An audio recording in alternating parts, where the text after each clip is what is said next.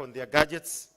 We understand the pressure that comes with it, and just to make sure that this occasion is before God,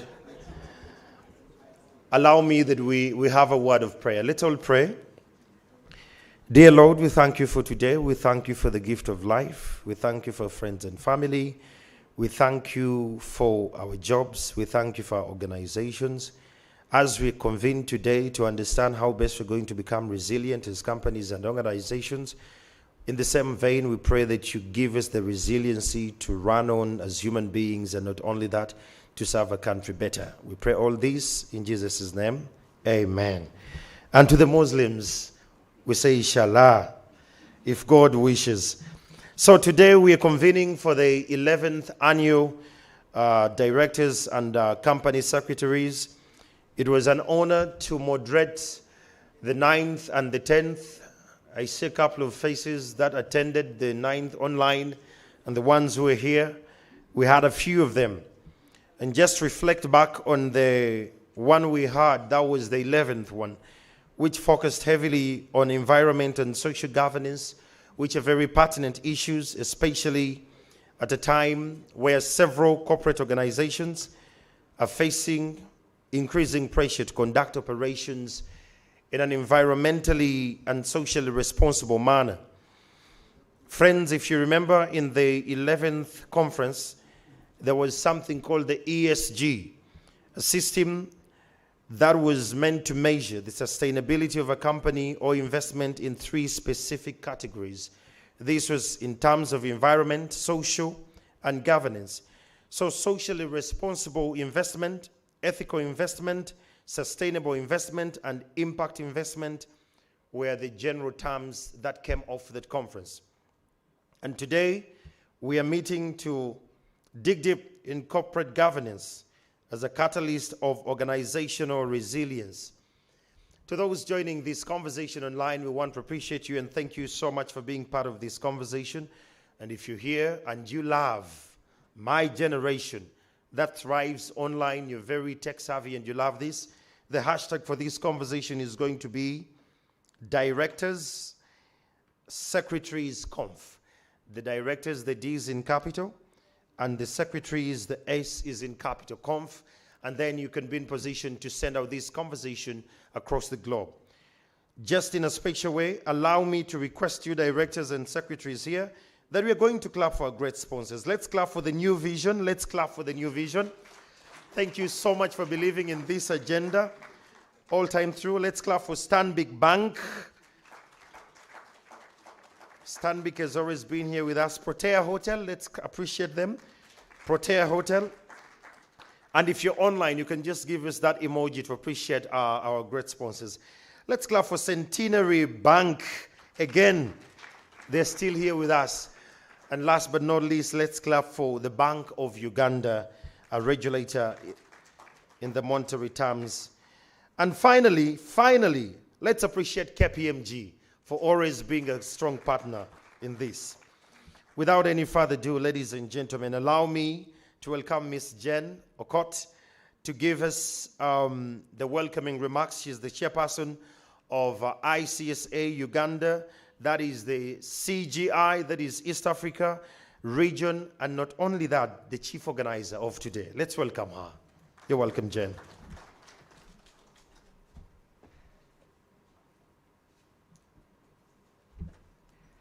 Thank you, Andrew. Good morning, everybody. Good morning. Our guest of honor will be a little delayed. He's just got an urgent something to do. I recognize him in his absence. Distinguished panelists and speakers, I've seen some of them around, some are online. Our sponsors, and I'm sure my colleague Asad will talk more about the sponsors. The board members here, senior management, and all other staff present, ladies and gentlemen, both here and online, in your distinguished capacities. Protocol observed. I'd like to welcome you all to this meeting, our meeting again. I'd like to start with a quote from my favorite leadership guru, Steve Harvey. This particular topic of today reminds me of the 7th habits. It's 7 habits of highly effective people. The 7th habit, which is sharpen the saw. And they give a story, and we are supposed to be personalized in this. You are talking with your next door neighbor. You both have 2 huge trees on your compound. The tree is blocking the sun from coming down to your area, and it's shedding a lot of leaves, so creating a lot of work. So you agree with each other, tomorrow we are going to cut down these trees. You cut yours and I'll cut mine. So you wake up very early to start cutting down your tree the next day, because first of all you feel you're superior to your neighbor, so you want to show that you've done yours faster. And then also you want to sit down and have a drink and watch your neighbor sweat. So you get up, 6 o'clock, 6 a.m., get your saw from the garage and start sawing the tree. 3 hours into the sawing, you've only done 1/3. Your neighbor, he comes out of his house at 9 a.m. and asks you, why did you wake up so early to do this? No, why did you start cutting so early? You said, no, I woke up early, and you see I'm a very productive person. So the neighbor, he has his hoe in his hand, so he sits down, sharpens his saw, then starts sawing down his tree, and within 1 hour, the tree is down. So he gets his cold drink, walks over to the neighbor and says, walks over to you and says, why don't you take a minute and sharpen your saw? And what you say is, I don't have time for that. Can't you see I'm busy sawing that tree down? Doesn't that sound familiar? We are busy doing so many things. We do not have time to rejuvenate ourselves. Physically, exercises. How often do we exercise? And yet, something like our cars, we service on time, we make sure there's fuel on time. The spiritual components, usually based on our values and our beliefs, how often do we rejuvenate that? Then the mental, how much reading are we doing? How much meditation? And then the social, emotional, because it's social emotional. That's the 4 areas which are covered under this particular habit that needs to be rejuvenated. And under the social emotional is meeting people physically, having a laugh, not on WhatsApp, not on Twitter, just being natural together. We live in a world that is these days termed VUCA, volatile, uncertain, complex, and ambiguous, very fast-paced.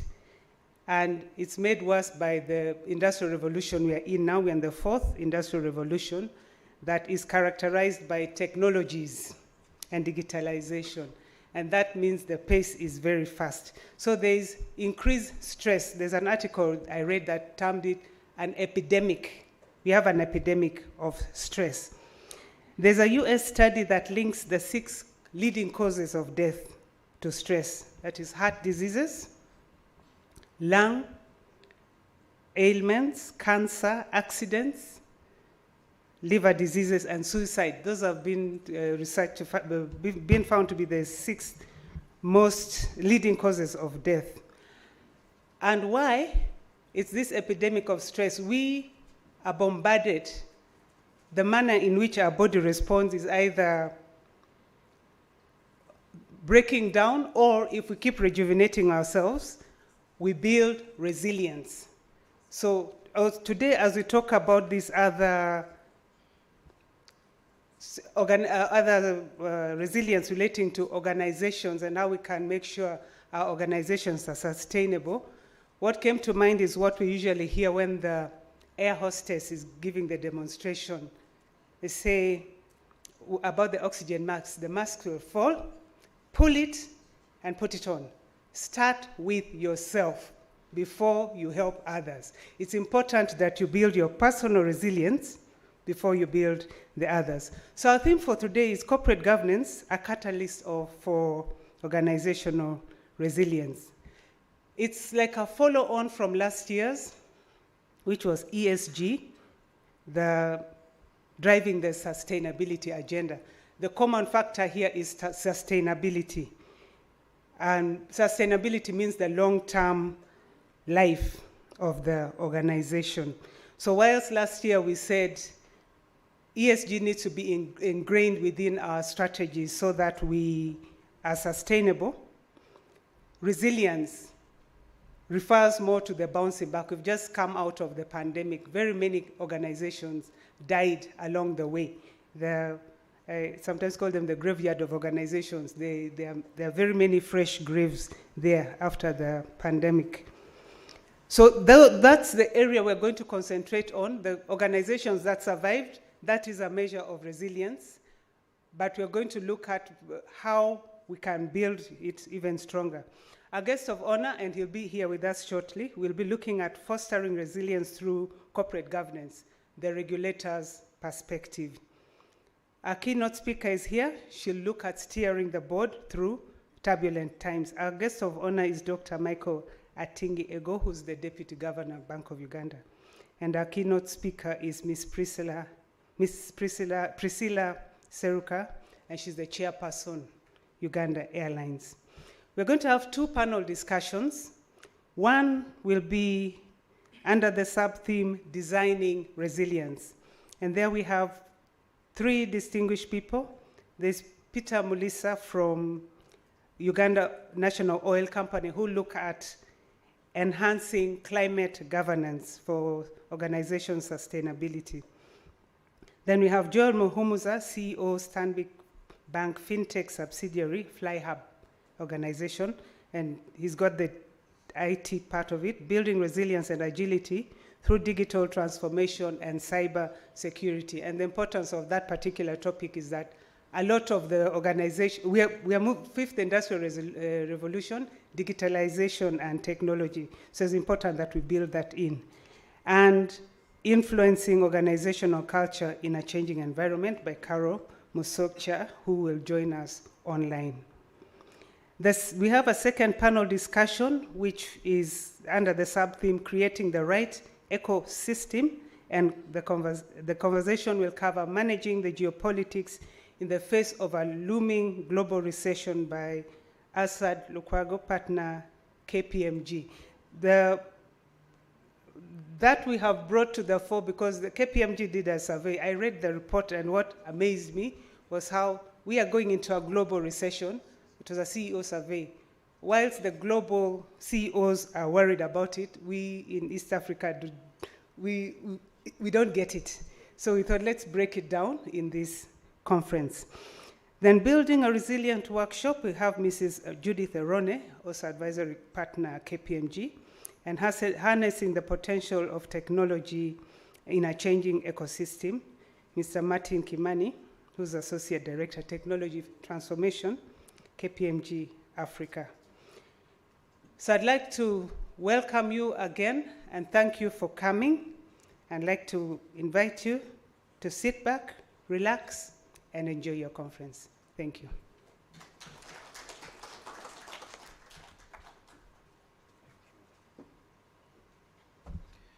I think the key word we got from Jen was rejuvenate. Just unplug, just a little bit. You can take off your WhatsApp, you can take off your Signal or your Telegram just for a few minutes and hours, and you rejuvenate. Now, that is from Jen, who happens to come from ICSA. We're going to hear from our partner, that is KPMG, Mr. Assad Lukwago. Not the presentation of the CEO research that was released, no. Just welcoming remarks, and then we shall have him later. Let's welcome him, Lukwago.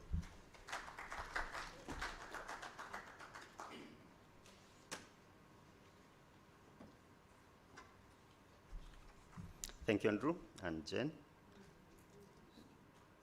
Our guest of honor in absentia, the Deputy Governor, Bank of Uganda, Dr. Michael Atingi Ego. Our keynote speaker, the chair and my friend, the Board of Directors, Uganda Airlines, Ms. Priscilla Mirembe Seruka. And I understand online, there's the president, Chartered Governance Institute, UK Ireland, Ms. Victoria Penris. I think she will do a presentation some point later on. I think I saw also Chairman, Board of Directors, Stanbic Bank, Mr. Japheth Kato. Our key sponsors, recognize you all as well. ICSA, of course, represented by Jen, who's just been up here.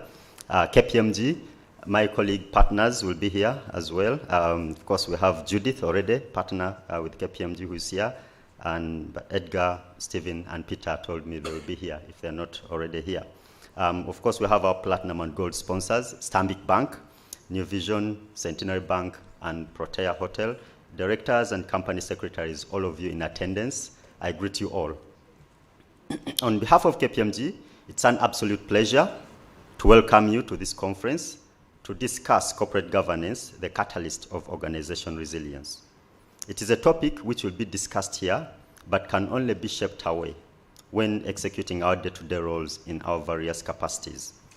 KPMG partnered with ICSA to organize this conference for those charged with governance of their respective organizations, and that is the company secretaries and directors. And the theme for this year, as I mentioned earlier, is corporate governance, the catalyst for organization resilience.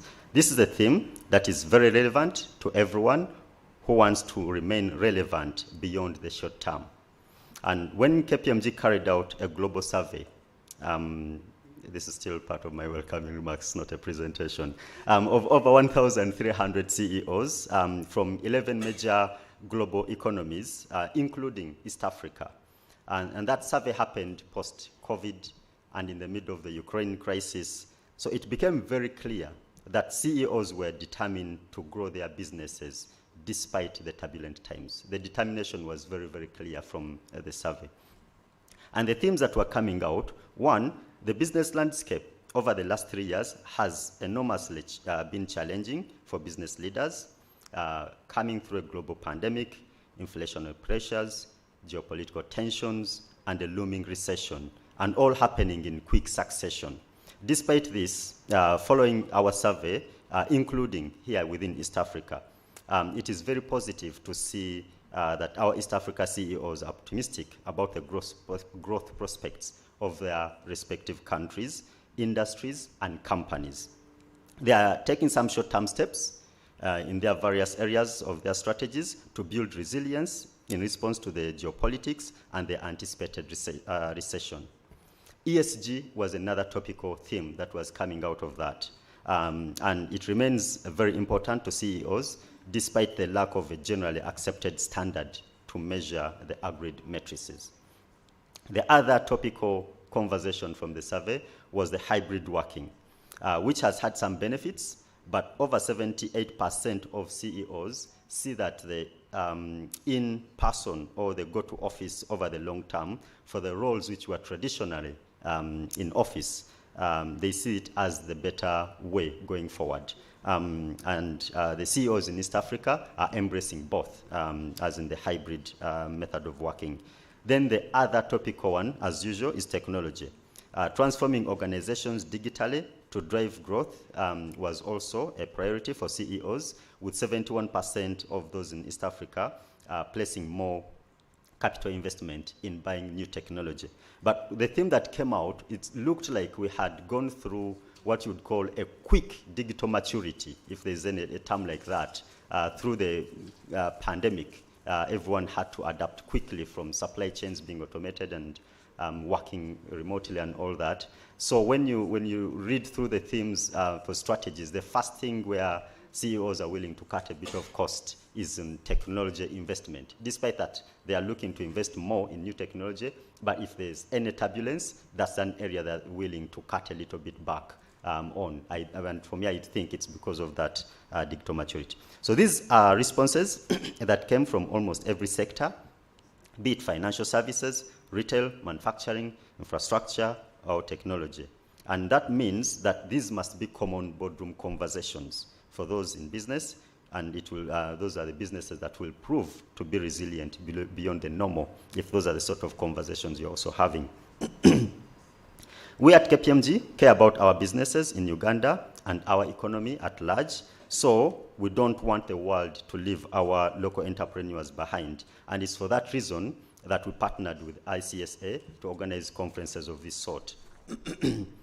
And why is KPMG interested in corporate governance? It's in the pillars. I always say this. The pillars of corporate governance, we're interested in promoting good leadership and corporate culture. We're interested in shaping strategies and performance, excuse me.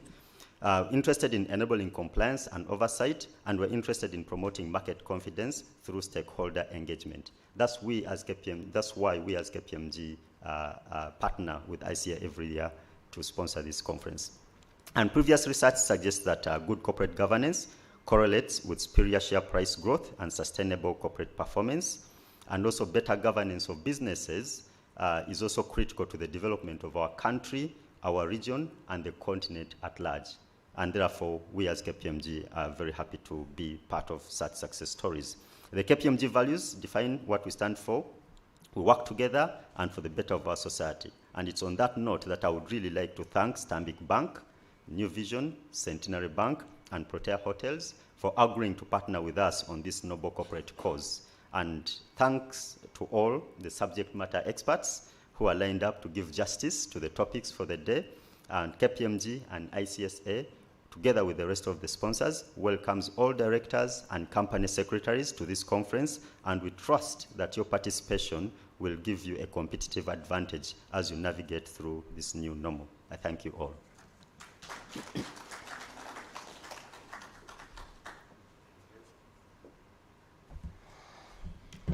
Thank you, Mr. Lukwago. Those who are just joining us, and if you're just joining online or you're on the link of Zoom or you're on Twitter, the hashtag is Directors, Secretaries, Conf. That's the hashtag we're going to move with. You and I will agree that we're in turbulent times. Indio, just ask your neighbor, we're in turbulent times as organizations, and we need to understand how best we're going to steer through. So allow me to welcome Ms. Priscilla Seruka, the board chair of Uganda Airlines, to come and share with us how best you can steer through these turbulent times. The last 4 months were very tough for Uganda Airlines, but we sailed through regardless. Let's welcome her, ladies and gentlemen.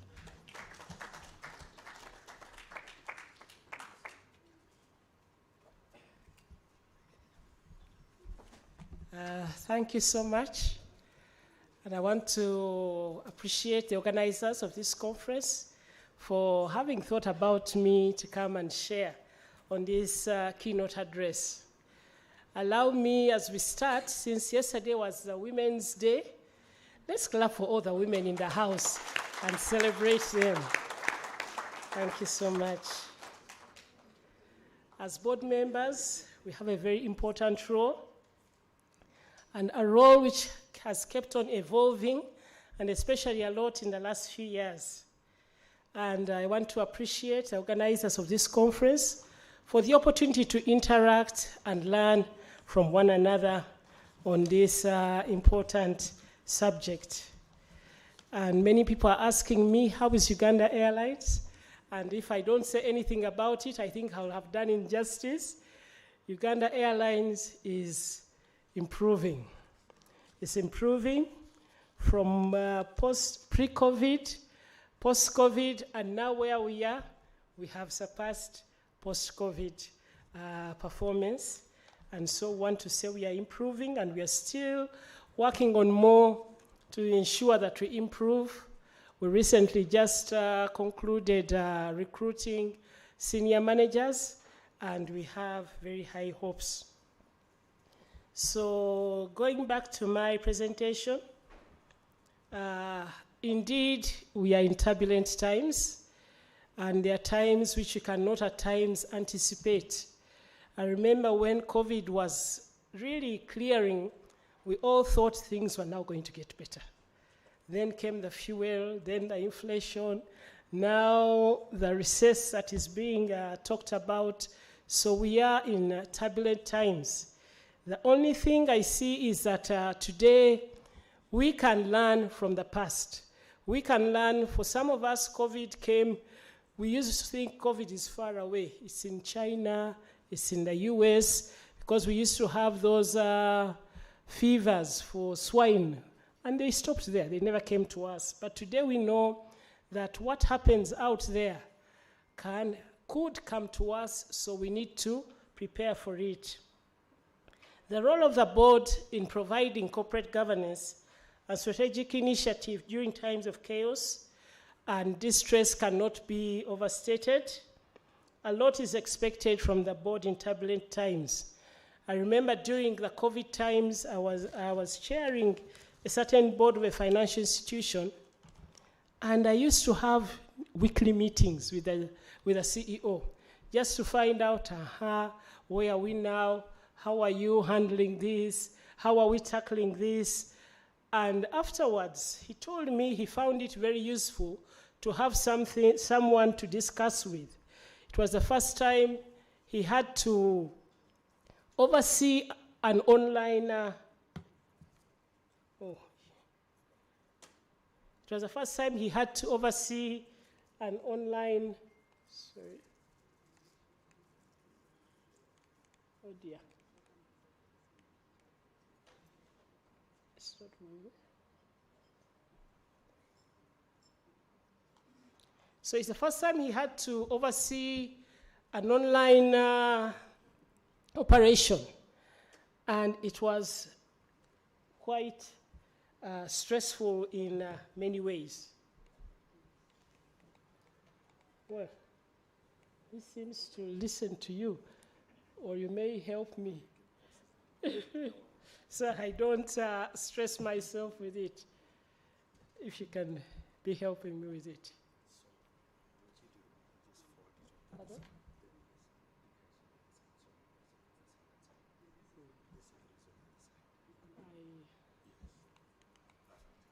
All right. Thank you so much. So I want to begin by some two quotes. One by Peter Drucker, one of our management gurus, that the greatest danger in times of turbulence is not the turbulence itself, but to act with yesterday's logic. And that was Peter Drucker. And then another one from Alvin Toffler, that the illiterate of the 21st century will not be those that cannot read and write, but those that cannot learn, unlearn, and relearn. And indeed, all of us will agree that turbulent times are times when we need to learn, we need to unlearn, and we need to relearn those things we had learned and had forgotten about them. And the way we do things needs to change in turbulent times. So, an outline of my presentation today, we'll look at what do turbulent times look like, so that we are all on the same page. And then leadership challenges in turbulent times, the impact of turbulent times, and what should we do, and required skills for leaders in turbulent times.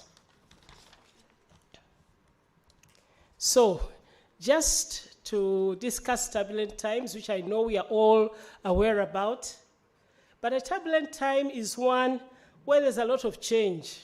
We'll always know there's confusion. Before we get to know what to do, there's some little disorder before we take charge, even as directors.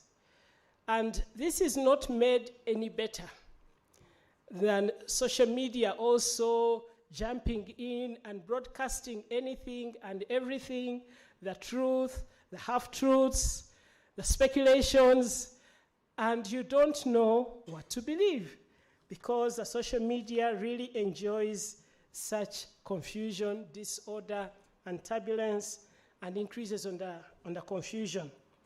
And we as people, we also keep passing on everything, whether right or correct or anything, we just keep passing it on, and it just goes on and on and on.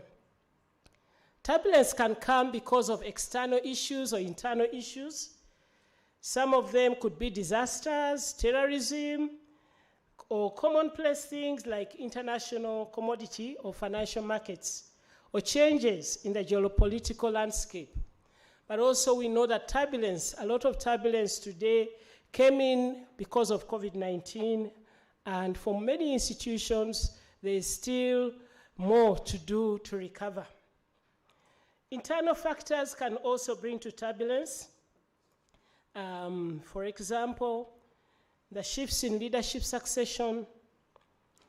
We've had turbulence in the Uganda National Airlines for some years.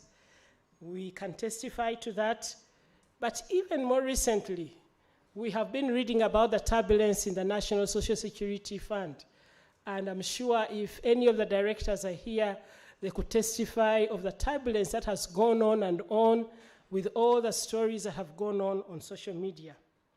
Conflict within an organization can also cause turbulence. And what do turbulent times look like? We had in 2018 the global financial crisis, and I know there are financial people here, even Stanbic, and we all know there was a lot of turbulence in that time. We also had turbulence in the Arab world when there were changes in governments and a lot of strikes, and that also caused a lot of turbulence in all the organizations that were working within the Arab world or with them. And then the global pandemic for COVID from 2019 to 21, we've had turbulence in fuel prices. In the airline alone, fuel takes about 52% of our budget. So if what takes 52% starts going up, that is a lot of concern to all of us. Threatening economic recess, prices swinging up and down, inflation. We've also had a lot of tax claims. If you work with small and medium enterprises, especially in the last year, from the last half of the year, there have been a lot of tax issues that have swung and shaken a number of companies. That was turbulence.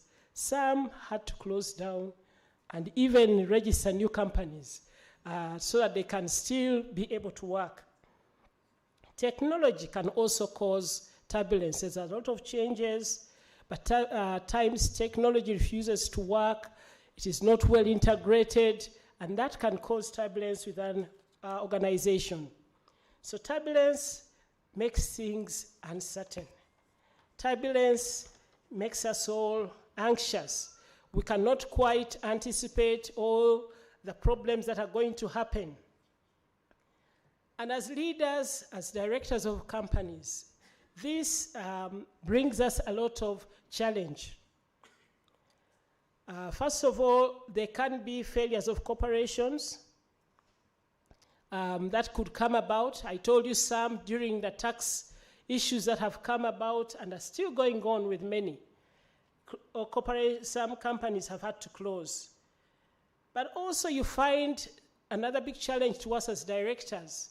In spite of having internal audits, external audits, we still have issues of shaking up. I'm sure NSSF has a very active internal audit. It has a very active external audit, but still they have been shaken by a number of problems. Which brings to question, can we really always trust internal audit? Can we always trust external audit to protect us from turbulence? At times, lack of full transparency by the management. And as directors, we are not within the organizations.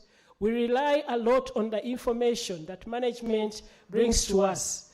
Should that information lack something, you will be forced to make a decision based on what you have, and that could be the wrong decision. Shareholder activism can also cause turbulence. Sometimes shareholders with a stake may want to put pressure for change in a company. At times, if we are lucky, it may be on the friendly side, and the request for environmentally friendly policies. That one is easy to go by. But at times, on a moderate level, they may ask for review of compensation reviews on how we compensate, or review on cost-cutting measures. That can cause a little bit of turbulence and anxiety within an organization. And then on the extreme side, shareholders can call for an overhaul of the board. And that, I would say, would be real turbulence. Because this comes also with a reputation risk when you're on such a board and there's an overhaul, because shareholders have lost confidence in you. So the implications to us as directors in turbulent times, people will always ask when there's turbulence, where was the board? What was the board doing? Why were they deciding or allowing all this to happen? Well, I'm talking as a board member, so I'm also talking to myself, because people will always ask that. So how do we shield our backs, protect our backs from those questions that are going to arise when an organization goes hayward? There is more and more need for us to have a strong business acumenship and a willingness to challenge management. And of course, we can only challenge management very well when we have prepared. You come prepared for the board meeting, you have read, you have done some research, and therefore able to challenge some of the things that are put on the table. We also need more and more to have a healthy dose of professional skepticism.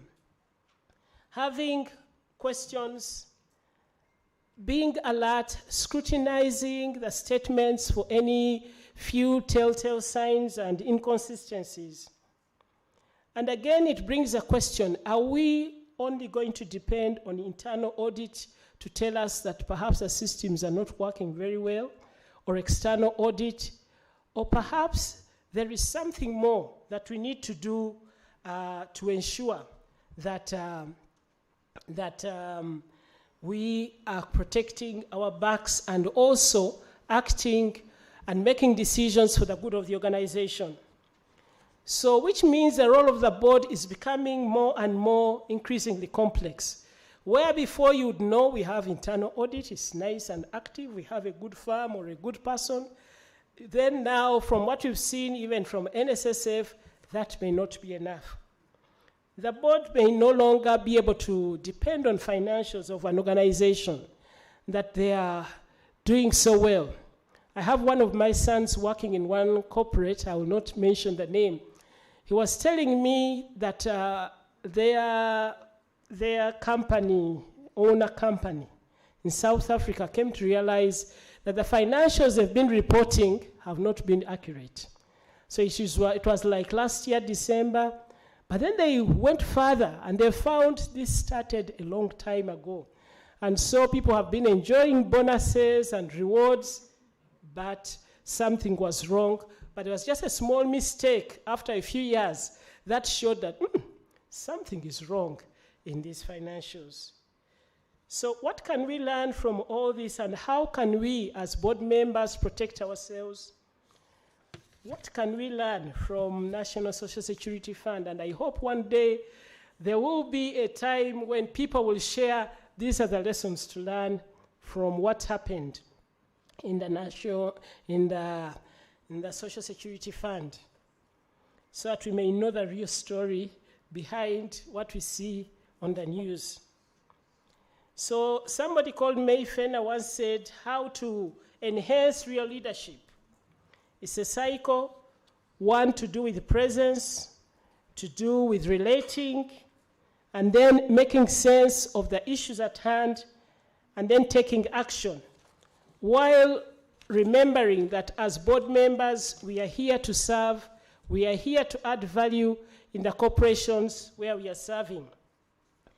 In presence, this person argued that self-awareness is not enough for you to be a good leader, but you are also supposed to be able to stand in who you are and make it visible to others that was far more important than just being self-aware about yourself and working on your weak areas. The second aspect was to do with being able to relate with other people and to build relationships. Find out what is going on in this organization, apart from what the CEO mentions to you during board meetings. And after hearing all that is going on, trying to make sense of everything. And in crisis or times of turbulence, there's a lot of information that comes in. But the role of us as directors is to find out what really makes sense. And then out of the making sense, then find direction of what to do. And afterwards, to be able to take action And as I said earlier, the role of a leader is to serve. We are called as directors to ensure that we serve and we can add value to this organization, add value to the external and the internal stakeholders. We are called not only because of the remuneration we may get as we serve on a board. Some essential leadership elements in turbulent times. One of the key elements I was struggling which one is most important, but I failed to find out which is important, so they are all important. But one is trust. A good leader or as a director, you need to be or give yourself as somebody who can be trusted, but also able to trust others. And I know trust is a very rare commodity. There's a good book written by Steve Covey, Leading by the Speed of Trust. I would recommend it to each one of us here to read. Being able to trust, yes, of course, you need to be able to find out at the back of your mind, is what we are being told the real truth, the whole truth, or is there something still left out? Trust builds credibility, reliability, and also people feel safe and they are willing to confide. And as directors, that is something we really need, whereby your senior managers can be able to tell you the whole truth, and then you try to work out then, okay, so if it's the real truth, so what can we do? The challenge is at times people feel insecure and they give you the half-truth. So you make a decision based on the half-truth. So may we be able to build trust so that people can be safe enough to tell us the whole story. Another element is courage. Turbulent times are difficult, and as I said, there's social media, there's everyone saying this and the other, but we need courage. Courage to be able to make the decisions that have to be made, however painful and difficult they may look. And again, we need to be a people who are resilient. And also, not resilience only for ourselves, but able to build resilience within the entire organization. When we are resilient, we can sustain energy levels within the organization. We can cope with the pressure that comes with the disruptive times and the changes that need to come. And also when we are resilient, we can make a comeback after things have gone wrong, and then you can work out how can we make a comeback and people have confidence in us. Also, resilient people are able to not to harm others during times of resilience. I mean times of turbulence. We all know when there's turbulence, tempers can go here and there, and we can say things which we regret. But resilient leaders will also develop other leaders, and they can be able to model the way and stay connected to the key information that is needed. Turbulent times, what can the board do in turbulent times? And one of the other things you need to do is to do scenario planning, to be able to plan out or brainstorm about the different scenarios before you. What is going on within the organization, the external and the world out there, and what does this mean to us? During turbulent times, boards should be able to embrace diverse views of people, listening to the different stakeholders, and find out the key issues that need to be attended to. And even listen to those who seem to be of low cadre within the organization, because sometimes there's something they are seeing which other leaders may be missing. It's good also for board members. Yes, today we have turbulence, but in the long run, what is this going to mean to us? Our role as directors is to always have the long-range view. Not only today, as we look at the problems of today, but what about tomorrow and the other year? How will the trends turn out in the future? Turbulent times also bring out the importance of independent directors. We are taught in ICSA that independent directors should be a third of the board for best practices. And independent directors, you know, they are not answering to anyone. They can say anything without fearing that what will so and so say if I say this. So we really need the independent directors, for they bring in an outside perspective and experience. They can diversify views and insight, but also they can, all they have to do is to keep an eye on the interests of shareholders and other stakeholders without fearing who has brought them onto the board and whom they represent on the board. And also to be able to see challenges, but not only challenges, but also the opportunities that can come out of the challenges. One story I have thought inspiring, during the COVID time, Ethiopian Air, in the midst of the challenges and all airlines closing down, for them they saw an opportunity of turning all their passenger planes into cargo planes. And I'm told they really minted a profit. So while all the other airlines were saying it is so bad, loss, I think they were laughing all the way, because they were ferrying the masks, they were ferrying the sanitizers and everything else. So for them, a turbulent time also created an opportunity. And it is something many of us need to know, that in turbulent times, there is also an opportunity somewhere. Just like whenever there are war times, there are people who make a lot of money because they try to think out what do people need. And they try to get things to the people where they need them. And of course, it's always at a high cost. So let's see turbulent times, but also what are the opportunities we have today because of the turbulence. Turbulent times also, you need to ensure that you have a business continuity plan because they will come. And we saw it in one other board where I was a chairperson. During COVID times, we developed a continuity plan, business continuity plan, but not only for us, but also the partners we used to work with, either financial institutions we used to support. And we realized that those who had business continuity plans, they were able to go through that COVID season more successfully than those who did not do that. And we also had to support those who were struggling on what to do. What is a business continuity plan? It is something we would read in books but never do. So this time had to be done.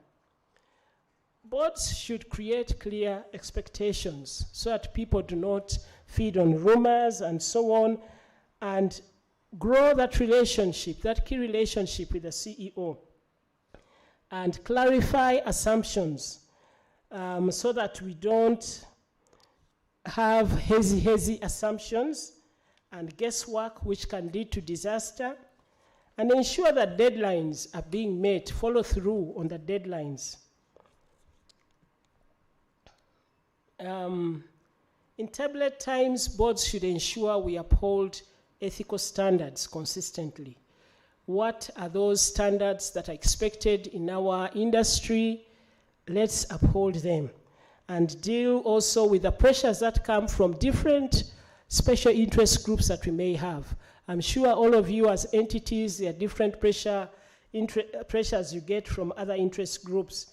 And gather as much information as possible and not make decisions out of the blue without any information. The turbulent times also cause us to look at how we need to be diligent in recruiting board members. What kind of reference checks do we do with the board members who come and join the board? Board members only nominated by the CEO, so of course they will have to say what the CEO requires them to say.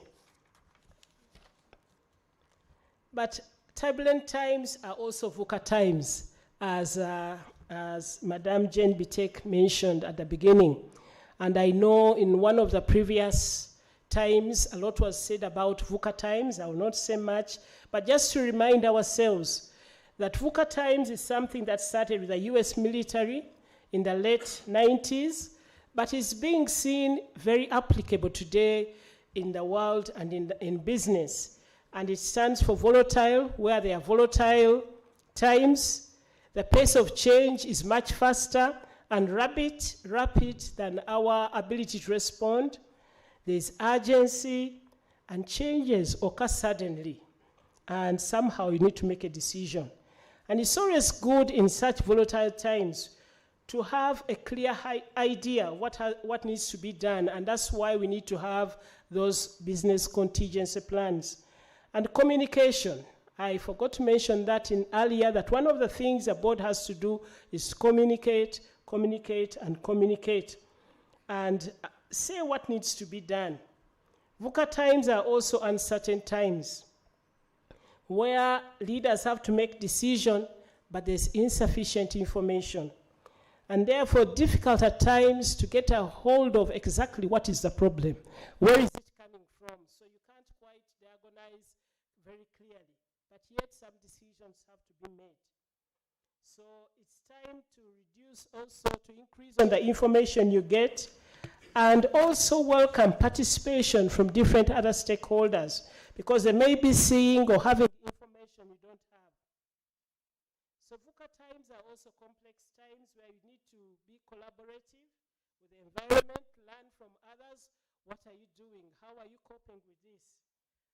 This helps you to make more decisions with more clarity, and promote honesty, because honesty helps you to know what is at stake and therefore be able to make the right decisions. If there's a dishonest environment, it means the information you are making decisions upon cannot be relied upon. There are also ambiguous times. As a board, things are not so clear, and we need to be willing at times to make mistakes. And as directors, most times, yes, we may make mistakes as humans, but we will be more charged by having been negligent and doing nothing about it. So you'd rather make a decision and eventually we say, okay, this was a mistake, let's change it. And at times, in ambiguous times, we fail to understand the significance of an event. And I know for some of us, we fail to understand the significance of COVID and what it would do to us until it was right in our faces. There was a research that was done by Deloitte in 2019 on the 21st century leadership requirements. And this research, they mentioned that 81% of the people said that ability to lead through complexity and ambiguity is very key for directors in the 21st century. And also 65% ability to lead through influence, and 50% ability to manage on a remote basis, and 47% ability to manage a workforce with a combination of humans and machines, and ability to lead more quickly was 44%. So that was results of a survey. Other skills that we need to have to counteract turbulent times. We need to be visionary people. Thinking ahead is key in such times. Have plans, set goals, clear purpose, and write them down, review and regularly assess whether they still make sense. So boards need to have foresight to know what is coming down the line that could affect us, context mapping, and we are there to solve problems as a board members. Communication is key. Communicate what is going on, communicate why, and the decisions you are doing, why are you deciding in such a way. Foster a climate of collaboration with the senior managers, collaboration with other stakeholders in the industry. And we need to be able to move and make decisions in a timely manner, but in a calm manner. I don't know how they call it a commander's calm. How to be calm when things are turbulent, because everyone is looking at you. If you are very disturbed, then they will know, we are dead. Things are so bad. Clarify boundaries. Clarify boundaries where the board ends and begin, and the management, the shareholders, and have action planning within the organization. It is also very key to build the team. First of all, the team of directors. It can be very bad in a turbulent time if directors have small factions and parties. They are making their own small mini meetings. That can be a challenge. I know it happened in the previous board of the airlines, where the board started having meetings in small groups and factions. And as we were told earlier, we need to learn how to manage stress. As I come to a conclusion, I want also to make another quotation by Dr. Louis Hoska. He is a lecturer who has specialized in teaching performance under pressure. And he says, the ability to perform at one's best in extreme conditions come from a combination of confidence, positive and adaptive thinking, a sense of calm and composure under fire, exceptional focus and concentration, and the ability to envision success before it happens. So those are the tips from Dr. Louis Koska, who specializes in teaching on leading under pressure. So finally, in situations of high turbulence, we should never take survival for granted. That's why we need to make all the steps that I've talked about seriously. We all know of organizations that have had to phase out because of COVID and other repercussions that came up. And leadership is about making hard choices. That's why we are on the board. We need to make and be bold enough to make the hard choices. And doing the unexpected, sometimes impossible, even in times of opposition. At times our decisions, and many times will be opposed, as long as you know this is the right thing, this is the right way, and the team of board, you have all agreed, then you go for it. There's also a need for loyalty within the group as directors, so the team needs to be working as a team. And deciding on the information boundaries, what are you going to give to the public, what remains inside, and so on. Of course, at times you may not control some errant staff who will give all kinds of information to the public, but it's good you decide and speak about what you have decided. And when you cannot anticipate everything, trust your instincts. God, in his providence, has given us a sixth sense. At times, we need to follow it in very turbulent times. So thank you so much. Thank you for listening to me.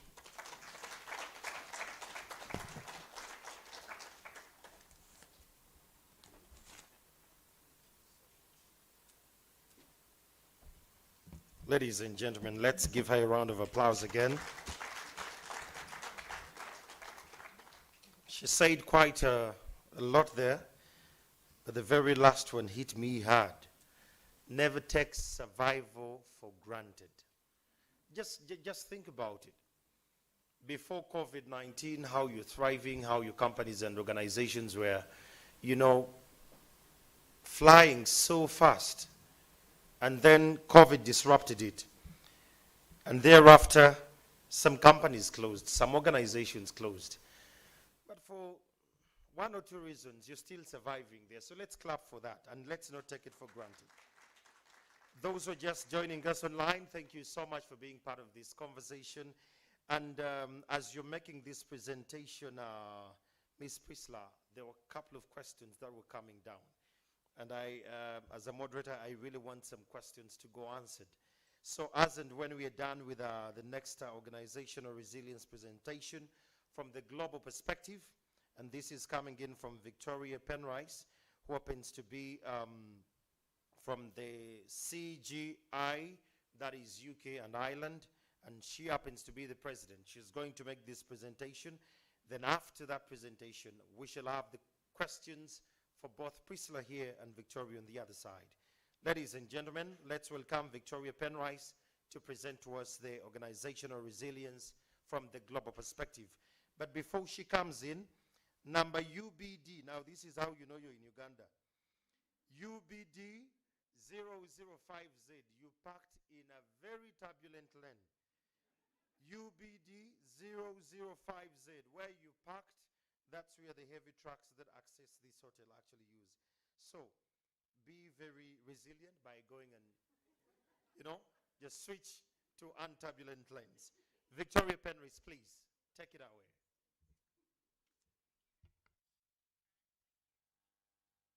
Interesting talk. I think I'll reference you several times during this. And thank you everyone for being here this morning. It's really lovely to be back at this conference, albeit, as you see, I'm virtual. So I want to start by focusing a little bit more on what we mean by organisational resilience.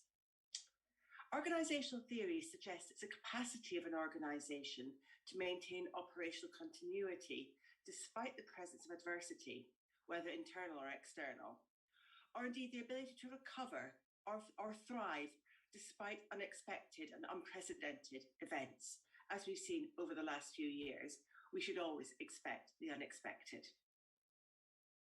Resilience is certainly not about the absence of turbulence or about the absence of difficulties that businesses face.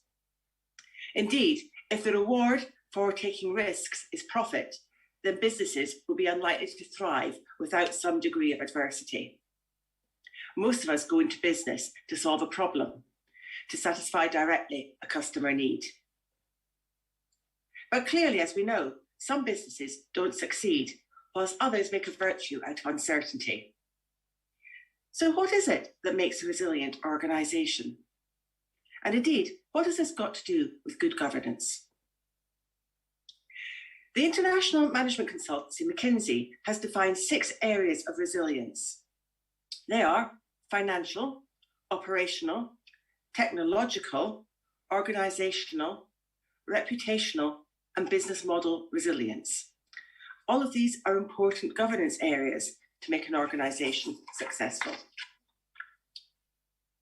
Resilience is about managing the strengths and weaknesses of an organisation and understanding how it can respond when circumstances change. It is about risk, but it's about more than just risk management. It is about taking a strategic approach to understanding risk environment and how best to respond to it. Therefore, by definition, it is about taking the long-term view of the challenges facing an organisation. McKinsey identifies that visibility is a key element in creating resilience. And I quote, "The need for visibility on both the demand and supply side is what will enable organisations to withstand disruption with minimal impact productivity, and potentially whilst improving productivity."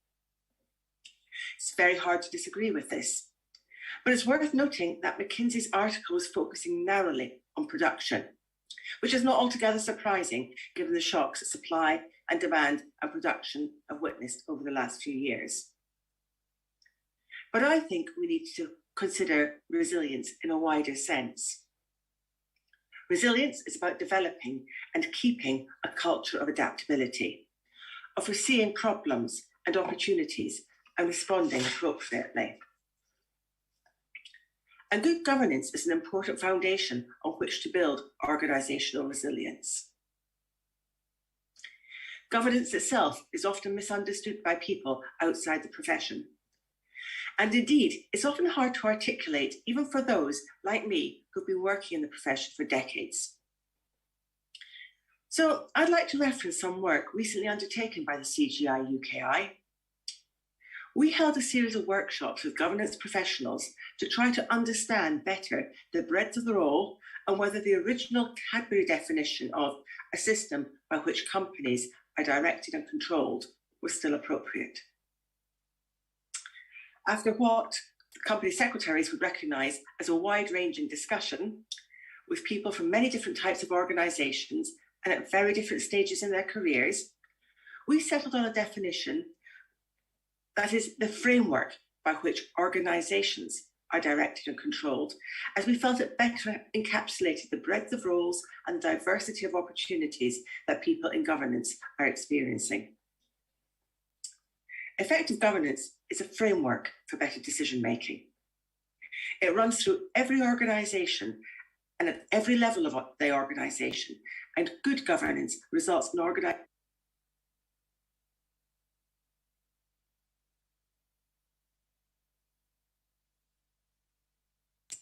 I can see I've just been muted, so I will carry on now with the volume.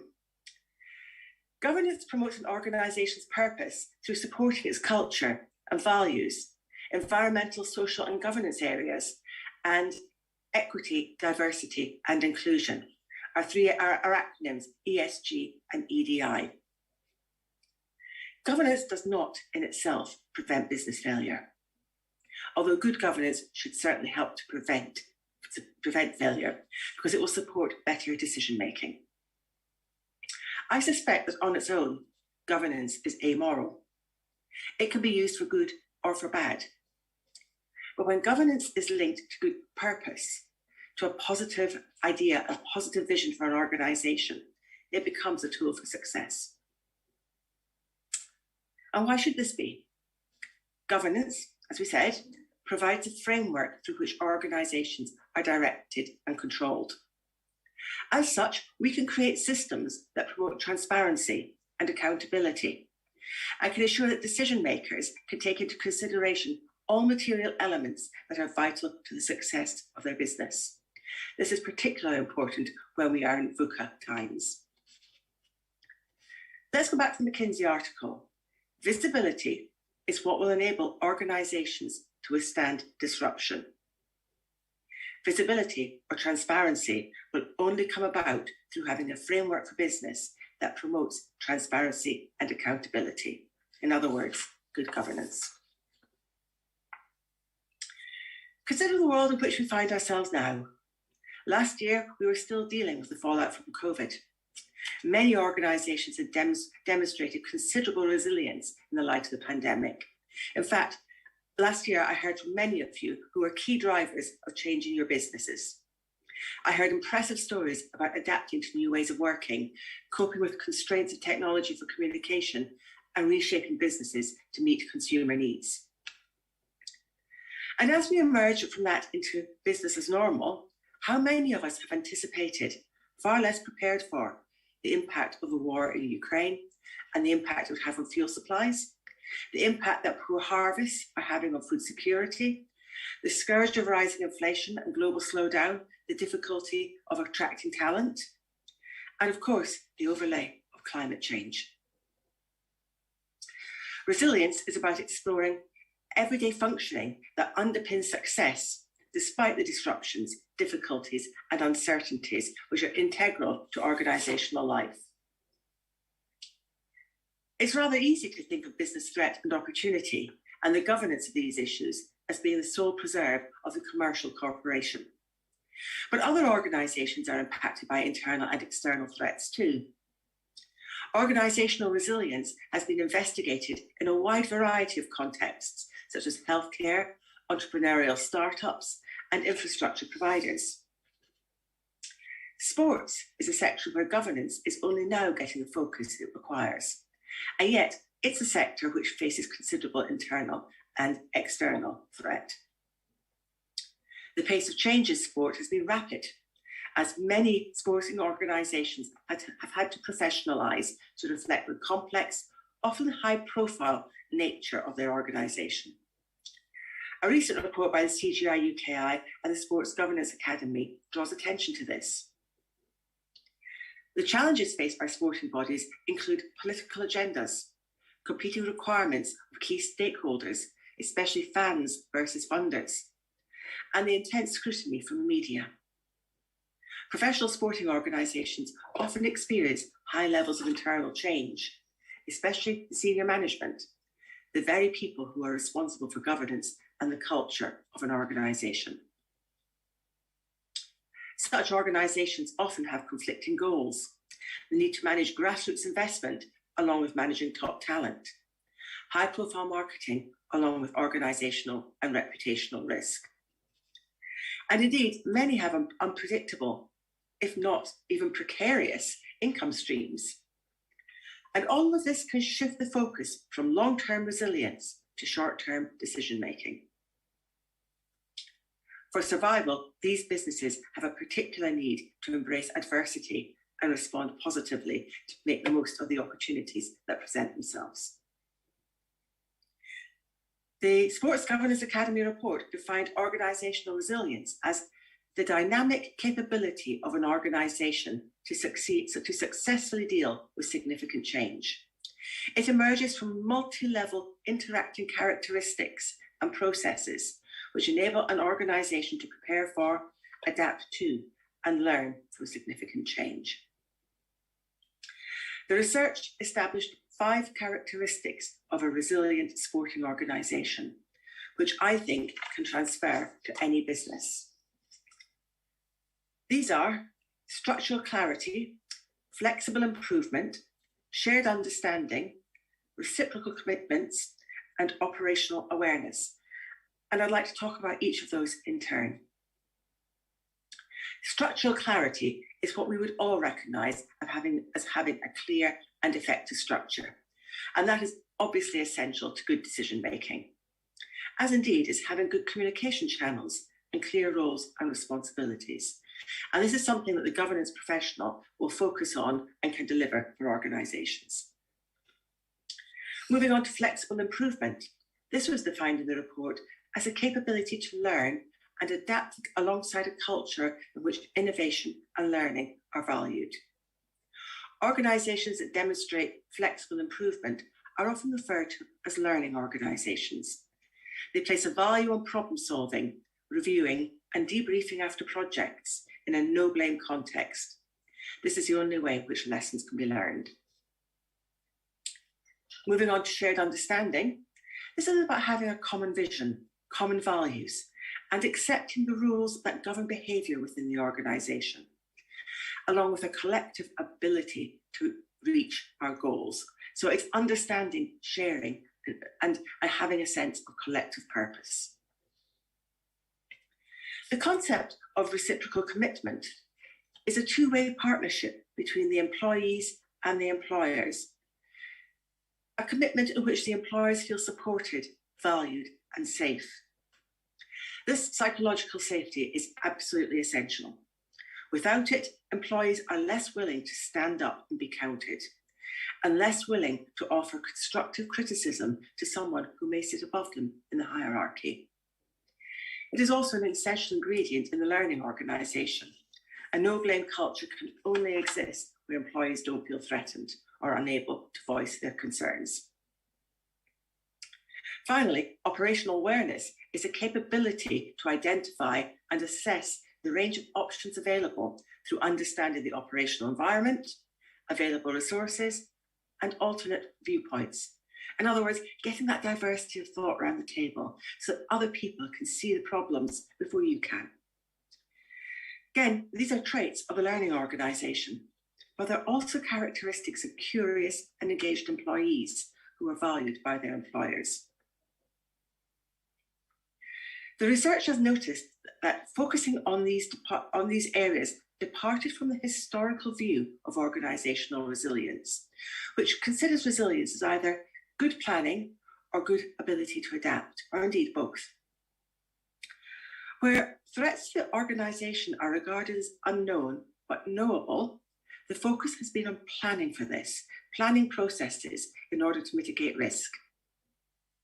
In contrast, where the future is regarded as uncertain and cannot be known, then the focus has to shift to gathering and evaluating information in real time, accepting that decisions will be made with incomplete information and subject to change. Just as we all reacted during COVID, we did not have full information, but we had the information we had and had to gather other information as quickly as possible. This then is perhaps a crucial element of organisational resilience, particularly in times of rapid change and high uncertainty, our VUCA times. But even whilst recognising that sometimes decision-making will be based on incomplete information, governance processes must not be ignored. As the research has noticed, some risks will be more predictable than others, and organisations need to proactively mitigate against these in order to preserve their ability to sense and adapt to current circumstances. The alternative is to spend internal resource on continuous firefighting. That does not achieve progress, that does not achieve profit and certainty for the future. So how do we make sure our organisations are resilient? This takes me back to McKinsey's work on resilience. There, the researchers asked successful companies how they prepared for and managed external risk. And a common theme, as Priscilla discussed earlier, was the importance of scenario planning, role-playing and simulation exercises. What-if scenarios carried out in real time rather than paper-based exercises based purely on theory. We have to move from theory to practice before we can deliver. The Sports Governance CGI UKI research also looked at ways in which organisations could improve their resilience. They identified 4 strategies to help develop resilience, which included collectively owning decisions and their consequences. This means having a willingness to approach, evaluate, and deal with difficult facts or situations collectively, not only in the present, but also with a view to the future potential consequences. Secondly, they considered that awareness and exposure of vulnerabilities result in strengthening relationships through awareness of and exposing team, individual, and organisational vulnerabilities. When I first read this seemed counterintuitive to me. But the more I've researched it, the more I looked at it, it became clear. This does not mean finding someone's weakness and exploiting it. Rather, it means focusing on and understanding what motivates individuals, what causes them anxiety, and how collectively that anxiety can be addressed. Again, this is about developing psychological safety in the workplace so that everyone can feel that they're valued and can contribute.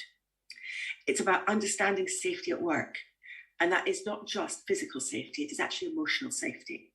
Because with emotional safety, people are more willing to speak up when they see something is not right without fear of the repercussions. A third element of building resilience is a recognition of future uncertainty, thus creating a position of awareness and agility to deal with that uncertainty. By contrast, organisations that are less resilient are likely to feel a sense of confidence arising from successful dealing with significant change in the past. But this very confidence may blind them to future risks. It's a concept of continual uncertainty, continual unease, looking to the future to see how we can make things better. And finally, a key element of resilience is the desire to empower individuals to take decisions and act autonomously, but also recognising the need for support from leadership and support to develop people into roles of leadership. As governance professionals, we recognise the importance of transparency, good systems, and quality decision-making. We know that we are working in a world of increasing regulation, standard setting, and accountability. And the amount of legislation with which we have to comply is only getting greater. Looking internationally, the recommendations from the Task Force on Climate-Related Financial Disclosures, TCFD, and the launch of the International Sustainability Standards Board, the ISSB, suggest that environmental, social, and governance issues are increasingly taking centre stage with various stakeholders. And those various stakeholders have an increasingly louder voice in business decision-making, creating even greater uncertainty and requiring more resilience. The TCFD published its framework for including climate-related information in 2017, good 5 years ago. But TCFD is now influential in over 80 countries, with standard setters and regulators alike encouraging or mandating that organisations report on climate-related risk and opportunity. This includes disclosure of the governance of climate-related risk and strategic disclosures and their potential impacts. It also includes discussion on how the company identifies, assesses, and manages climate risk, as well as disclosures on the metrics and targets used in relation to these risks. All companies on the London Stock Exchange are now required to report against the TCFD framework. And for accounting periods beginning after 5th of April this year, all large UK companies, those with a turnover of over 500 million or more than 500 employees, will need to publish data in line with the TCFD framework from May next year. The ISSB was established to create transparent and reliable reporting by companies on ESG issues. It aims to build on existing frameworks and provides guidance to provide disclosure standards on sustainability issues. It is expected that certain jurisdictions will mandate these standards or combine them with other requirements to meet the needs of wider stakeholder groups. This creates a shift in power, which requires resilience to deal with it. It makes it more important for organisations to ensure their business purpose and their values are in line with stakeholder expectations. To be successful, companies cannot focus on the short term only, or be only interested in one group. All stakeholders are now demanding to be heard. Last year, I was lucky enough to attend the Chartered Governance Institute's Southern Africa Division's conference. And during an update to changes in company law, I heard that the current bill working its way through the South Africa Parliament has requirements for companies to report on how they consider the interests of stakeholders beyond just shareholders. This tells me this isn't a fad. In the UK, we have the Better Business Act Coalition, a group that campaigns for the law to change to ensure that businesses give proper consideration to the rights of stakeholders other than shareholders in decision making. The proposals go much further than simply requiring companies to consider the impact on other stakeholders. If these proposals are enacted, they will place a duty on directors, not just a consideration, but a duty to ensure that the longer term interests of people, planet, and profit are aligned. B-Lab UK, which is part of the international B-Labs group, which also supports the work of the Better Business Coalition, noted that at the start of last year, it had almost 600 certified B Corps as members in the UK. And I know that B-Labs are influential in East Africa. They are influential in Australia and in the Americas. But in the UK, the companies that are B-Lab certified have turnover of almost £9 billion annually and have over 40,000 employees. To become a certified B Corp, companies need to verify their social and environmental performance and meet exacting standards. And yet we have companies, 600 companies in the UK who are signed up to this already. And this leads me to think, would it be simpler if we approached governance and environment and social aspects from a different angle? What if our organisations were driving change rather than simply reacting to it? In her book, Reimagining Capitalism in a World on Fire, Professor Rebecca Henderson sets out the premise that businesses can save the world.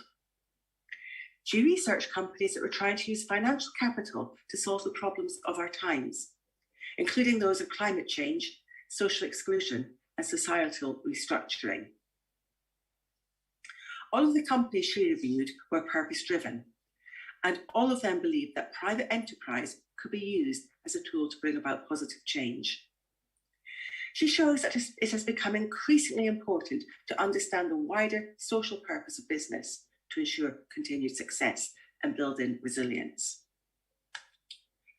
Is, for example, climate change relevant to your business decisions?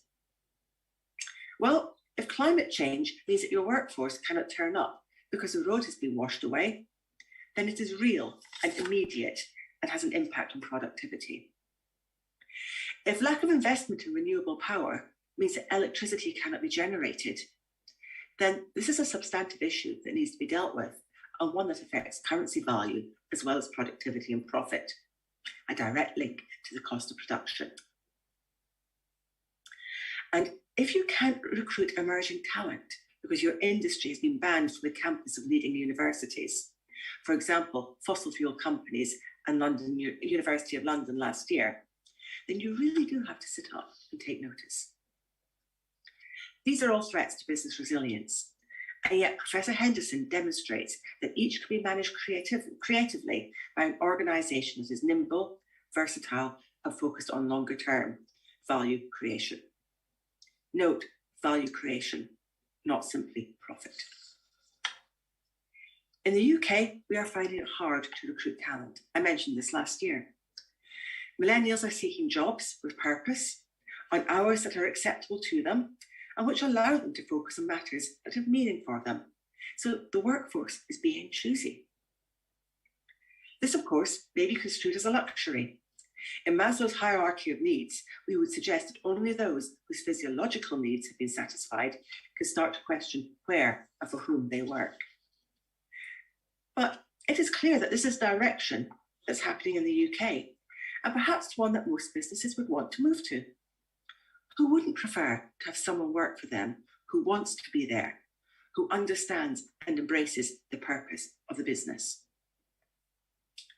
Perhaps I can contrast two businesses that I think should have an inherent appeal. Brewdog, the Scottish-based beer company, launched an anti-Qatar advertising campaign in the run-up to the World Cup last year to demonstrate solidarity with many groups that have suffered under the Qatari approach to human rights. The company's CEO justified the campaign at the time by saying, taking a stand is always better than saying nothing. Yet, only 2 weeks ago, at the end of February, Brewdog announced it has signed a significant deal with Budweiser to sell its craft beer across China. It seemed conveniently to have forgotten the list of human rights abuses claimed against China, including the claims of genocide against Uyghur Muslims in Xinjiang. This lack of consistency about which human rights battle to fight has been interpreted in the media as clumsy virtue signalling. Brewdog has been portrayed as an organisation that does not actually care about human rights. It merely cares about the appearance of human rights when it suits them to enhance its marketing campaign.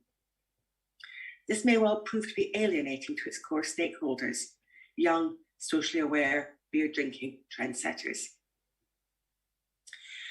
I contrast this with the Californian clothing company, Patagonia, which specialises in outdoor wear. Its webpage starts with a bold statement that Earth is now our only shareholder, following a recent decision of its owners to put 100% of its voting shares into a collective dedicated to fighting the environment and defending nature. It described this approach as an alternative to going public, going purpose. On other areas of its website, it fully embraces activism in democracy, environmentalism, and anti-racism. And yet, it acknowledges its slow progress in those areas. I suspect Patagonia has less issues finding committed and value-driven employees than some other companies. Being attuned to the issues which attract good employees and financial investors who are cognizant of the customer base's concern is not straightforward. Cultural attitudes are far from universal and do not stay still. Diversity and inclusion mean different things in different markets, reflecting shared history and current societal mores. Priscilla Saruka mentioned that yesterday was International Women's Day, so it seems appropriate to reference the FTSE Women Leaders Review.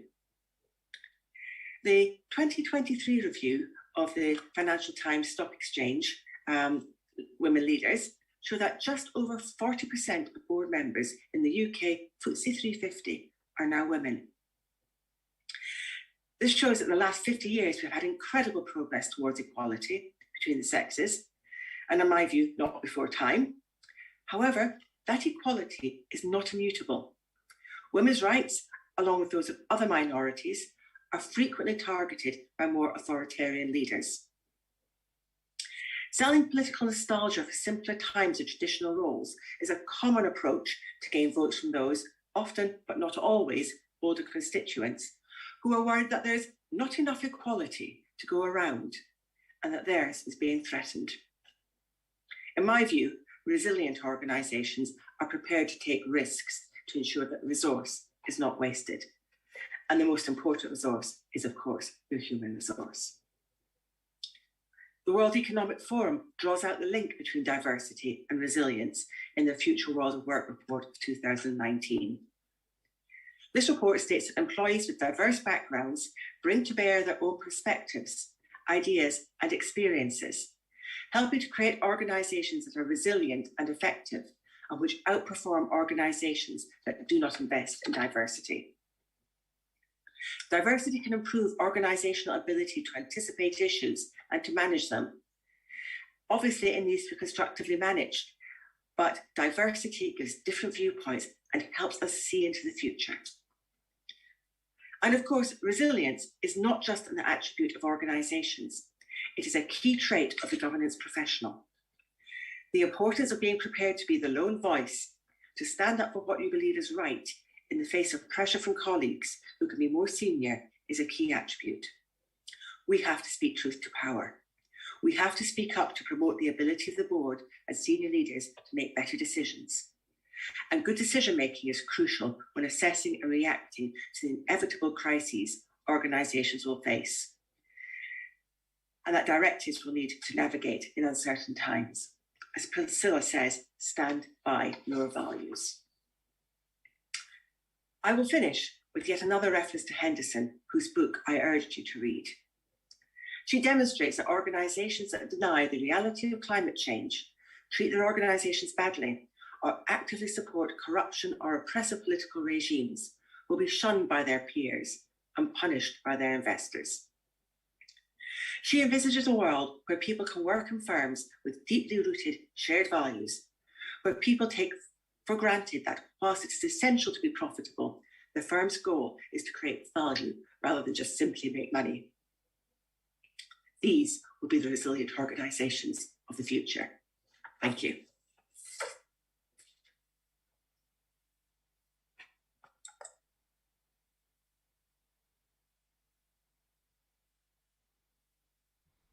Ladies and gentlemen, let's clap for Victoria once again. In a special way, I want to recognize the presence of our chief guest. Dr. Eting is here. And now that the chief guest is here, I request that we all stand up and we have the national anthem sounded.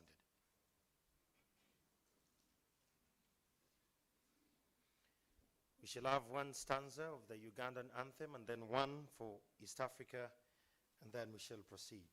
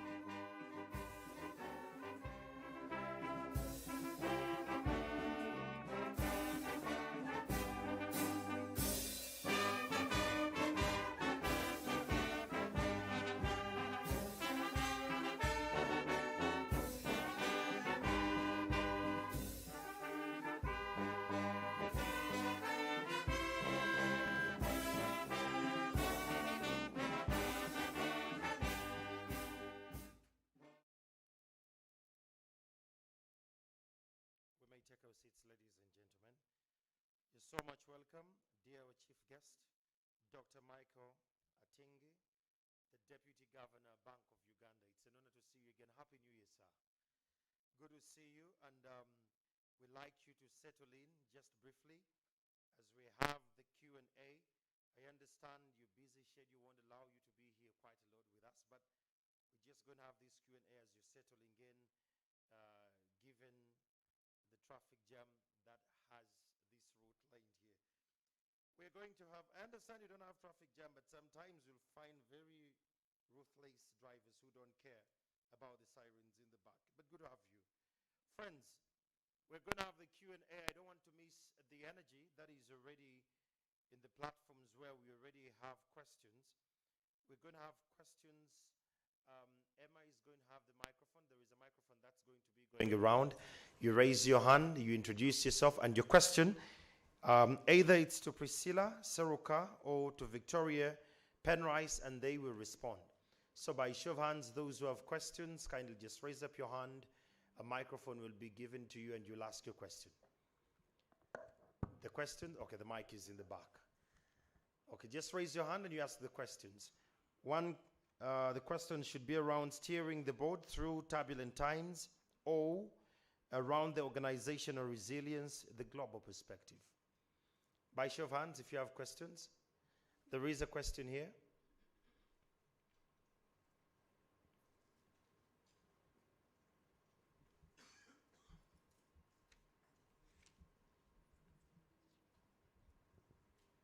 Thank you so much.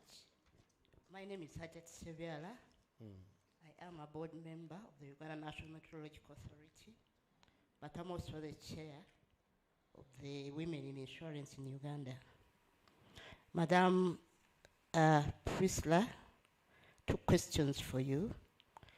Number 1 is the decisions of the board are as good as the information that comes to the board.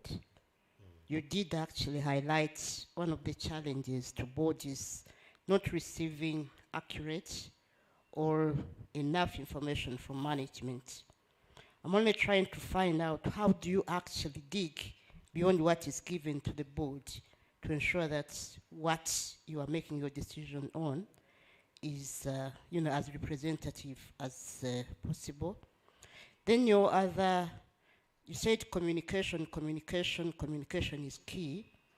I'm trying to understand what is the best way of board's decision being communicated throughout the institution, but also board sits once in 3 months. How does whatever is happening in the institution, how is it communicated to board? The last one is to Victoria. Victoria, you did say that women are 40% in boards in the UK. I just want to understand, what is this attributed to? Is it some affirmative action? Is it a push by the ladies? I just want to understand. Thank you so much. Thank you so much, Madam Seviala. Any other question? We want to take the questions at once and then we shall proceed. We have any more questions? Okay, maybe Miss Priscilla, you can respond to those 2 questions in time. Rather the first 2 questions, then Victoria will respond to the others. We can have the mic to her, please.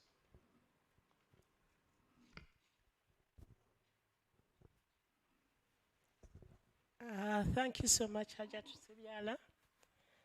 The challenges of receiving full information from management and what can we do about it? To me, it is still a challenge. A lot of trust needs to be built. It's really an area of building trust so that management can feel free even to communicate information where things didn't go well. Because I think most time what is kept away is when things are not going well.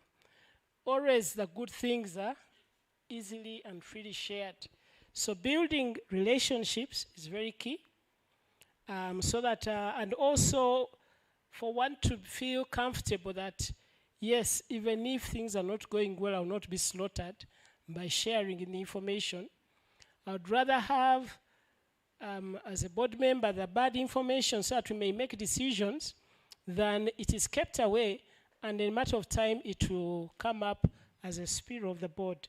In another board where I have been for a slightly longer time, I have found that building relationships has been key.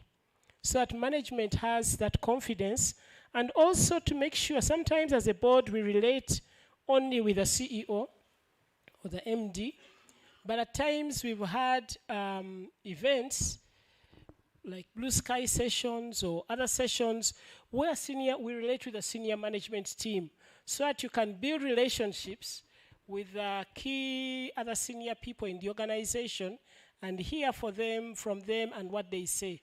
So spread out in that way, they can feel confident to tell you, hey, do you know board, what are you people doing about such and such a thing? Then you realize actually you know only part of the thing. And then how can the board be seen to communicate with what is going on in the institution when they meet once a quarter, something like that? Most times when it is turbulent times, and the organization is going through turbulent times, I think you cannot afford to meet quarterly. You need to increase a little bit for a season, and then afterwards go back to a quarterly time. Why? There are many decisions to be made, and need to be made timely, and you need to know a lot of information, and it needs to be discussed. So if there is real turbulence, once a quarter is not enough, and need to communicate. Just straight from an example in the airline, we realized that some of the key departments as a board, we needed to find time to discuss with the CEO, hear their views and so on, before you make key decisions about what is going to affect them. So some of those key departments would be like, for us, the flight operations, meet with those people, what are they saying, you share your concerns, hear them out, and then be able to communicate. And we thought, okay, perhaps once in 6 months, we could do that kind of thing just to keep in touch, because most times in airlines, trouble will come from there. So find out from your board, where is trouble likely to come from? Then you need to find out a way how to discuss, to get understanding from each other about how things are done. What I've found in a number of organizations, the CEOs will go back and tell the members, the board said. You know, every wrong thing, so they were always behind the board said. The board said. Yes, perhaps the board said, but perhaps also the CEO was adding into the whole decision, because they give you the information. So they hide behind that and distance from themselves from the decision. So it looks like you are the terrible, terrible people who are making funny decisions. So it is good to find a way, how can gaps be narrowed down? How can you, once in a while, without making it always, have times to interact with the senior managers and discuss concerns, put forward your expectations and also what they expect from you. Thank you so much. Thank you. Madam Sabah, were your questions well answered? Oh, thank you. Thank you, Miss Priscilla Saruka. Victoria, I'm wondering, are you online, Vicky? Can you hear us? I'm here. Okay. Can you hear me? Respond to the 20% women in boardrooms. Before I do that, can I also just add a little bit to what Priscilla has said about understanding what's going on in organisations? The UK Corporate Governance Code requires listed companies to engage with employees, the board to engage with employees. And to that end, companies have got to demonstrate that either they have a designated director for employee engagement, or they have an employee on the board to represent the employees of the organisation, or they have another forum where the employee's voice can be heard by the board. And because of this, most companies now actually have a policy of board engagement with employees throughout the year, which actually is a way of hearing what goes on in the organisation without it being filtered up through the CEO, which has been very useful. But to go back to the question that was actually addressed to me, I'm pleased to say that actually it's not 20% of board positions filled by women. It is in fact 40%. And this is very much a case of affirmative action. If we go back to 2017, the Hampton-Alexander Review looked at the barriers to women getting positions on board and concluded that most of them were fairly artificial. This prompted the government to take a view that unless voluntary action was taken to address this, they would legislate to ensure that companies appointed a certain percentage of their board positions to women. In the UK, boards hate legislation telling them what to do. So this created a momentum for getting more women on boards. And it caused board directors to start thinking more widely about what diversity meant in the context of a board. I think before the Hampton-Alexander Review, it was very much a case that the women who were on boards were thinking similarly to the men, had similar backgrounds to the men. But when boards, the first target was 25% of board positions to be filled by women. And boards recognised that to do that, they had to look in non-traditional places to get their talent. And it's amazing, once we got to 25%, that move to 40% happened really very quickly, because boards realised that diversity was much more important. We've also recently had the Parker Review, which is focused on different diversity in terms of ethnicity on boards, and has recommended that all boards in the UK of listed companies look at their ethnic diversity as well. And indeed, the Parker Review has also suggested that because, although 40% of board seats are women, they're nearly all non-executive directors. But it's also set targets. The Parker has also set targets for every board to have at least one woman in the position of chair, CEO, senior independent director, or chief financial officer within the next 5 years. That's an aspirational target, but many companies are voluntarily adopting it. So it is a little bit of coercion, threat from government, and a lot of affirmative action. Thank you so much, Victoria. But before you leave, there is a question from Elizabeth Kangwaje. She says, could you share the full name of the Kingsley research report you referred to under the ICG UKI own research report on resilience? Certainly. During the break, I'll put the links to the various bits and pieces of research up for people to see. So thank you. Yes, I will do that. Thank you. Thank you so much. Ladies and gentlemen, at this juncture, without any further ado, let's clap for our two presenters. It was quite deep, but it was worth it. At this juncture, you allow me to welcome the president of ICSA Uganda to come and welcome our chief guest. Let's welcome Jen once again for protocol purposes to welcome our chief guest to speak to us. Let's welcome her. Comrades.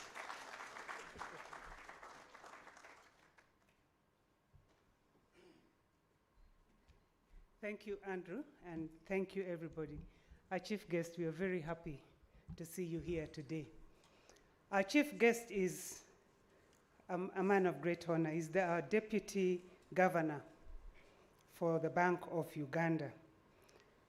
He was appointed by the President of Uganda to serve as deputy governor of the bank on April 23rd, 2020. Dr. Atingi Ego, while on leave from the International Monetary Fund, was Executive Director of the Economic and Finance Management Institute of Eastern and Southern Africa from September 2018. And in that institute, it's a multinational capacity building institute based in Harare, Zimbabwe. So at the institute, he spearheaded initiatives to adapt products offering to the fast evolving capacity building landscape for sustained relevance to its membership. So he served as Deputy Director of the African Department of IMF since June 2008.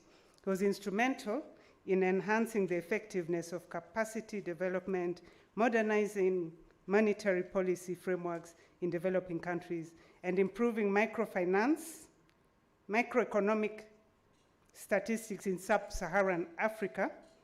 In addition, he was deeply involved in the fund's work on data management across institutions, besides providing strategic guidance to many IMF country teams on program and surveillance work. Having started his career in Bank of Uganda in August 1984, he advanced to the role of Executive Director Research. His research and publications focus on microeconomics and financial policies and statistics. He was an eminent resource in capacity building and a consultant on monetary operations and balance of payments in East, West, and Southern Africa. Mr. Atingego holds a PhD in economics from Liverpool University, which he attained in 1996. Masters of Economics in International Economics and Banking from Cardiff Business School in University of Wales, 1991, and Bachelor of Science in Economics from our very own Makerere University. So he came back to the bank with a wealth of regional and international experience, well-honed managerial and open communication skills, as well as the commitment to advancing the goals and governance of Bank of Uganda through professional leadership in key policy and institutional issues. So that's the wealth of experience from our guest of honor, and he's going to make remarks on fostering resilience through corporate governance, the regulator's perspective. Welcome, Mr. Governor.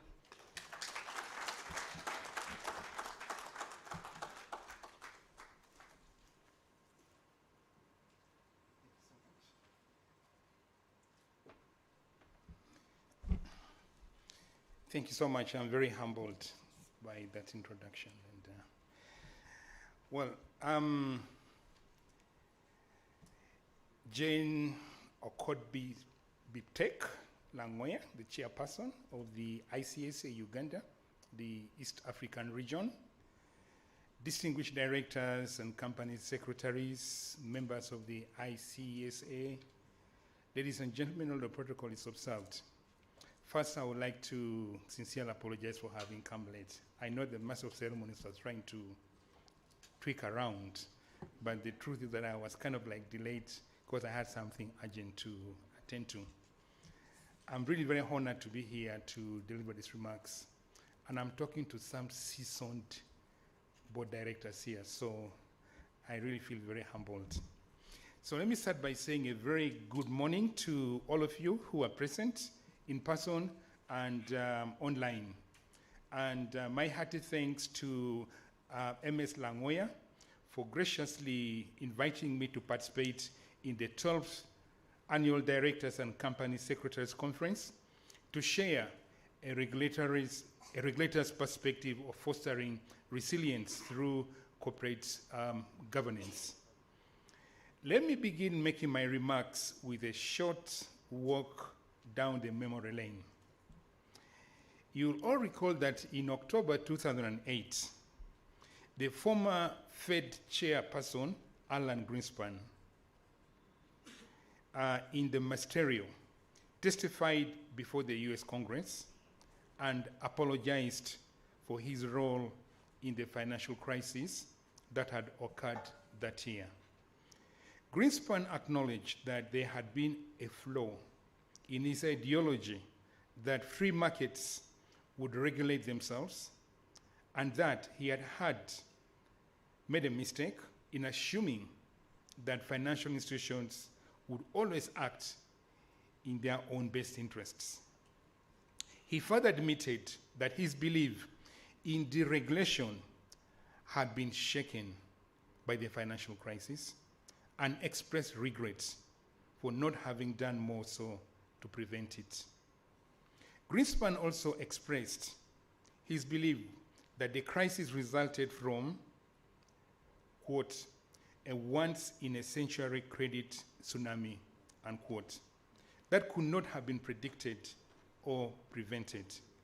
Still, he conceded that he had not done enough to recognize the risks building up in the financial system. A humbled Mr. Greenspan admitted that he had put too much faith in the self-correcting power of the free markets and had failed to anticipate the self-destruction power of one-tone mortgage lending. Those of us who have looked to the self-interest of lending institutions to protect shareholders' equity, myself, that is Greenspan included, are in a state of a shocked disbelief, unquote. This is what he told the House Committee on Oversight and Government Reform. Now, let me supplement the story avid movie lovers of a certain age will recall that one of the most famous movie quotes of all times by boxer Rocky Balboa, when he said, quote, "It ain't about how hard you hit. It is about how hard you can get hit and keep moving forward," unquote. Leveraging on Rocky Balboa's words, Mr. Ravi Menon, the managing director of the Monetary Authority of Singapore, remarked, quote, "Resilience is not just about being strong. It's not even about staying on your feet all the time. Resilience is about getting back up again, even after being knocked down, and keep moving forward," unquote. So, ladies and gentlemen, Mr. Greenspan's apology shows that self-regulation is a myth. Rocky Balboa tells us the truth that is more evident today than ever, given the recent experiences with COVID-19 pandemic and the raging Russia-Ukraine war and other brewing geopolitical tensions and the threats, existential threats of the climate crisis. We live in a world of radical uncertainty and more frequent and severe shocks. Given present company, I preach to the choir when I say that governance is a crucial element of building resilience in a dynamic world. I will go further and assert that when it comes to building organizational resilience, the regulator has a critical role to play, and I shall delve into it. Organizations operate in an environment with ever-evolving challenges. Some challenges originate internally, such as governance weaknesses that led to a succession of corporate failures in the 90s and early 2000s, such as the Barings Bank, Bank for Credit and Commerce International, the BCCI, and the likes of the Enron. Around the same time, Uganda experienced a banking crisis which was attributed in great part to grossly inadequate governance practices. However, some challenges are due to external factors that may be unpredictable and are entirely outside the control of an organization. For example, during the COVID-19 pandemic, companies entered unpredictable, unfamiliar, and uncharted territory. Alongside management, boards had to tackle a crisis of unprecedented scale and magnitude, a crisis like no other, which required them to address new and pressing questions. How does a business company maintain business continuity during extended periods of disruptions? How does one manage employee and customer well-being?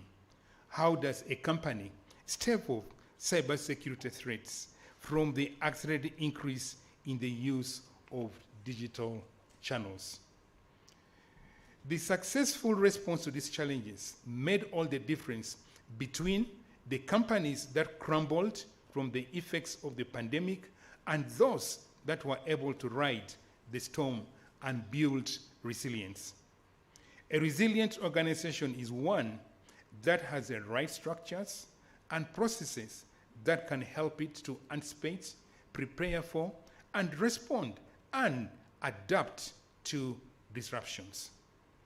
The regulator's perspective on the role of corporate governance in building resilience is therefore very important.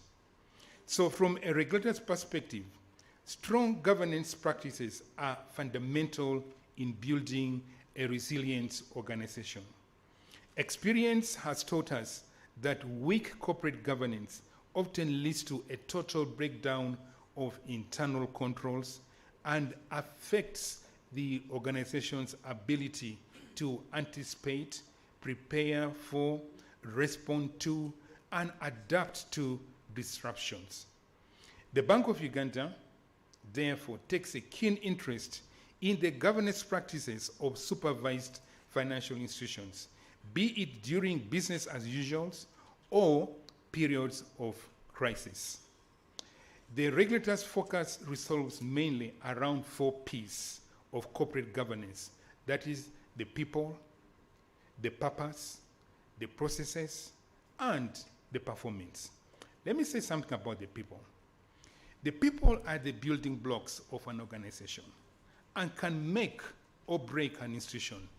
Needless to say, a strong and a focused board chair is a valuable asset in times of crisis and must always be prepared to provide leadership to the board and management through the unexpected. In addition, fluid interaction between the board and management is crucial. I know that question was raised. And board members must make themselves available for ad hoc meetings, particularly in terms of crisis. So rather than meeting once in a quarter, we advise that we should consider increasing the frequency of meetings during a crisis. A strong board of directors should have a good mix of directors in terms of demographics, experience, and professional background. Increasingly, the board must have directors with a sound knowledge of information technology and cybersecurity issues. This has been brought into focus by accelerated digital transformation over the last few years, characterized by a wider adoption of remote working culture, increased online banking and digital payments, and increased reliance on cloud technologies, among others. So therefore, the board is responsible for complete oversight of the organization's IT and cybersecurity infrastructure. Some boards delegate these oversights to a subcommittee of the board, while others have a standalone cybersecurity committee at a board level. Irrespective of how an organization structure of the IT is made and its cybersecurity oversight, the key takeaway is that cybersecurity should be a priority within the boardrooms. Board-level oversight helps to ensure that cybersecurity is accorded the attention of those at the upper echelons and receives the necessary resources to strengthen its defenses and responses. Then the other issue is succession planning, which remains an area of focus for the regulators. Times of crisis or scandals sometimes call for a change in a board and or management, which is oftentimes at very short notice. Directors and senior managers may also retire or become incapacitated, taking valuable institutional memory and business know-how with them.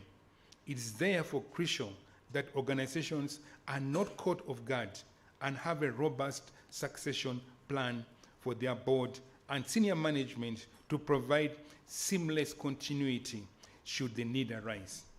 Finally, shareholders of an institution are a critical component of an organization's resilience. Often, companies' earnings and profits take a hit during crisis due to low customer traffic. Therefore, when called upon, the shareholders must stand ready to provide the necessary capital injection. It is therefore not surprising that the fitness and the probity of substantial shareholders, their financial strength, and their ability to provide financial support as and when required are of utmost importance to the regulator. Hence, the extended voting process of substantial shareholders. Let me turn to purpose. The second aspect of this is purpose. Institutions must not lose sight of their purpose when faced with challenges. The raison d'etre, that is the reason for the existence, must be clearly articulated in the company's vision and mission statement. The corporate strategy, operating policies, and philosophy must all be formulated with a corporate purpose in mind. In fulfilling its purpose, it is important to have a strong risk governance framework enshrined in the risk appetite statement, which I'll call RAS. The RAS communicates the aggregate level and types of risks that an institution is willing to assume or avoid to achieve its business objectives. Even during times of crisis, management decisions must remain aligned with the company values, mission, and vision statements.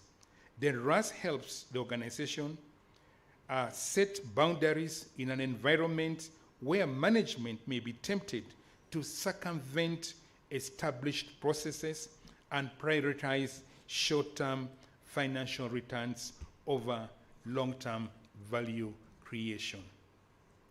On the process, this is the third one. It is the board's responsibility to ensure that robust processes and suitable structures are in place to enable the delivery of the corporate strategy, even during times of crisis. Therefore, the board must approve policies that spell out all risk management elements and internal control processes.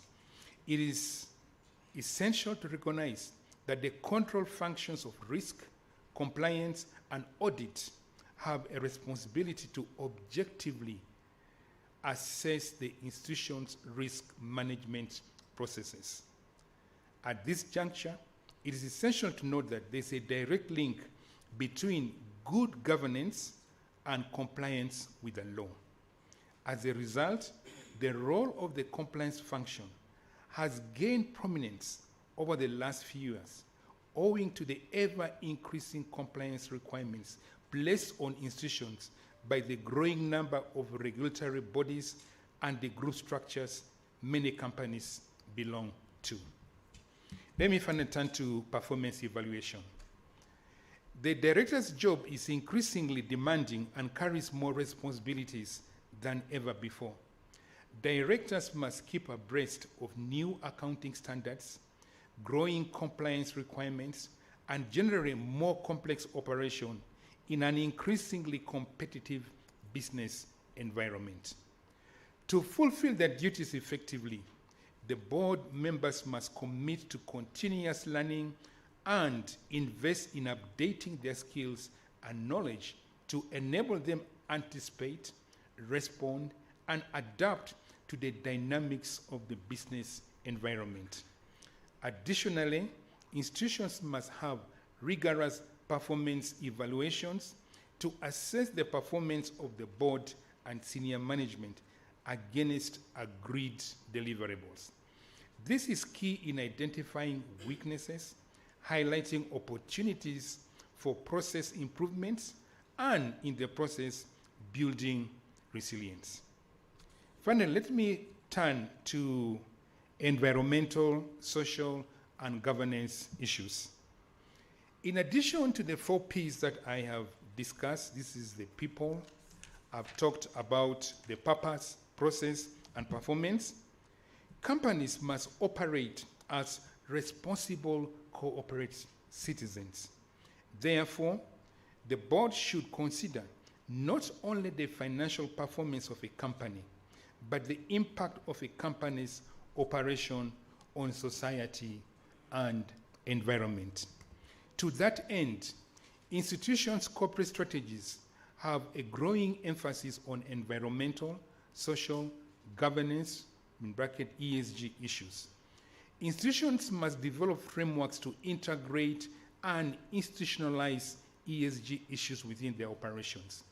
This will involve resource efficiency aimed at protecting the environment and moving towards a carbon neutrality, social sustainability through corporate social responsibility, and improvements in how institutions police themselves to ensure institutional sustainability.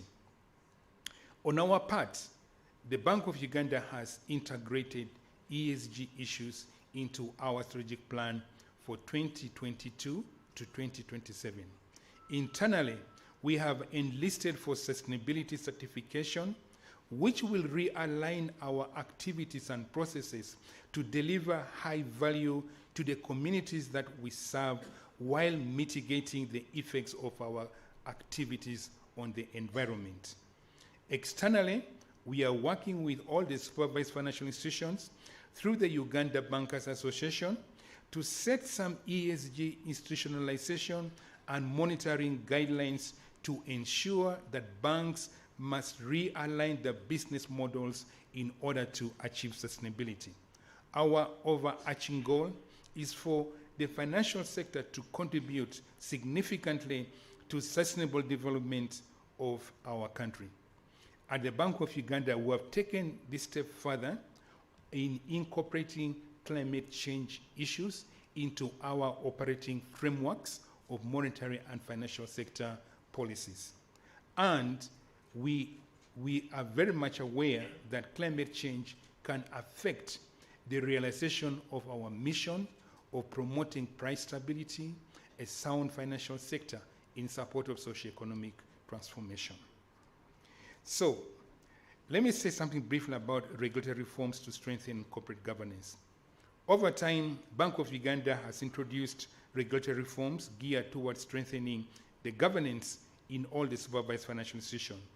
These include overhauling bank supervision laws, implementing corporate governance regulation, and circulating a suite of governance notes aimed at closing the gaps identified in supervised financial institutions' governance practices. Now, let me conclude.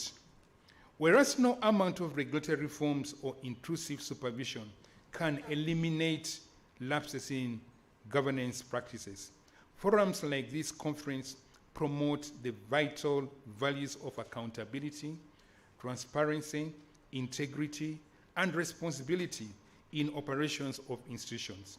These vital values, just like the role of vitamins in boosting immunity, should go a long way in fostering resilience through good corporate governance. Great corporate governance and regulation are not silver bullets or panaceas for resilience, but serve to immunize organizations against inevitable shocks. Moreover, the frequency and the severity of these shocks imply organizations require regular immunization boosters to keep the defenses high as the shocks and challenges morph and new ones emerge. Indeed, this conference is itself a vital jab for boosting the resilience of organizations through entrenching corporate governance values. I, therefore, wish to thank the Institute of Chartered Secretaries and Administrators for organizing this conference and for the relentless efforts in educating and supporting governance professionals.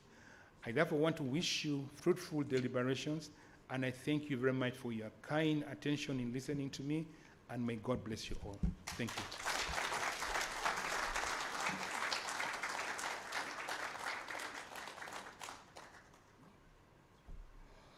Thank you so much, Deputy DG. It's an honor to hear that.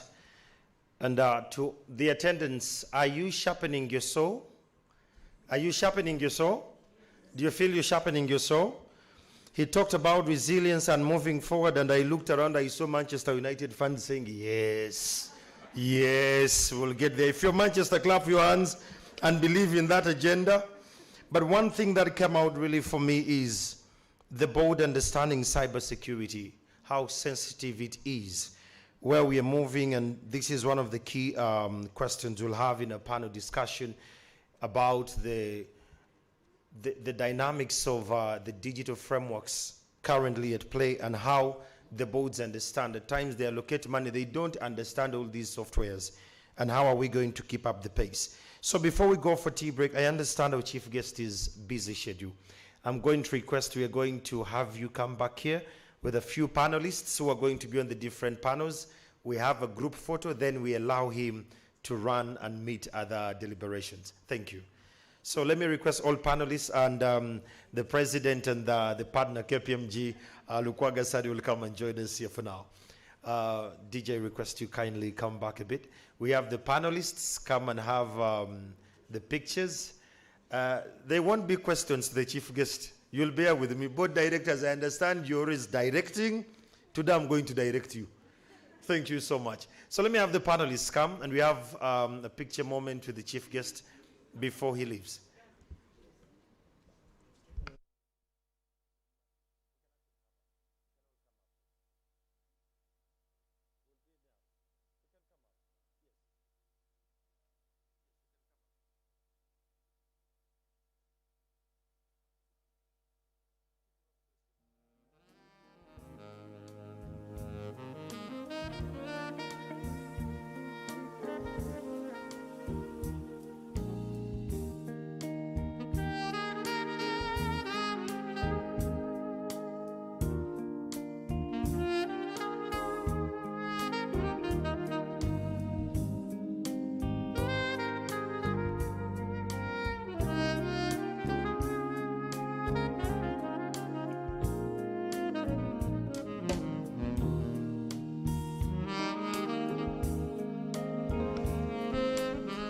Okay, photographers, just a minute. I still have some panelists here. Do you mind going on the other side? Then she comes.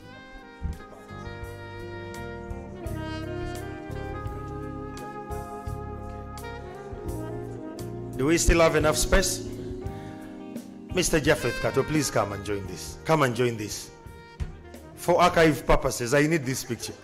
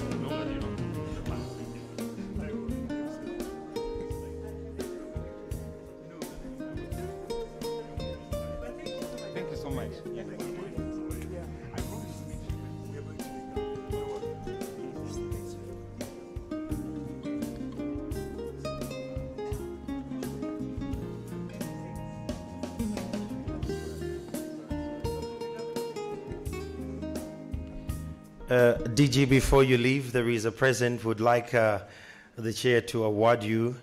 It's a plaque from us as the ICSA, together with the teams that are here. And I want to request Mr. Sad to join this as well. You receive this, and we take the photos to make sure that you indeed received this. Okay.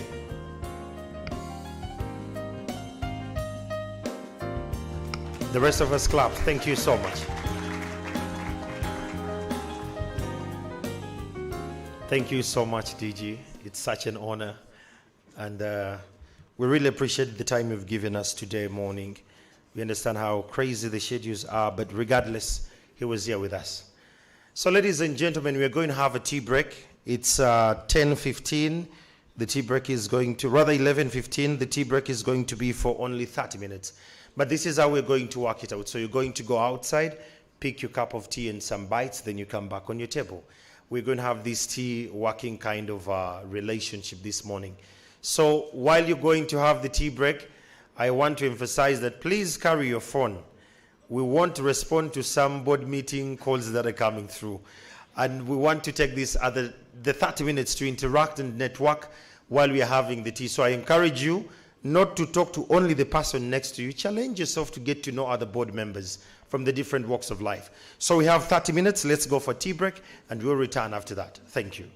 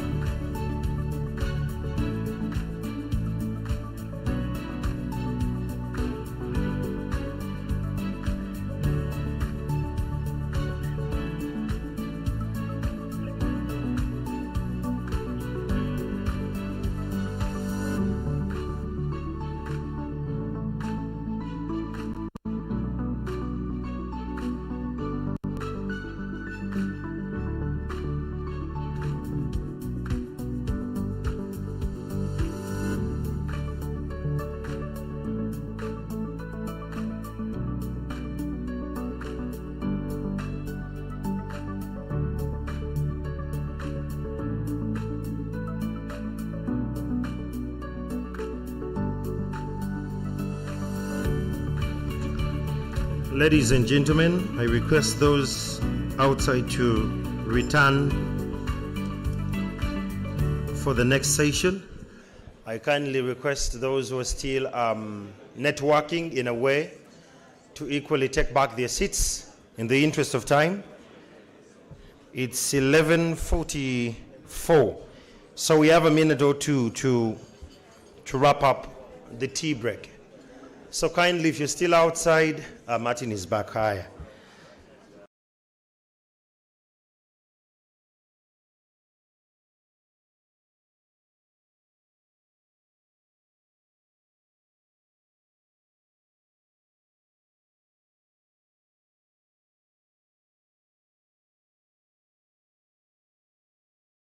Others, Centenary Bank and Protea Hotel. In the same way, we want to appreciate you. Stanbic Bank, thank you so much for believing in the corporate governance agenda, and Bank of Uganda. Ladies and gentlemen, we are going for a panel discussion.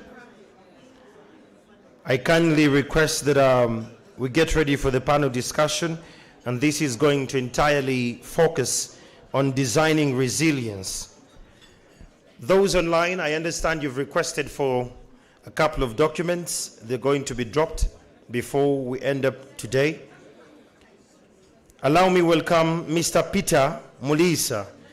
This one is the Chief Legal and Corporate Affairs Officer, Uganda National Oil Company. Let's clap for him as he makes his way here. Let's clap for Peter. In the same vein, allow me welcome Mr. Joel Muhumuza, the CEO, Stanbic Bank, FinTech subsidiary. Let's welcome him. Muhumuza, Joel. This is FinTech. You're welcome. Thank you, sir. And in the interest of gender balance, I'm going to welcome Chair, the President Jen, to come and sit in for Karo Mushoka, who could not be with us here today as we have this conversation. Let's welcome Jen as a panelist now.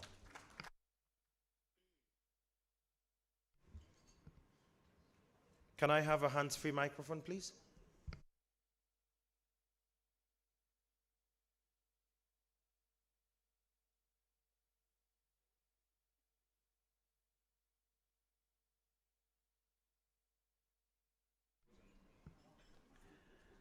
Production, can I have a hands-free microphone, please?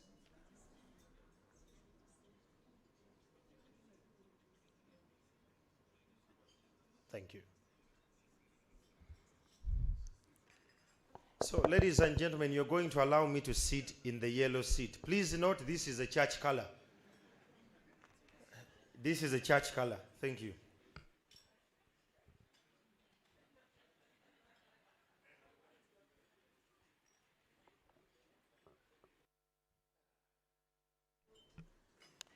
So yes, those joining us online and you're just joining this conversation, a very great morning.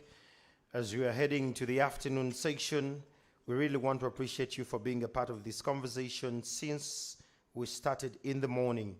Today we are focusing quite a lot on the organizational resilience. It's a conversation that seems to be easy, but just to pick up from Priscilla, she said that don't take survival for granted. That is something we have to reflect about. With me, I have Peter. On the other side, I have Jen in the middle, and I have Joel here. And I'm going to start off with Joel. You're in FinTech. In the presentation by Priscilla, the same that applied to Victoria, something technological appeared there. There is a lot of hype round and forth, industrial fourth revolution, the digital economy management teams, they're always increasingly asking for money, software updates. They're asking for quite a lot of digital tools, promising the boards huge sums and promising great results. Now we want to understand, as directors and board members here, which is not always composed of technologists. I've been in some boards and I'm like, okay, who is tech savvy here? And A couple of them are actually at times, holding on to the last straw there. How do we fulfill the duty of good governance in separating the hype from real initiatives we need to take to be competitive in the market, one. Two, to stay relevant? Please. Okay. Good morning, ladies and gentlemen. One, I'll start by reintroducing myself. I'm Joel Muhumza, the CEO of FlyHub. The way it was phrased, people may have been expecting Anne to come up when it said CEO Stanbic Bank, but no, I am the CEO of the FinTech subsidiary. Our structure is such that we have a holding company and 5 subsidiaries underneath that, with the ambition of going beyond banking. Stanbic has a great legacy in this country, and we thought that it would make sense for us to venture into new areas.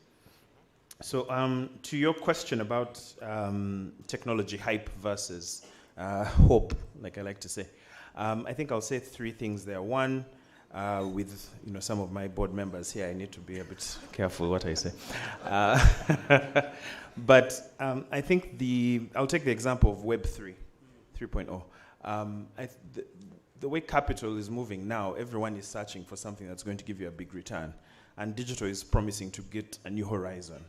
And I think when you're analyzing that appetite, the thing is you have to find something tangible. For me, as FlyHub, we haven't gone into blockchain, for instance, because every time we go for a blockchain conference, they are discussing the technology, but they're not discussing the problem that it's going to solve. And often that's the way you would imagine if you're going to buy a car, and they talk to you about the carburetor, they talk to you about, it has this ground clearance, but you can't drive the car. You've not seen it move on the road. So I think you need to, as a board member, someone who's looking at governance, to say, well, what problem are we seeking to solve with this technology? And how tangibly can we measure the results? Whether someone's in technology, whether they're in fintech, there has to be a connection between the investment and what the problem that's going to be solved is. And that's a very clear question that can be asked. The second piece is for people like myself to avoid jargon. One of the first presentations I made, I was talking about APIs, I was talking about digital platforms and platform economies, and people were smiling. But I knew from the lack of engagement at a certain level that I was speaking only to people who are in the know. And so I think as a board, it can be, mandate the management team to present it in a way that makes sense. Talk about what the business risks are, talk about what the investment in people is going to be, talk about what the risks are going to be. I think often to get an investment, we talk about the potential benefits, but we don't talk about the risks. You might be familiar with Pegasus, who's an aggregator in this market. Now, the FinTech Association recently had a conversation similar to this about cybersecurity. And I think the big takeaways from that, for me, were that we tend to focus on the large events. We focus on the hacks. We focus on the external attacks that come to us. But, for those of you who watched movies in the 90s, the movie Scream, there was a line that said, the call is coming from inside the house. The threat is usually inside the house. So if there's a threat and you keep building walls, you buy more guns, you're trying to defend yourself from the outside, but in the inside, that's where the issue is. So I think the big thing for us was who's in charge of the infrastructure, who has the passwords. When we think of cyber, the word cyber and cybernetic organisms, I used to think it meant an artificial thing, but technically we are all cyborgs now. Today, let me inform you that you're a cybernetic organism. Why? If you move out of your house without your phone, you feel there's a difference. You feel you're disconnected. There's part of you that is extended onto the online web.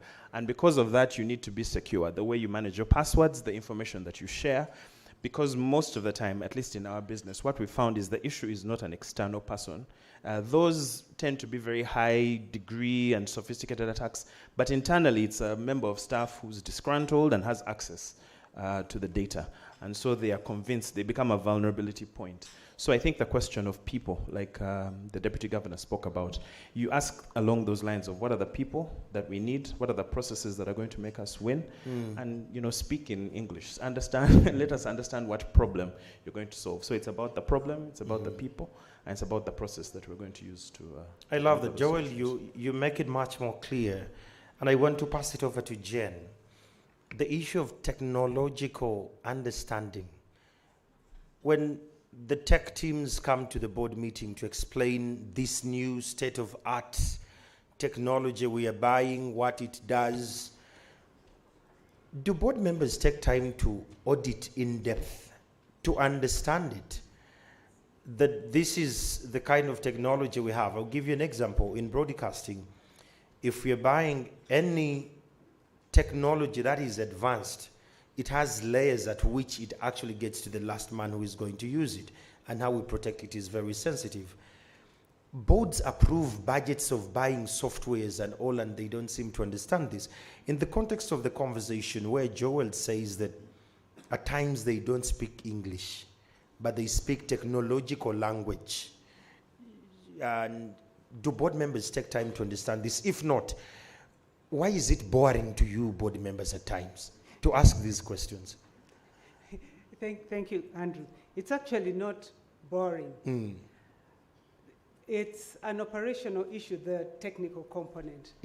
What the board member is required of, and a crucial skill required of the board in these centuries, is digital intelligence. That doesn't mean you need to know the AIPs and all the other letters. It just means you need to be open-minded when the tech is presenting, because that's their field. It's for the rather younger people, and they will let the board understand.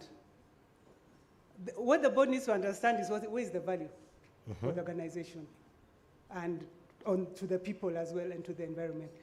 The board needs to be open-minded to those innovations, and that's what digital intelligence is about. Being open-minded to the technologies that are brought in, because these young people are very intelligent, but they're also ruling the world now. There's a research, even the ESG drive is by this group of people called millennials, and they take you on. Yeah. So you've got to respect them. Yeah. Now the problem is, how do you balance the power? Because the board you're meant to direct, and you're directing something possibly you're not savvy about. How do you bridge that gap to create the resilience we're looking for? There is one of the conferences we had where Chief Japheth was on the panel, and he talked about reverse mentoring.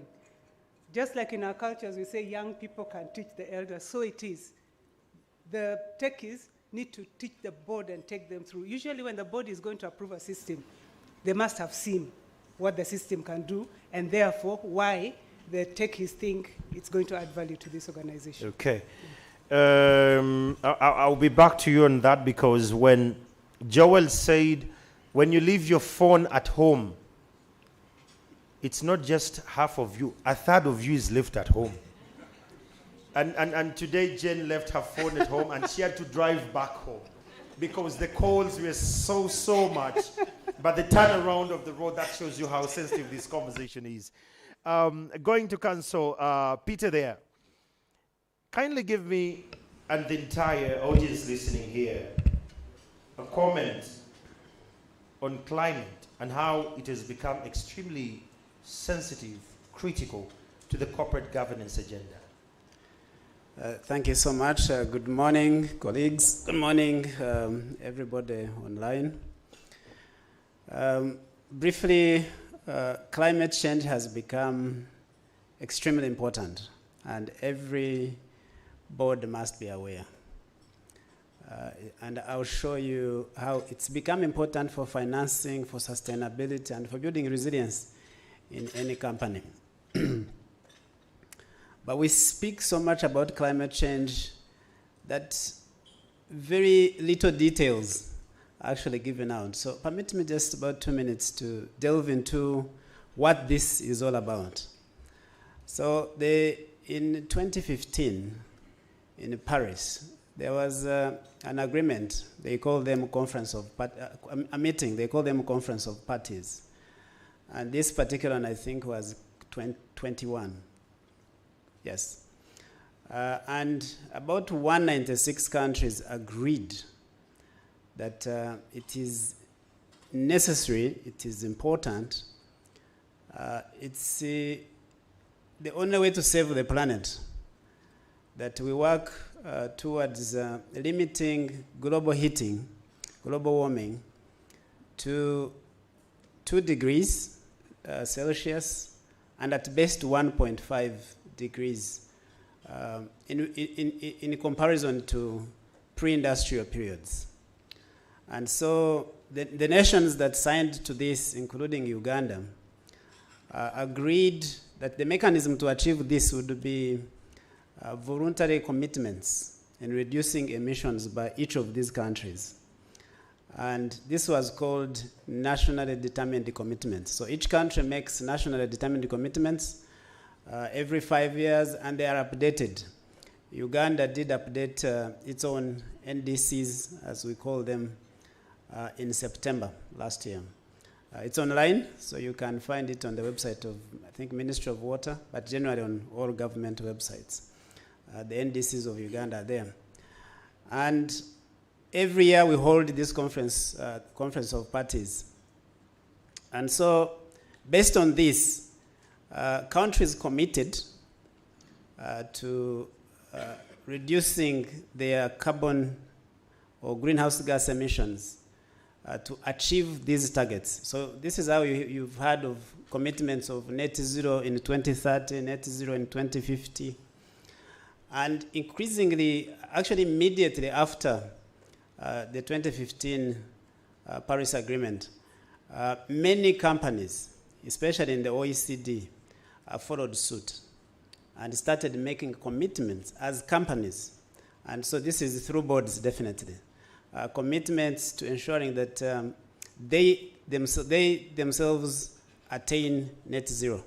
Net zero basically means the amount of carbon dioxide you emit is offset by other efforts, and so you balance it out. You have no excess that goes to the atmosphere unchecked. And so this is the conversation we are in. I'll pick 2 conference of parties because we need to check where we are at from 2015. In Glasgow, which was COP25, I believe, in Glasgow, which was the year before last year, so 2021.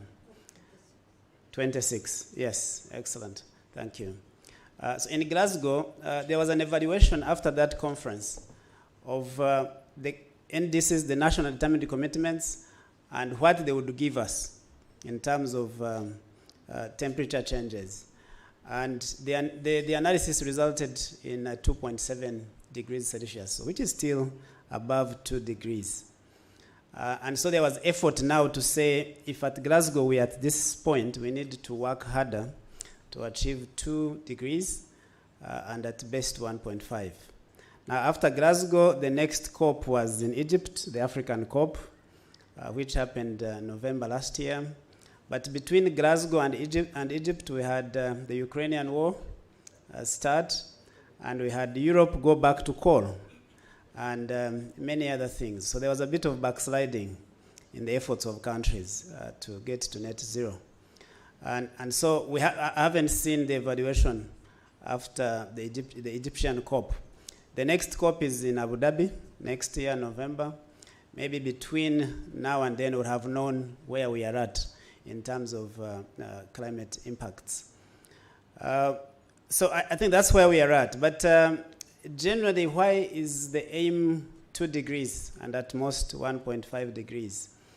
There is general agreement among most scientists, not all, but most, that if we do not attain 2 degrees by 2050, we'll have higher occurrences of cyclones and hurricanes and floods and droughts and things like that. And productivity, especially say in arable land in Africa, will reduce by between 15 to 25%. And that would mean you have internal migrations and internal social challenges. And so it becomes imperative that every one of us participates, and companies must definitely participate, because in many ways, governments pollute through us, companies that do the production, the transportation, and all these efforts. So that is the background to climate change. How does it become an important conversation in the board? It's because it is going to impact everyone if we do not work towards attaining it and managing it. And how can we respond as companies? We respond by, first of all, setting up policies that relate to climate change targets, making this part of our business evaluation and planning, and ensuring that we have reporting mechanisms that identify how much we are emitting through our work, our business, and how much we are offsetting, and what our targets are. That conversation can only happen in the board, and the board must be aware. I sit in the oil and gas sector, so it's sort of, for some it may sound strange that I'm the one speaking about climate change here, largely because it is believed, and in many ways it is true, that oil and gas contributes significantly in terms of carbon emissions. But I will tell you that each oil and gas entity, including the one I work for, has very strong climate change targets, and we're working towards them. I'll be happy to take you through what we are doing. But at the corporate governance level, outside of the oil and gas, which of course we do corporate governance as well, there's been a move, and I've shared a slide with the Secretariat, a link with the Secretariat, on what, for instance, the companies in Australia and OECD have been doing from 2015. And you'll see that they have actually escalated climate change to being a material financial risk. And so it sits in the corporate risk register for most of these entities.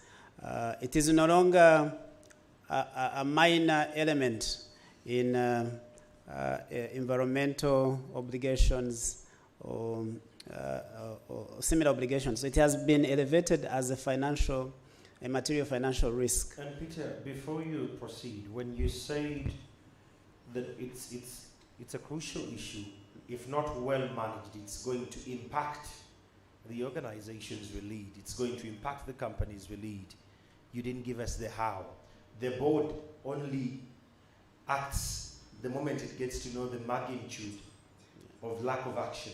So how bad is this if they don't react in time? Okay. Very good.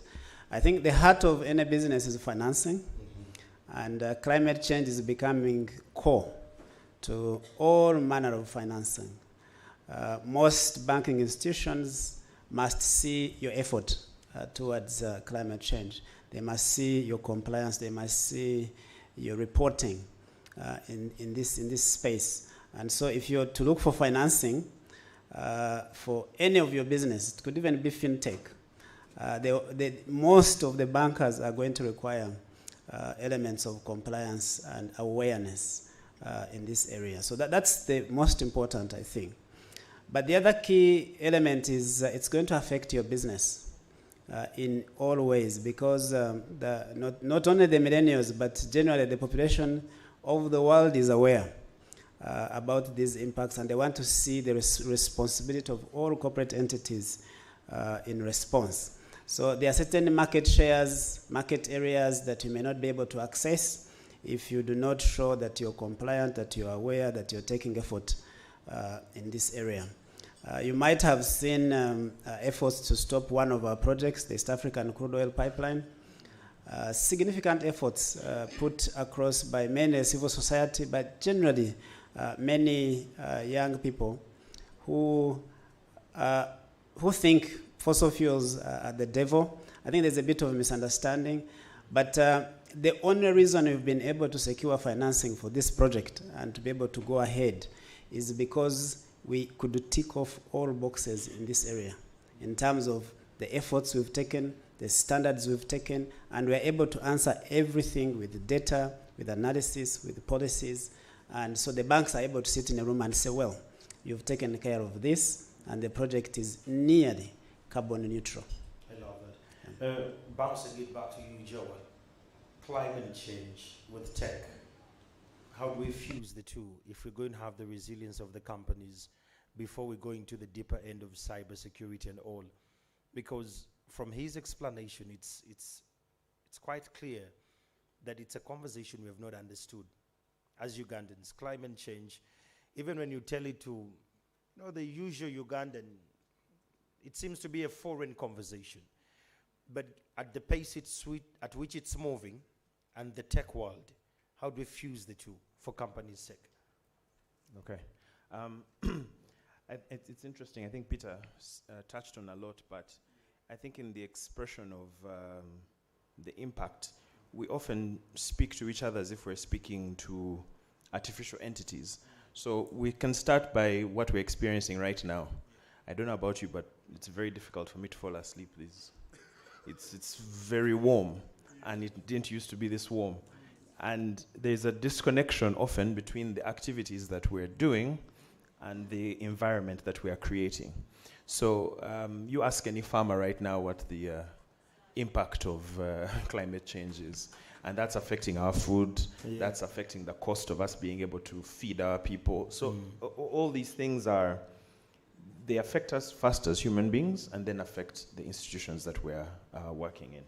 From a technology perspective, for instance, if we're going to invest in a piece of technology, it looks like I'm picking on Web3, but it's because it's the one that we've been looking at. By Web3, what do you mean? Speak English. So Web3 is blockchain, Bitcoin. You've probably seen it because of the collapse of FTC. And the thing about blockchain right now, when you speak to someone who's going to invest in it, what they'll tell you is that they're carbon neutral or carbon negative. Just pause there. Anyone on blockchain by show of hands?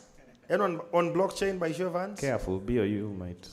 No, I'm joking. All right, carry on. No, but for instance if it depends on your ideology as an organization. For one, someone may buy carbon credits and say, I've purchased the right to pollute to this degree. Okay. You as an institution, would you say the payoff of you creating that carbon, what you're doing is technically you're paying for the carbon that you're creating, but it's not that you're not creating a carbon issue. I don't know if that makes sense. Yes, it does. For us, it's embracing technology and new ways of working. Flexible working arrangements, being able to understand the kinds of lights that we're utilizing. There are so many small things that institutions could do that could result in impact. From the technology perspective, the move towards cloud computing, for instance, I think is a very big benefit, because there are large server farms that are sitting in Ireland, that are sitting in South Africa, that are sitting in America. If you have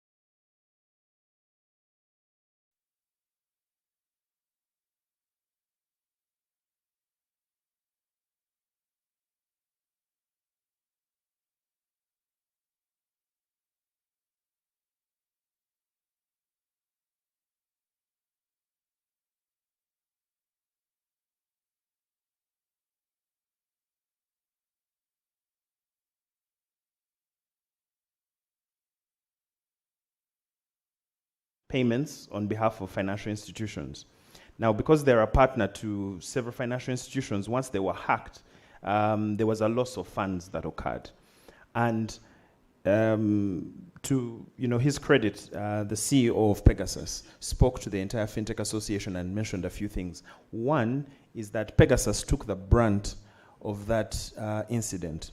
And I think the culture we have now is almost zero tolerance of any incidents happening. Now, I think that's an overreaction, because what happens is you get a scapegoat. So what they lost in the funds that they were able to deliver, they lost more than twice that in the business deals they could obtain. But if you look at their infrastructure, if you look at their setup, a lot of aggregators had those vulnerabilities.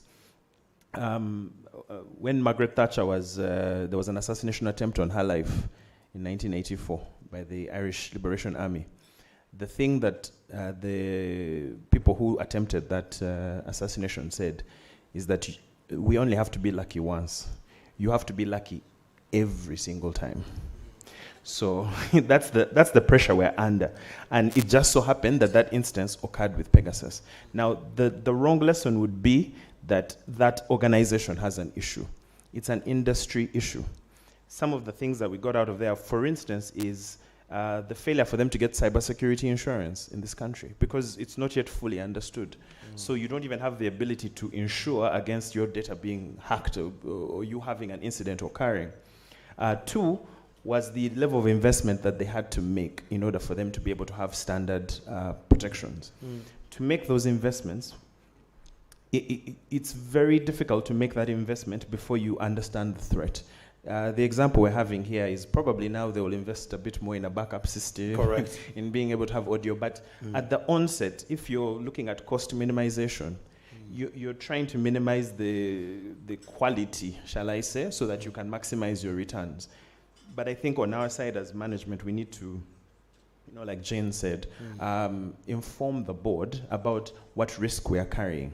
And the larger you get, when that incident occurs, the damage that's going to happen financially, reputationally, is going to be immense. Now, when it comes to ESG, the reason I was going around there is it would be a fantasy for us to think that when it's not going to hurt.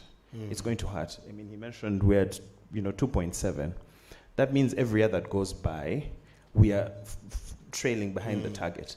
And so there are going to have to be sacrifices made in other areas. So as technology, we can't come and say, well, we're the new boys, whatever we say, we're going to get funding. No, what's our impact going to be in the bank, for instance? What's it going to be for the tellers? What does it mean if we're becoming a digital business altogether? So the fact that we have mobile banking is a great thing. It means you don't have to drive all the way to us, but we have to understand what that cost is. It now means that my mother, for instance, who only got a mobile phone when she was in her 50s, her passwords can easily be shared. She doesn't have the amount of, and so the investment in making sure that people understand how to protect themselves when they come into our cyber environments is important. Ultimately, from an ESG perspective, technology can help in terms of changing the behavior, changing the amount of activity that is going to cause that carbon emission, but it's going to come at a cost. And I think this is why the question you had for him was, it's only when you appreciate the impact of what you're trying to avoid that you can make an investment. An investment, really. Thank you so much. This is great. Now that we're back online, and those who are live following this conversation, thank you so much. Jen, what is the role of the board and the management in creating and influencing something called culture? Because we depend so much on strategies, and we never invest heavily in the culture. What is the role of the board in making sure that this culture goes to the very last mile in the organization? Thank you, Andrew. The board is responsible for whatever culture evolves within an organization. That's your responsibility. And board comes together with senior management. Remember, board is responsible for the organization and delegates to senior management. So the board will set the values, and we usually have them in our receptions: integrity, teamwork, professionalism. The board and senior management are responsible in ensuring that whatever happens within our organization are actually following that value. And that is what we call making sure the value is aligned. The culture is aligned to the value. What is culture? The simplest definition is the way we do things. But an even better definition is what leadership allows the staff to get away with.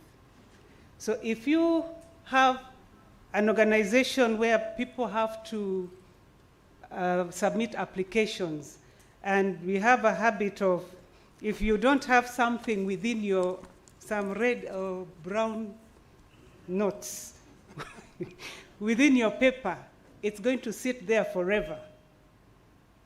And you know that people are doing it because you know.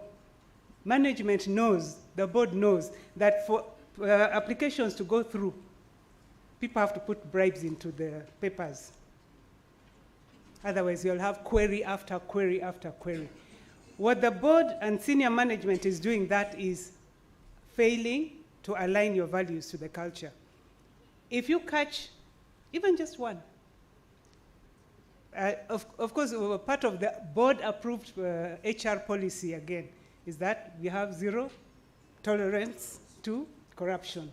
And you catch one person, put them through the disciplinary setting, dismiss, because usually they are guilty, actually.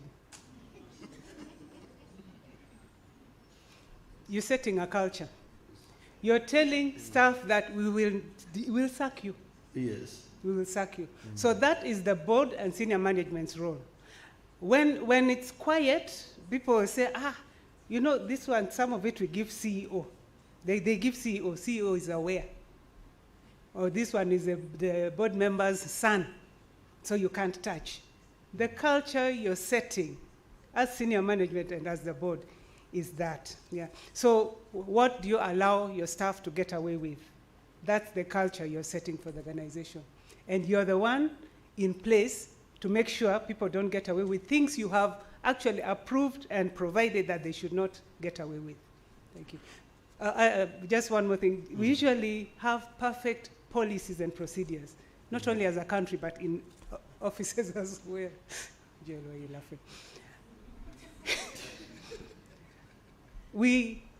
The problem is the implementation. Yes. Seeing it through, that what the board approved is what is being implemented. Thank you.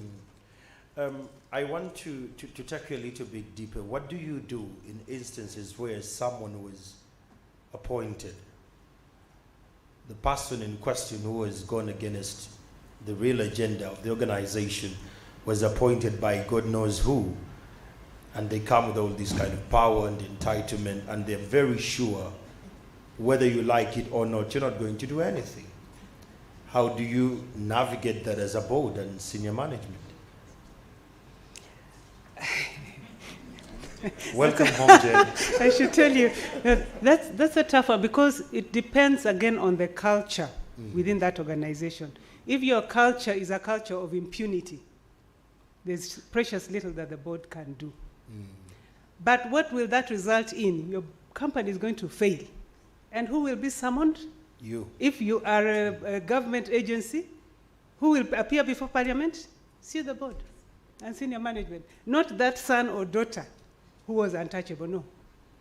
So you have to know the consequences of not enforcing the values that you approve for your organizations. Joel wants to jump in here briefly. Yeah, first I wanted to thank Jane for referring to me as being young.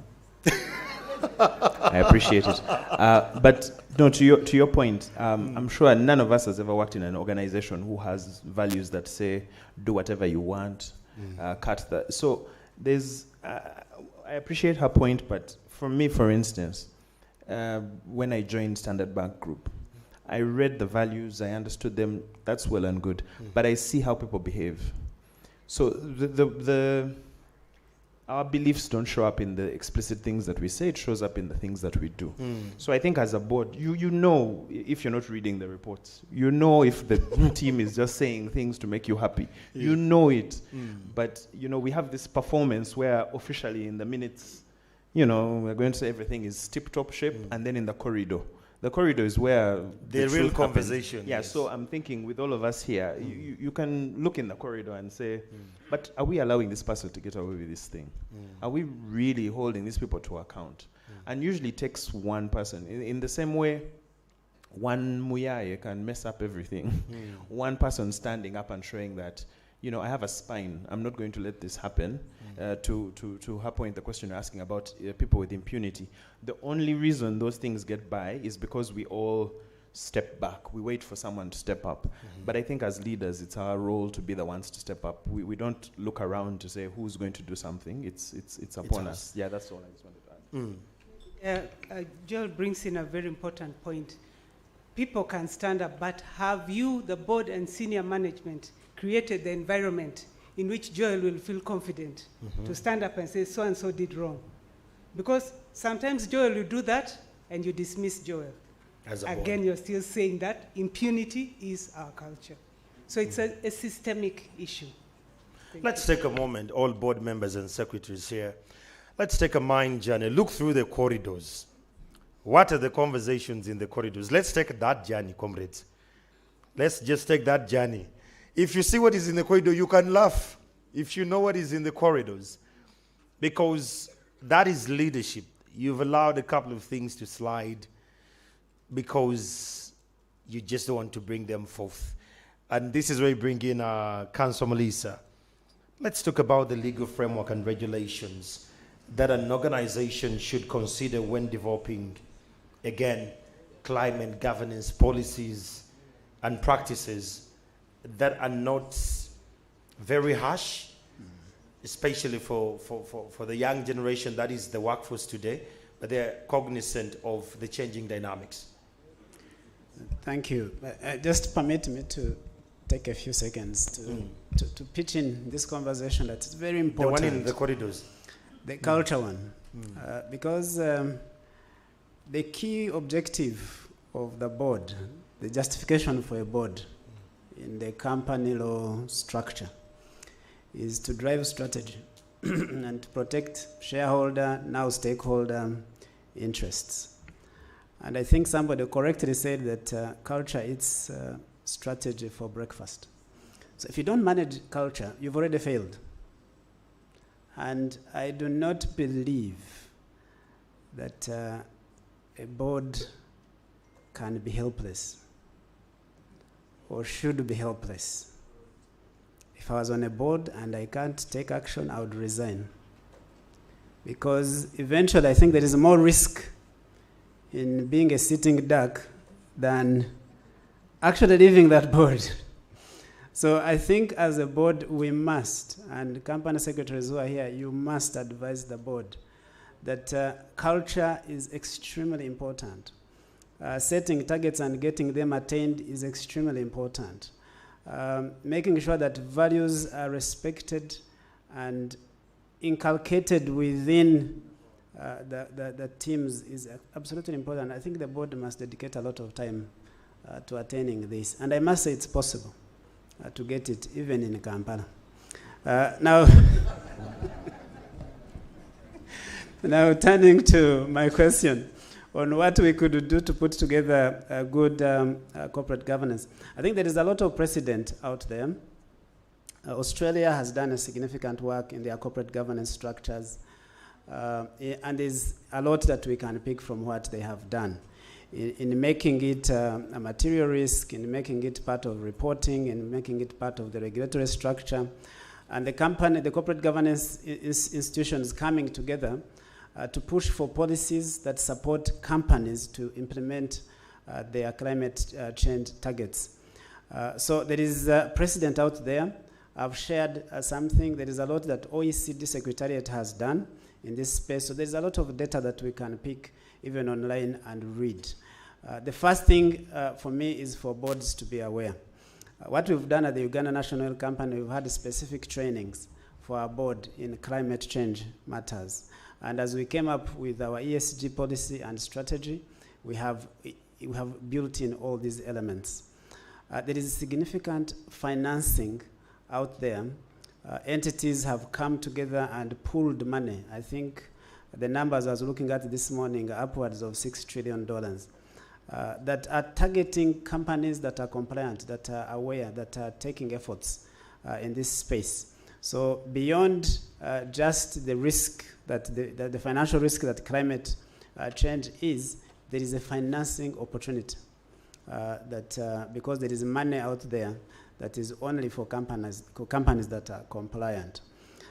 Shall we need government support in order to execute these policies that we come up with as companies? Absolutely, yes.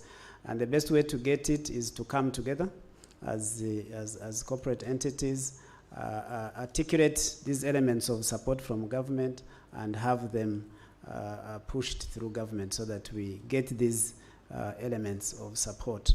As a board, we must absolutely require management to come up with strategies in this area to identify this risk, have it on our risk register, and plan mitigations that would be our plan going forward. So it's not unusual. I would not be surprised. I would probably be shocked if in the next 5 years, the big corporate entities in Uganda don't have targets towards climate change. When do you intend to be net zero? Oil companies are doing it. We are changing our portfolio, and we are structuring the way we produce crude oil, the way we deal with the products to ensure that they are less emitting, and we are taking efforts to ensure that even the residual emissions that remain are balanced off to ensure that we are carbon neutral. There is a lot of innovation around this space in terms of what you can do. So we need to push our management teams to innovate, to think through innovation. There's a lot of technological development across the world in response to climate change. Africa's participation in this technological development, ownership, and structuring is about 0.001%. So we need to do better. And it's not going to be governments. It's going to be corporate entities through their boards, through their management, to ensure that even as we talk about the fourth industrial revolution, there is a clear sign that clean energy and other technologies are going to be very important in the next 10, 15, 20 years. How do we position ourselves in this space? It can only be through innovation and advancement by pushing our teams to doing this. So in terms of where we, I think as a country, as bodies here, I would advise that we first build awareness around this topic within our boards. Let's get aware. What is this thing about? What are the opportunities? What are the risks? What can we do? How do we plan? And once we are aware, we start on strategies and policies to implement. Thank you, Peter.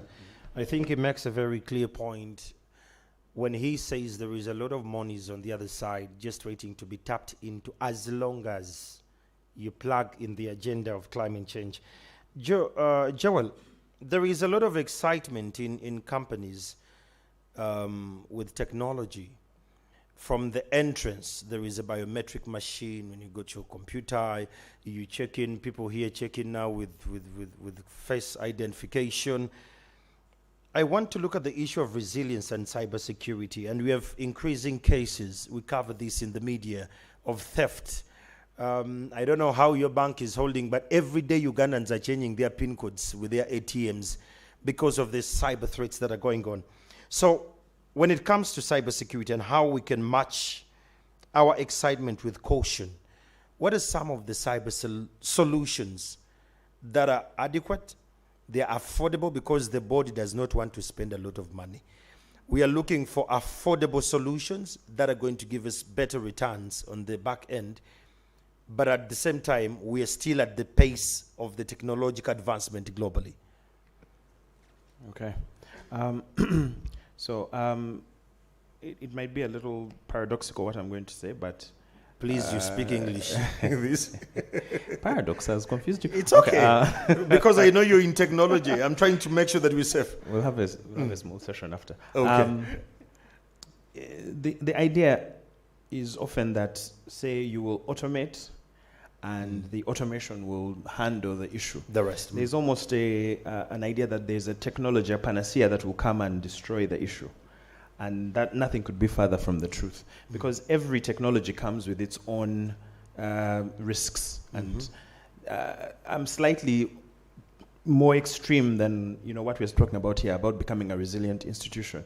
Because for those of you who've read Black Swan, the argument that Nassim Taleb was making there is that if you're a resilient person, you can absorb shocks, but you remain the same.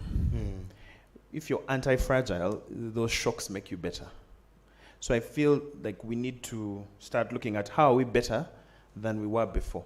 So to your question around what technologies can we utilize, first it's about why are we taking them on? What are we doing with what we currently have? The fancy new toy looks great, but I mean, if I was on a board, I would say, what are we doing with the current tools we have now? Each of us who came here, I think we registered at the front desk. Correct. I don't know how many of us asked where those papers are going. This country has data protection unit. Yeah, but you see, because it's obvious is not obvious. Yeah. So the challenge we have, and I think Peter has touched on this a little bit, there is like a tsunami of information, a tsunami of concerns, and I really appreciate the difficult position we're in as decision makers in an institution, because nothing comes to you saying, I am more important than this. Everything is urgent. But the ability to, they say we're in an information age, I think we're in an attention economy. Because you only have so much attention that you can pay. The way you decide to split that up matters. So to me, the priority is going, what is it that we're trying to get done? What are we doing right now to address that issue? Are we doing it well? That's the culture issue. Because once you have an organization that has a culture that is looking out for, hey, we can't have client information lying around. We can't give out our information anyway. That mindset is the kind that will allow you to adapt to whatever technology comes to you. It will be a tool. If I'm careful in the way I ride my bicycle, I'll be careful when I get my jet. That's what I mean. For those of you who read the Bible, it says if you're faithful in small matters, you'll be faithful in larger ones. Yeah. So I can't say there's a one-stop solution for everything, but once you adopt that approach, that mindset, then you're able to say, does it make sense for us to have biometric? If you're in an up country, previously I worked at an organization called FSD, Financial Sector Deepening. And one of the big pushes we had was to digitize village savings groups. But the way we went about it was, digitize the way they do their savings onto a mobile phone. But what we didn't calculate for was the physical meeting was necessary for them to be able to hold each other to account. So we brought a solution that we thought, this is going to help them. You can send money when you're at home. So people stayed at home. And when they stayed at home, anyone could borrow from the group, and then the circle started splintering. So the choice of technology, we came with a solution that we thought would help the VSLAs work, but we didn't understand why are they structured that way. There's a quote that my father used to give me. I think he used to use it when he didn't want to buy me new things. But it's that when you see a fence up, before you tear it down, first find out why it was there. So I think the question for us is why are the rules there? I'm part of the crew that is always pushing that we need to innovate, we need to transform, but I'm uniquely aware that I need that pushback from the board, I need that pushback from the legacy, because what I'm trying to change may be opening the gateway for something new.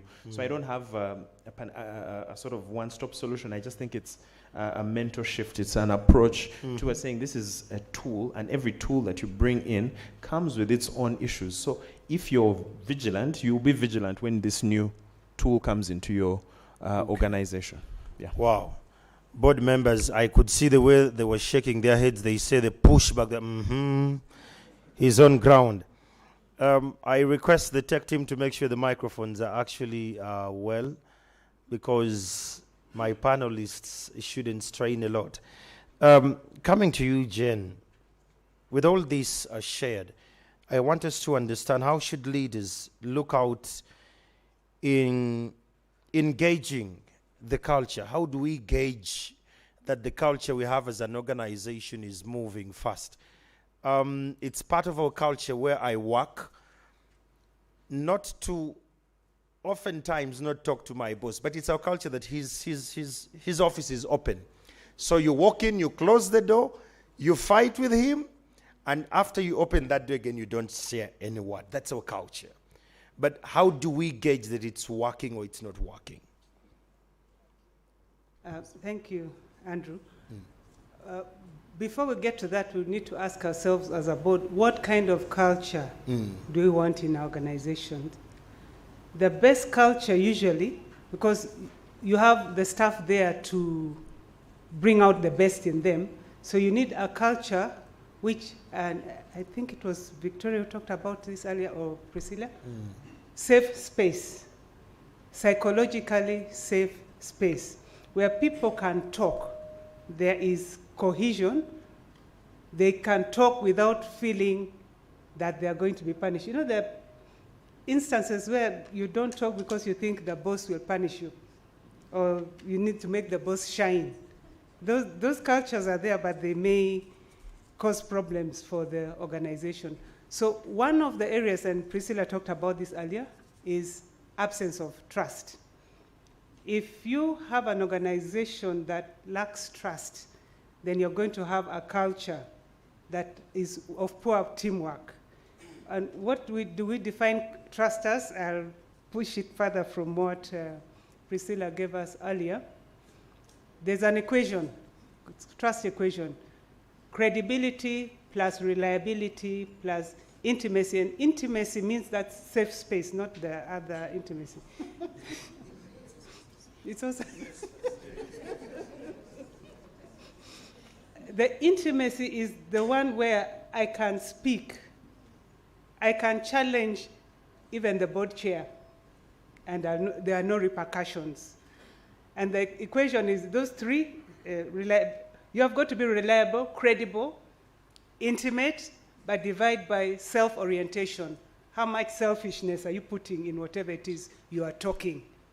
The less the self-orientation, the less you say I, the more you say we, the higher the trust you probably have in that organization. So absence of trust will show that there's poor teamwork there. Fear of conflict. There are people who, the culture, where there are cultures where there's artificial harmony. People are agreeing, not because they agree, but they fear conflict. And when there's a conflict, then you become the problem, you who brought it up. So those are the things you look out for, because you're looking for cohesion and challenge. Where there is that fear of conflict, there will be no challenge. Lack of commitment. This is where, almost aligned to the fear of conflict, people feign buy-in. They all pretend that, yes, we agree in the meeting, in the management meeting. We agree, then we get out the corridor talk. The first thing is, but what was he up to? And then there is avoidance of accountability. We are supposed to hold each other accountable. But where somebody does wrong and nobody can hold them to account, there you have there's a problem with your culture. There's lack of cohesion, lack of challenge. And when I say cohesion and challenge, there has to be a balance. You cannot have too much cohesion because you're going to have groupthink. What I was calling the feigning of group decision, feigning of buy-ins and lack of commitment. And then you'll have inattention to results. You have people who want to shine. I don't understand this word shine, by the way. Let the boss shine, let this one shine. That is messing up the culture because you're looking at a person rather than what is good for the organization. And you'll find in those settings, a decision may not necessarily be for the good of the organization, but it's a good decision to make the boss shine. So how much are you giving people a free space, safe psychological space, so that when there's something wrong, they know we can speak without implications, without repercussions. Yeah, thank you. Wow. Let's clap for that, ladies and gentlemen. Thank you. The reason we're clapping for that, at times, freedom of speech does not guarantee freedom of speech afterwards. And it's something very sensitive. We should allow the teams to have freedom of speech, and we are sure they have their freedom after speech, that it's going to stay going. That is something sensitive. Before we go into the plenary session where people are going to ask a couple of questions, possibly you've missed out, to you, Council, what is your company, UNOC, doing in terms of the wider oil and gas industry, in terms of governance? Yes, there was a little bit of firefighting earlier last year, but later on, the media we got a foot towards the conversation, and thanks to the conversations we had in Egypt. Now that all that is settled, when we get to the governance, climate governance, what are you doing that is not out in the media void? Possibly we don't know about it, but for today, allow me to dig deeper. Okay. Thank you. And probably permit me a minute, a few seconds, to just go back on the legal framework. I don't think I fully answered your earlier question. The policies. The policies. So in Uganda, there is a legal framework around climate change. We have the Climate Change Act, I believe it's 2020, September 2020. It was enacted. It has a lot of focus on resilience, adaptation, and participation of all players, including private sector, in this endeavor. Uganda is part of the international legal framework around the Paris Agreement. So there is a lot of, the legal framework is in place already that we can reference and build around. On this, in the area of oil and gas, so I should probably have introduced the company I work for, Uganda National Oil Company. It's a private limited liability company. We have a board and the company secretary. We have management. We deal with all these things that are being talked about here: culture, strategy, risk, all these things.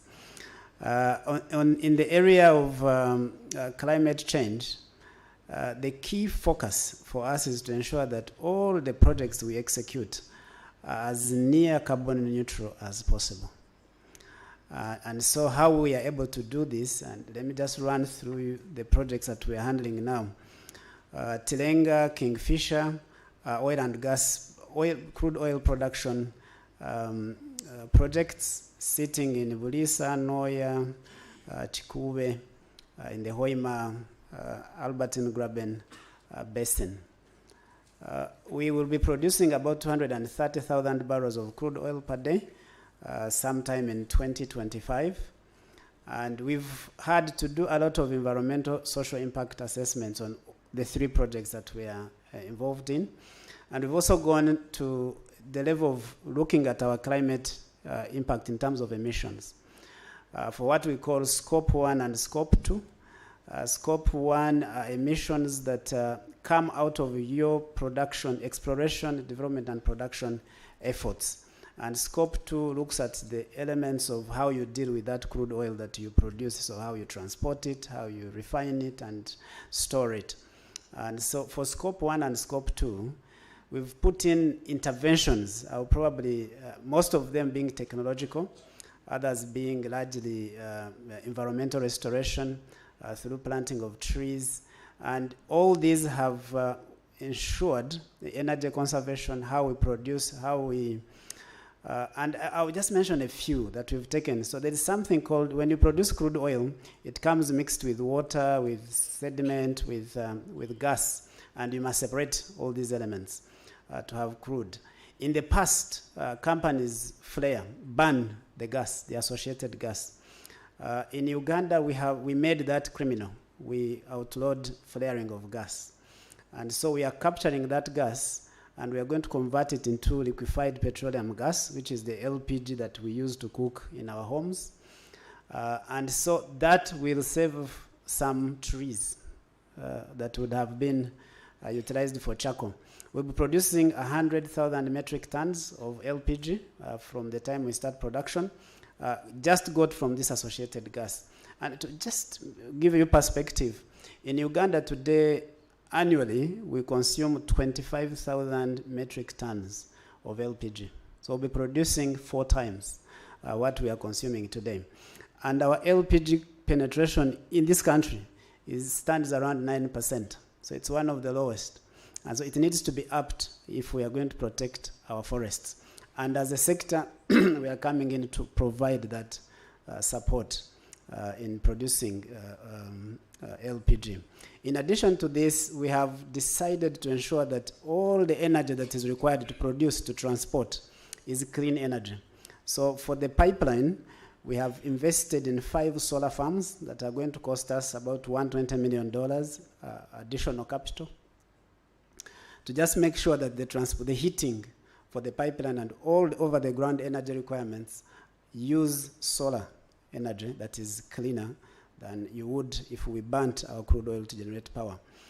That will cover 80% of the energy needs. The 20% will come from the Ugandan grid, which is excuse me, more than 80% hydro, and that makes it clean. So our transportation is clean. Then we've a target to plant 100 million trees as another form of intervention. And all these discussions, decisions go through our boards and are made by our boards. So the boards are very aware. Now, the result of these efforts, because that's what the board has to ask, what is the risk? What's going to be the result, so I can measure whether my investment makes sense.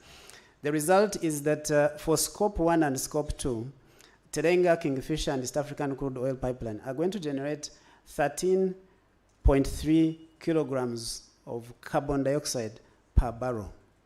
That's one of the lowest in the world. The global average is 33 kilograms per barrel. So we are producing this crude oil in a much cleaner manner than the global. But internally, as a company, we have taken cognizance of this risk. We have had training around it. We have had put in place policies, and we have our targets per project. And we have actually commenced on some of these financial opportunities on the other side. And we might be able to get some good financing in this space. So I hope I've done that. Thank you so much. Let's clap for him. At least we're in position to understand how this works. Anyone in the business of forestry, you've seen where business is, kindly talk to Melissa before he leaves. You could never know you could be a part of the people to plant their 100 million trees. Finally, to you, Joel, we want to understand, board members here need to have practical examples where a board was guided to a successful digital transformation. We had a challenge in this country during COVID-19. The Prime Minister called someone to confirm that they received the money. Someone on the other side confirmed. As NTV, we went on the ground. It was another person. So we want to understand, what particular project have you seen where the tech team guided the board into the transformation and they went through it all? Practical one. Okay. I'm obviously going to talk about Stanbic. So, for the longest time, I think Stanbic as the biggest bank in terms of assets, the perception had been that the everyday person is not accessing our services. And I think Anne's vision about us becoming a digital-first enterprise has really borne fruit. Now, if you ask her, it's a long journey. A lot of announcements will come out, you'll see fancy applications, but it's taking a step-by-step process so that you have a systematic change. And 2 examples of that, I would say, we're quite proud of FlexiPay. So FlexiPay is, it's a wallet solution that we're providing. But rather than just be a wallet, just like your mobile money wallet, if you download FlexiPay, which you all should download, it is almost like an interchange. So you can easily move money from your mobile money wallet to the bank account. My background has been working in mobile banking, and the limitations that we had were you could only move money. Let's say I'm Joel. I can only move money from my account to my wallet. I couldn't send it to someone else. So there were 3 steps I would have to take. Pull the money out, then I push it to the next person, and each of those movements has a charge. So first of all, make that free. Make that movement of money free. That's what FlexiPay is doing. But more importantly, now under FlexiPay, we have data on what those transactions are. For someone who's paying for airtime, someone who's paying their bills. Now, on top of that, that transformation, the main thing that I would say is a successful move is that we now have a profile. We now understand what those needs are. It's very easy while sitting in the boardroom to say, I think people need this, or I think people need that. But the example for us in banking is that we missed the mark when the telcos are the ones who came and developed mobile money. Because they realized, well, there's no easy remittance solution. There's no easy way for someone to just have money sent from one place to another. Now, the response through FlexiPay, it has taken a while, but it's now a basis upon which you can now have a profile for what banking solution can come in and disrupt what's happening in mobile money. How can you make it free movement? From that movement, can you get the data? From that data, can you start to lend to these segments? Because it's not as easy as just extending credit with the same ways you'd extend it to someone who's salaried. So I would say that's a very good innovation. The next one is the organization I work for, FlyHub. Noticing that the bank, Stanbic is embedded in almost every sector of this economy. And right now, any relationship manager will tell you, for instance, in oil and gas, that you're financing it, but you're seeing that, well, maybe there's no platform on which vendors can be able to register themselves and get attached to someone else. So as a financier, you see that, but your license doesn't allow you to go there. That's why we have a properties company. That's why there's a technology subsidiary. That's why there's a securities company, so that you can look at the whole scale needs.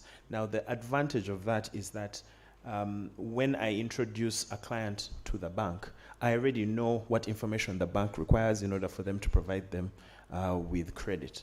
As opposed to some third party then introducing them to the bank, then they have to go through verification. So I would say Stanbic is really going through digital transformation.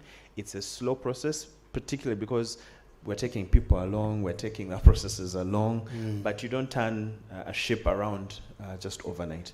And you wouldn't want to do that. And that's what I want to tap into. What was it like explaining to the board about this FlexPay being an aggregate of payments and all that? The very first time you're in the board and you're explaining this to Japheth, what are you trying to do to me? We say it's safe space, don't worry. I want to know what it was like, the journey to convince them that this aggregation is going to solve quite a lot of issues here. I think, rightfully so, there were many questions that were asked. But I think it was the right kind of questions. When you're I think when you're an innovator, you move fast and break things quickly. So the question the board is asking is, what are you breaking? Okay. Show it. So it's almost that you had to, because you faced fire in the boardroom, the fire of the actual work was much easier. So it's, again, I said that they are the official values of the bank, but then there's the culture. So the culture within the bank is that you're going to get a few gray hairs, because you're going to have to think orders of multitude above, because you're going to now be exposing a large clientele, a large base of this country. It's significant. So I think the questions were around, how are you going to scale? How are you going to get merchants? What's the uptime of the application? What's the road to profitability? How are you going to get your licensing? All those questions that a regular fintech might not get those questions asked. So because of that, it takes longer to get to market. But now, you've almost seen everything before. Anyone who's a Liverpool supporter, for instance. Really? Joel, really? Knows that, the amount of preparation you do will show up in the real game. So, thank you so much, ladies and gentlemen. Clap for my panelists here. It's time for plenary. I will just take only 5 questions to them. By show of hands, let me request my team to pick the mics here, the hands-free mic. You're going to ask one question, speak your name, where you come from, and then you will ask just one question, and then we can have only 5 questions. Please make sure you highlight to whom are you sending this question to. The first question is there. Please have this as well. My name is Emmanuel Chizaliva. I'm the board chair of Microfinance Support Center. Council, you said Australia is doing it well in environment.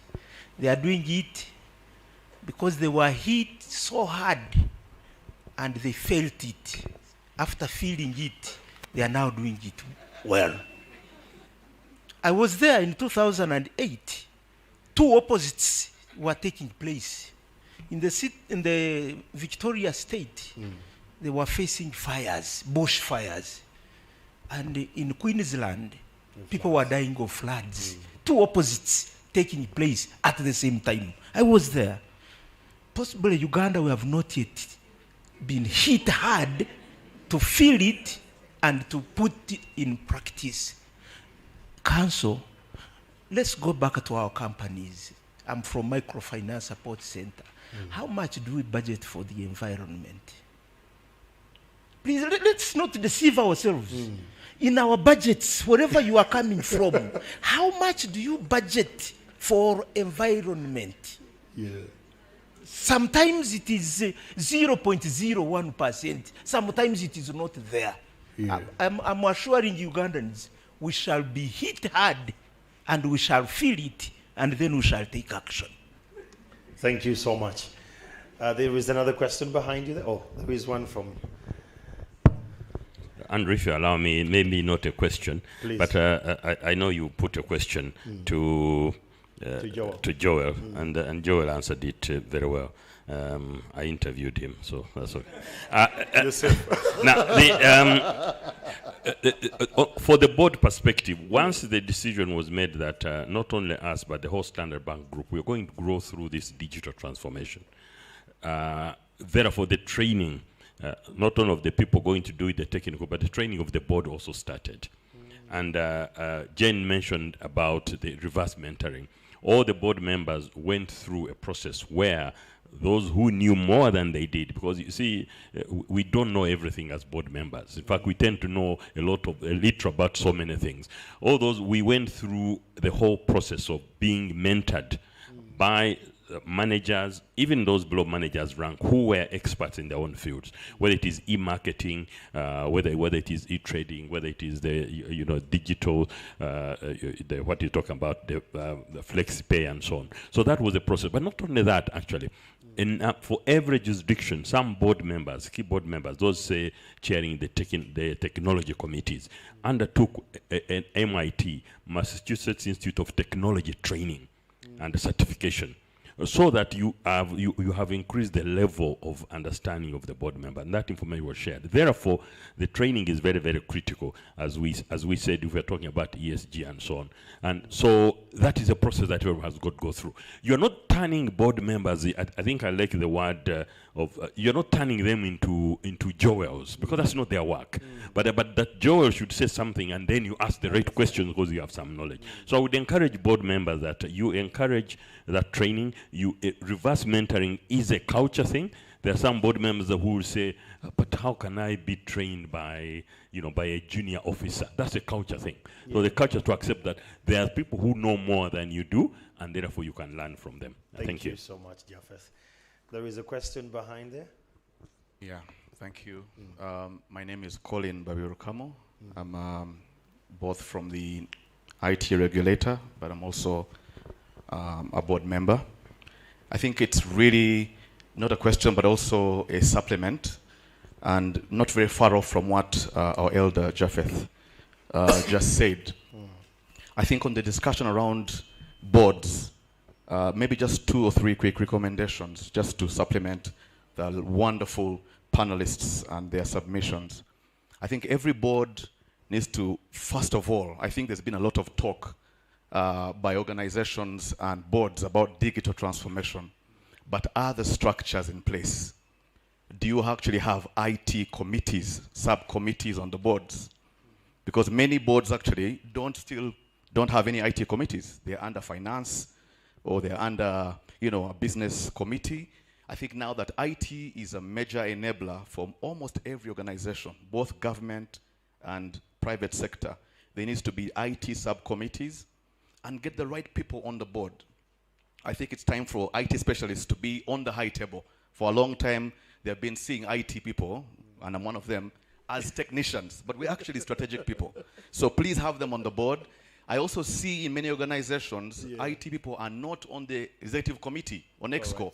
They are somewhere under finance. Second recommendation, I think looking at IT always as an expense. You hear finance people call it an expense. They call it a cost center, understandably. But I think people need to shift. The boards need to shift their thinking to an investment. IT is actually an investment. It may be high on capex or capital expenditure initially, but it pays off if you have the right people on the board. The last recommendation, I think, is almost what Japheth said, that we need to have, training for board members. The same way I, on a board, as an IT person, I'm trained on finance for non-finance managers. I think now boards need to have digital for non-digital practitioners to really get the people on board to drive and ask the right questions. Thank you. Thank you so much. Let's clap for him. He comes from the regulator. There was a question at the very back. That is Rob Kabshenga there. We have a question at the back. And I love the fact that... hello? Okay. Hello? Okay, Rob, go on. Thank you. My name is Kabshenga. I am from KCB Bank. Why are you surprised? Nice to see you from KCB Bank. Why you think I can't be in a bank? No, Robert, it's okay. You're in KCB Bank. Why are you laughing? You see? So what I'm going to say is it will mean I'll have lunch alone. But so I'm going to comment on two things. Yeah. One, this whole thing about the board and environment, something called ESG, it seemed like it suddenly came from somewhere up and was brought to us. I'm still not sure exactly what purpose it's serving, other than us now ticking a box to show that we're compliant, that it's in the risk report, and we discussed it. But what's the purpose in real concrete terms? Because, this is such a big thing, unless you're saying we should quantify its risk in financial terms and know what effect it's going to have on the business. Maybe that, but what we're going to do about it is what I'm not sure of. And trust me, I know a lot about climate change. Last year, I lost all my crop of coffee because of sunshine. I have spent the last 12 months on 2 mountains, and I can tell you that within 5 years, you're going to have a fresh water crisis. What the gentleman from Micro Support Center was describing is mild. Very soon people will have no water to bathe, leave alone drinking. So I think what I would challenge ICSA is how can we integrate this whole thing beyond just a box-ticking risk assessment exercise? If I'm in a financial institution, how am I supposed to approach this question of ESG compared to my friend Peter, who is in the fossil fuels business? Because we're not dealing with the same governance problem. He has a different issue, and his issue is much clearer. Which takes me to my next point. This question of my good friend Joel and technology and all of this business, I've been on both sides of this issue. I was once in management, I am now on the board. There are two basic problems. One, 3/4 of the people here who are on boards are what we call Luddites. Now you Google and find out what a Luddite is. And then you've got these tech guys who come and make presentations to a Luddite board about technology. The conversation about digital transformation, if it's going to make any sense in the board, should not be about technology. It's not about technology. It is about how best you're going to serve your customer. And if deploying digital technology is one of the things. So I am beginning to wonder, I would like to disagree with my friend Colin. Yes, you should have tech people on the board, but I think the people who should come and make the case in the board for investment in technology shouldn't be the Joels, it shouldn't be the tech guys. It should be the people who are going to use that technology to come to the board and say, I would like my process to be changed like this, and therefore make this investment in this technology to enable me to deliver this service. Otherwise, you will have on one side very smart kids talking a language we don't understand, and on the other side, you will have their uncles and their parents who are complete Luddites who are not interested in the conversation. The power dynamics and the level of English that us board members have and the power we have, we throw out these investments. That is the reality of the boardroom. Thank you. Now, Thank you, Robert. If you don't want to sit with me for lunch, it's okay. It's fine. Thank you so much. Okay, one very last question, or finally we have a lady. In the interest of time. Yes. Okay, thank you. I'm Grace Aliakai, sitting on the Finance Trust Bank board. I'd just like to add to what Robert Kabushenga said in terms of basically the challenges that one gets when one is trying to address issues concerning the impact that you have on a risk materializing in not implementing certain things on the technical side. Just giving an example of the redundancies that one has to build, and that translating to a certain amount of money. So it's not necessarily income generating, but the impact of that risk materializing would be so much greater. This I'm addressing to Joel. Secondly, when you have what was the other point? Sorry. Yeah, just coming down again back to the redundancies that one has to build. You're talking about the cyber, not cyber security, but the cloud computing. In there, one has to be sure that you'll have a reliable internet all the way full time, like on a telco grade kind of system.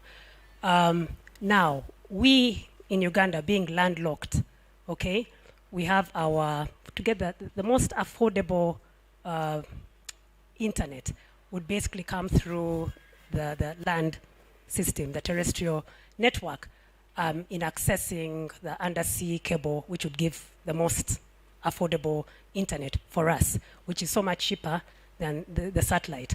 But the challenge we have there is in the transmission, all the way to the coast, which would call the backhaul. In many instances, you have, fiber cuts for various reasons. And then you find that even though there are redundancies built, the telco networks, whoever owns the infrastructure, they're basically using the same pipe. So you have a cut, everything is down. Now, the redundancies, there's minimal redundancy that's built on the satellite side because of the cost. So when you have this cloud, very nice, fancy computing thing in place, once you have the terrestrial link down, you will have minimal capacity on the satellite link, if at all, whatever organization has the satellite one running. So where would that leave us? Okay. There is one last question from a lady in the back there. Just let me have that lady. Thank you. Good afternoon, friends. My name is Sharon from Centenary. My question is to the CS of UNOC. You have all these strategies towards the big projects that you have for the country. But at what point do we see this implementation actually happening? For example, the 100 million trees, how many have you so far planted? And how old are they? Because if we're looking at 2025, these trees should be about 3 or 4 years old. Please tell us so that we're convinced what you're bringing is good for us. Okay. Thank you so much. One very last question for this gentleman here. This one last question, that gentleman next to the camera there. Then we can respond to this. Mr. Melissa from UNOC, you're going to respond to this. Thank you. Thank you so much. My name is Kenneth Akiri. I'm a board member on IRIA, but I'm also the head of administration in Ministry of Health. My question is a blend of the two, is on culture, but also on digital transformation. The question I want to put across is that all along we are told that change is gradual, and yet the digital transformation is kind of quick. So how do you dismantle culture that has already been built within an institution for a long time? Because building culture is, takes some bit of time to be able to adapt to the, quick changes that happen within the digital, arena. Thank you.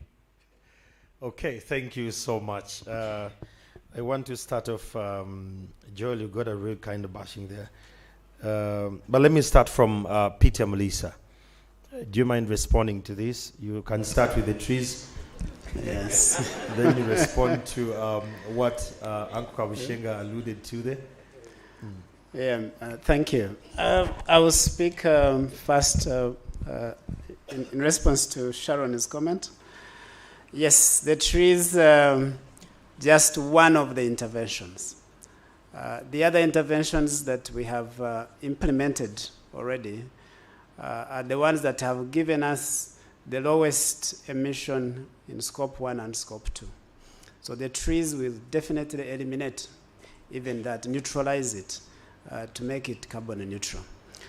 So the other investments I've talked about, the 5 solar farms, the kind of technology we are using in the crude processing facilities, all these are real. We have invested that money to ensure that our production is one of the best in terms of carbon emissions in the world, not just in Africa, but in the world. So that is investment that has gone. For the trees, we are working with NFA, with the Church of Uganda, and we have a framework that is in place. We have a strategy now to start planting the trees. We've actually started. And the idea is not that they should be ready to absorb carbon in 2025, because the project is more than 20 years, Peter, probably 40 years. How old are the trees, the ones that are already planted? Because that was very critical in her questioning there. The ones you've started already, the ones you've planted, like for how long have they been down there? I know, I think I've answered that, because I don't want us to focus on the smallest component of our interventions, because then we lose the whole intervention. We have to look at it from its full perspective. So the idea is that we should have these trees. We have an MOU with the Church of Uganda. We have a structure with NFA. And we're getting other partners. We are getting climate financing to have these trees planted. So they will be planted, definitely. We've planted a few at the UPIC Institute in Chigumba. But we are going to plant them. And the idea is that they would completely now neutralize our projects to carbon neutral. We'll probably have other offsets. On the Australian, I believe that so there is a graph I usually show people when I'm presenting on climate change. And that graph usually has, on the y-axis, the level of risk, and on the x-axis, the level of preparedness. And when you plot African countries, including Uganda, we are in a place of high risk, low preparation. And so that basically means that these impacts will hit us harder than developed countries. And so we must prepare even today. So we can't say it's too early. No, we have to prepare now. And part of preparation is because we have a different problem. Ours is largely a problem of energy poverty. When the power went off, that's a manifestation of energy poverty. And there is no development that is not driven by energy. So it's sort of a paradox. You need energy as a poor country to develop, but you need to be positively compliant with climate. You need to do it with that awareness. So in the end, you come up with that policy of sustainable energy development. So it must be sustainable. But you'll end up using a mix of energy sources, including those that may be a bit dirty. So that's the kind of challenge we are dealing with. But we have to deal with it now. That's why the Climate Change Act of Uganda is already here. And so companies, corporate entities cannot stay behind on this. The impacts, if we do not, if we hit, for instance, 2.7 degrees in 2050, in Africa, we'll probably lose productivity, agricultural productivity, up to, say, 25%. Our farmers are nearly 80% nature reliant. There is very little technological intervention. Irrigation is next to zero. So if it shines, our crops dry. If it rains too much, our crops die. So we are nature reliant, about 80%. And that makes you extremely vulnerable. So we must grow on two levels: energy consumption, so that we eliminate energy poverty and economic poverty, but we must do it in a sustainable manner. Thank you so much. Coming to you, Jen, respond to Kabshenga's question on how to plug the ESG issue, not just to tick it, that, oh, we have it, we're compliant, but how to make sure that we move the talk. Thank you, Andrew. Thank you. Robert has a way with words. The King Code is the major authority relating to the organization's responsibility to the environment and to society. And this was mentioned by the governor earlier. Organizations are corporate citizens. So you have responsibilities within the within the society that you are in. I recently read a clip from, I think it was one of these WhatsApp things that are thrown in forums. We do not inherit the environment. Hajat Green is going to be happy about this. We do not inherit the environment from our ancestors. We borrow it from our children. The issue of the environment is that we must protect it for the future generations. And the environment is your land, the air, and the water. There's a research I was doing, and I read, and Robert, I hope you're listening. Bank of Uganda actually obligates banks to make sure they carry out ESG activities. For the social, environment is looking after the environment. Social is, what are you doing to make sure that the society that you're in is better than how you found it? But that also, if you action it in a strategic manner, is a competitive advantage to you.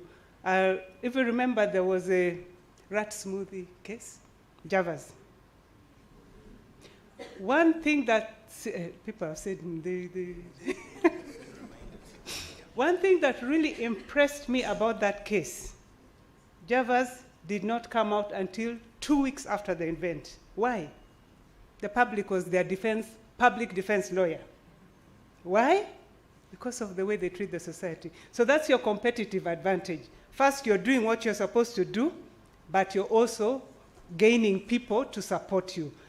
The governor mentioned it. It's not just about your business, and Priscilla mentioned it as well. The people, the planet, and then you go for your profits. The governance aspect, corporate governance or governance should be a culture. Should be the way you do things. Because if you're going to have, there's an example I like giving, it's so stale now, but I'll give it anyway. PPDA, you have a procurement manager who gets a PPDA request for quotes requires 3 quotes. So this lady gets a quote, I usually say man. This lady gets a quote from her boyfriend, her uncle, and her bestie. The law said 3. She has complied. But what corporate governance brings in is the ethical component. Are you transacting in an ethical manner? Corporate governance is about having ethical culture. So for instance, this item that this lady was supposed to buy is 100 million. And the person, the boyfriend, his company, it's probably no company, but the boyfriend's whatever quote is the one that gets it at 70 million. In the open market, it is 50 million. Yes, you have achieved it within your budget, but how effective is that?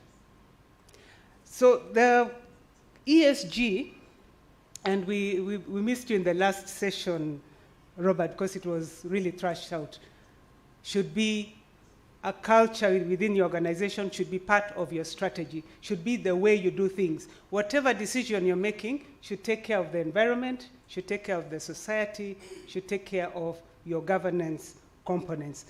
So thank you. Thank Thank you so much. Joel, you can respond to quite a lot here. The digital transformation, the cables under the ocean, vis-a-vis the clouds, and how do we navigate the absence of those? I like that you pointed up when you said cloud. Okay, let me also just respond to Mr. Kabushenga as well. I think I take your point completely. The lesson learned for people like myself is that we think technology should be self-evident, that it presents its own rewards. I would argue that now the reason everyone is investing in it is because you will not be competitive. So it's being seen from a financial standpoint. But unfortunately, it's being limited to the IT team. So we are now digitally transformed and it's being handled by the IT team. But the hardest bits, I'll tell you, are procurement, finance, HR, for instance. So I think the reframing is a point I've taken on. I think, I don't have an answer for that, but I'm happy that Colin, for instance, has mentioned that the way we're framing this as not an IT issue, but as an organizational change issue. And we say we're customer-centric. Every organization says they're customer-centric. But if we're being honest with ourselves, customers have been asking for these things for such a long time, but it's not showing up in the incentives that we as management are able to respond to. So I think the duty is on myself as management to be able to make that pain quite evident. I need to be able to embarrass my board if they don't make an investment or make that decision. So I take that as a point. To the question of the investment in the enabling environment around IT, it's a big challenge, I won't lie. I think part of it, when we speak to the MNOs, when we speak to the IT service providers and the internet providers, is they also respond to demand. So it's a chicken and egg question. We're saying, give us the right pipelines. They're saying, we won't give you those pipelines until you invest. So I think at a certain point, I liked what the Deputy Governor said at the beginning.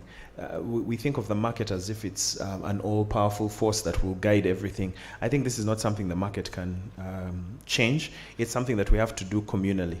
So FITSPA, for instance, the reason that FinTech Association exists is to sort of collate that demand and say, we together have this need. If we make the demand to the regulator or make the demand to the people who are going to set up these facilities, perhaps they'll say they won't respond to FlyHub, but they'll respond to 6 or 7 fintechs that are saying, we're ready to do this. In the meantime, we're taking a hybrid approach. That means you have to have the physical servers that are there as your backup. But that means, on average, our costs are much higher, which means the end user is also going to complain because that cost is much higher. So, I think that's not something one institution can resolve. Perhaps cooperation is the only way forward.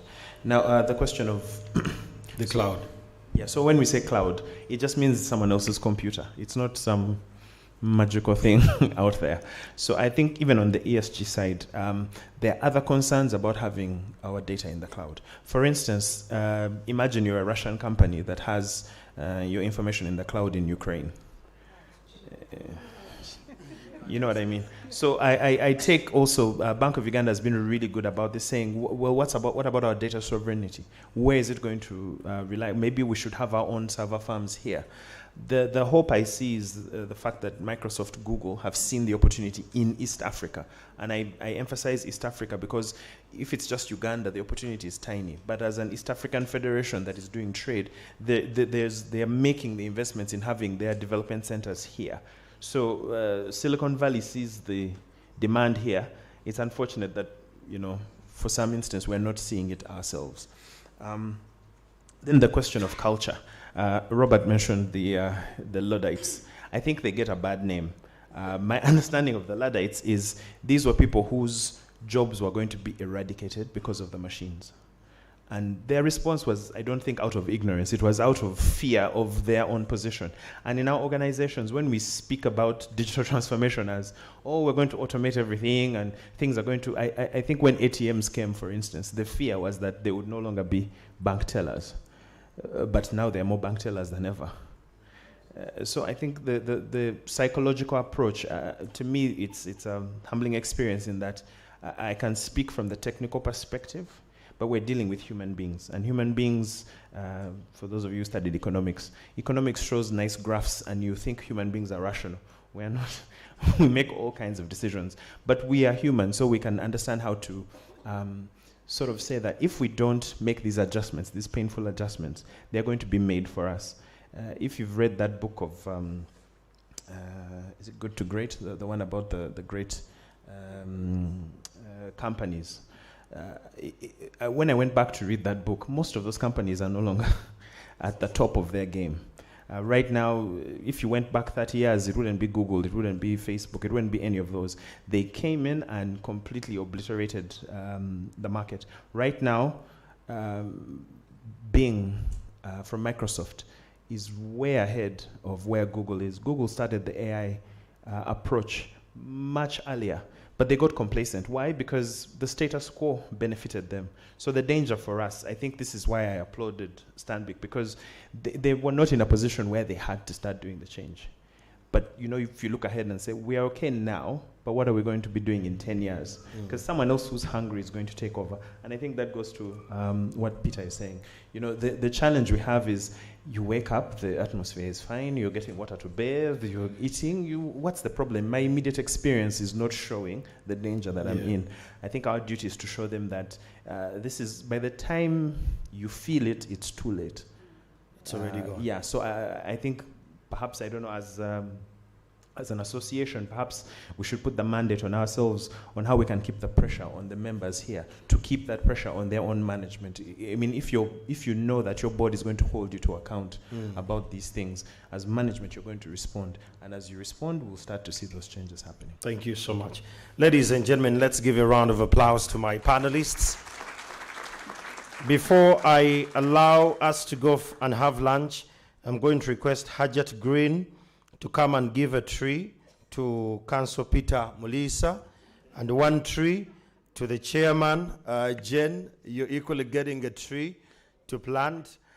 Purposes is to confirm that we are cognizant of the ESG, that we are actually moving to this agenda. So Hajat, please bring those 2 trees.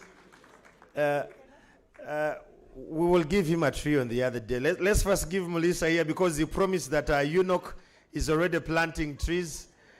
And Hajat, you can come up here. Okay, they can okay. Can we give her a microphone briefly, just to make sure that this is in sync? The microphone, let's have that one hand free, please. This is the commitments we are making today as ICSA towards the 100 million trees that Peter Mulisa has been alluding to. Let's give that a round of applause. I just want to make sure that we go when we have commitments already done. The thing is action. This ESG is about action. No conferences, not speaking, but action. Let's make sure that we take action. And I'm Hajat Green. I'm happy with the 100 million trees.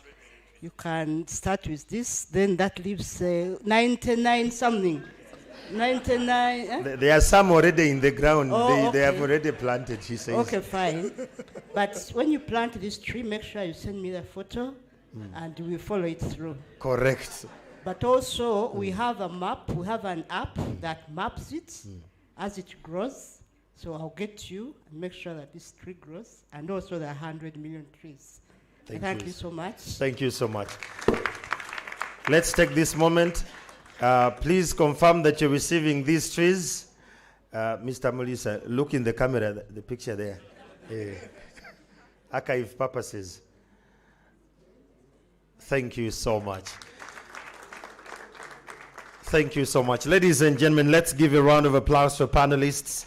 And I really want to thank you for being such a great audience towards this entire conversation. And shortly after our lunch break, we shall have another session that won't last so long. Please note, we have an exhibition on the other side. Pass by the exhibition, get to know what some entities are doing, what some of our key partners and sponsors to this conversation today are doing. Before you have lunch, the line could be quite long. Just pass by the exhibition side. You saw the white tents, correct? Where you parked. Just pass there, get to see what they're doing, give them the support, or buy some of those products. If it's technology, Sign up, get onboarded. Again, let's just pass by the Secretariat table, get the lunch coupon, and we shall be back by exactly 2:30. Good afternoon. Thank you so much.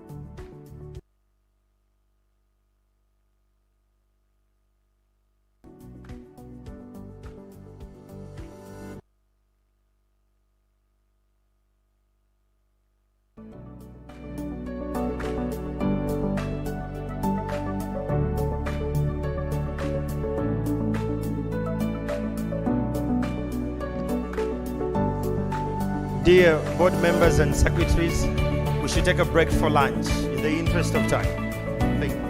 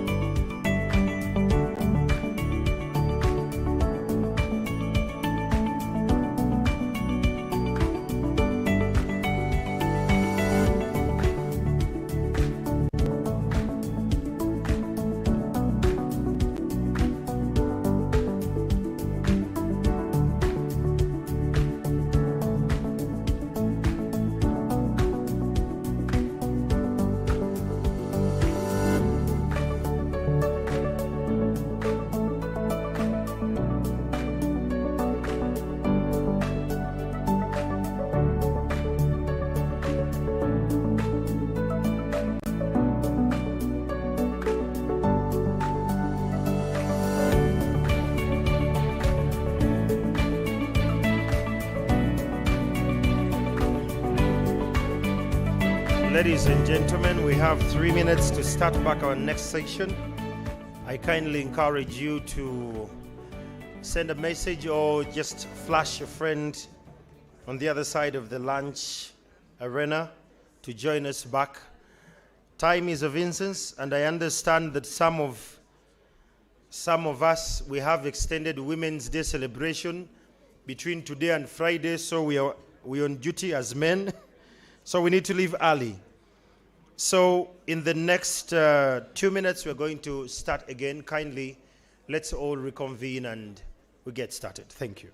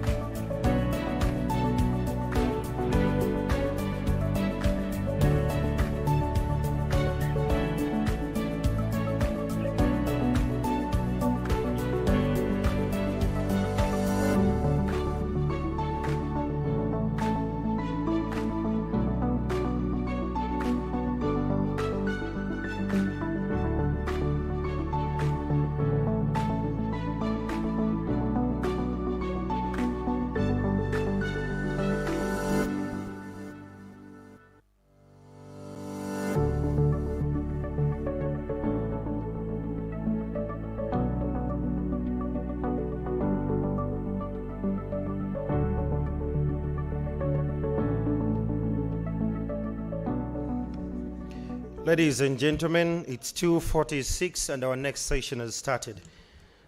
For those who have just joined us, my name is Andrew Chamagero and I'm the MC today in this conference. And we want to welcome you back, those who are just joining us online. Thank you so much for your feedback. Yes, it has been registered. Yes, I have seen it, and these questions are going to be answered by my next panel.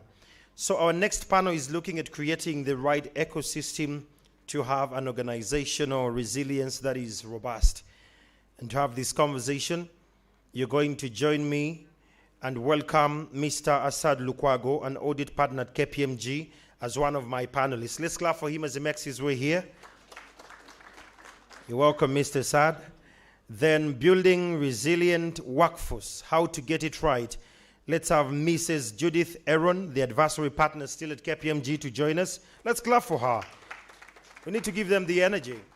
You're welcome, sir. Thank you. And last but not least, harnessing the potential of technology in the changing ecosystem, Mr. Martin Kimani, the Associate Director, Technology Transformation, KPMG East Africa.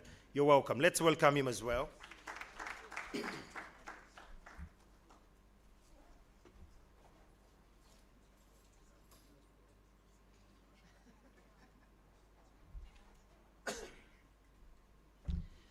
Okay.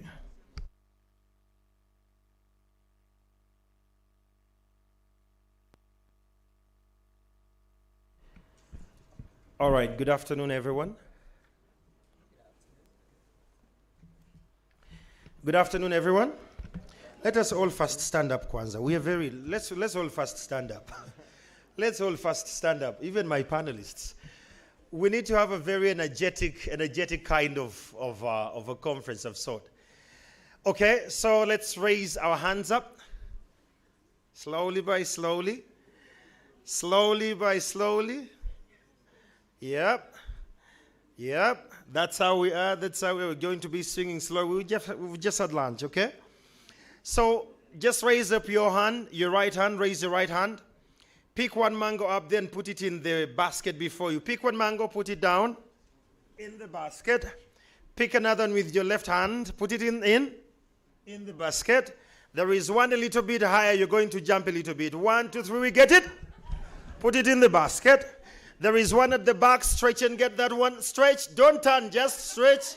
Get the mango. Put it in the basket. And there is one just a little bit higher, just at the front of your left hand, okay? On the count of 1, 2, 3, we get it. Get that in the basket. Take your seats. Hi.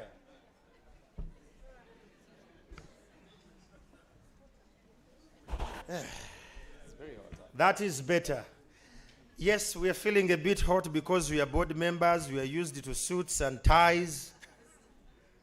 And the AC, we kind of request the team to activate the AC because for one or two reasons, we need to feel fresh. So the next team I have here is a team of experts from KPMG that had a research earlier on shared by Mr. Sad Lukwago. I urge you to find it, the one of the East Africa's CEO that was printed in the CEO magazine. Kindly find that research. It will be in position to show us what exactly it's like. Good afternoon, Martin. Good afternoon, Andrew. How are you? Very well. How does it feel? It's hot up here. Oh dear. Says a Kenyan. It is very hot? It is hot. Okay, we're going to sail through slowly. Good afternoon, John. Mr. Sad, let me come to you, Mr. Sad. Good afternoon, sir. Your mic. Andrew. Yeah. Your mic. Yeah. Okay, good afternoon, Judith. Good afternoon, Andrew. Great. The conversations are very interesting. And those following online, the hashtag is Directors Secretaries Conf. That is the hashtag. I won't waste any more time. Let's start with technology because I love tech, Martin. I won't lie to you. I love tech, and this is something very close to my heart. My very first question to you, based on your experience as a team lead at KPMG, it's very sensitive. You deal with the data, that's very critical. What is changing in the ecosystem, and what are some sorts of signals the board members and secretaries should read from to understand the changing dynamics in the other sectors, not in their own sectors, but in the other sectors as well? Okay. Yeah, I think my mic is on. So yeah, thanks for this opportunity. My name is Martin Kimani. Been at the firm KPMG for about 15 years now in the digital transformation space. Been a bit of an interesting journey for me. When I started, I actually started in the space of focusing on technology reviews and technology audit. But then over that journey, I have morphed into what we call the digital transformation, which tends to focus and reimagine the essence of technology more from a business perspective than what we typically want to consider as digital. And I want to actually appreciate, there's a gentleman from KCB who at some point before we went for lunch, he rose up and said he is not getting the idea of the obsession of technology as the direct value more than the focus of where or what's supposed to add the value. Now, that being said, for me, it's what we have seen as KPMG, and based on the surveys and the work that we have done for most of our clients, especially post-COVID, the conversations that we have held in terms of what is changing within the ecosystem across all the sectors. And one of them, which is a priority, where then we have seen where technology has come to play a part, is on the customer preferences. Majority of the customers, if you take the cases of insurance, the cases of banks, their buying patterns and the level or how they engage with organizations have changed significantly. One of the biggest of the key was actually from COVID. Banks have experienced significant shift from the mortar and brick engagement with the client. Insurance space have also felt that movement in terms of how the clients are buying their product. Clients are asking for more customized product that talks into their needs specifically. If you look even into the health insurance, even in hospital, they are now engaging doctors even online. Now, if you look at how organizations again have started looking at technology, it's no longer just about looking at technology about whether we have the latest of the servers, whether we have the latest of the applications. It's looking as, say, for example, data is an asset. There is a rise and a move in terms of the trends of asking IT or technology space to not just be a cost center, but become a profit center and become part of the business.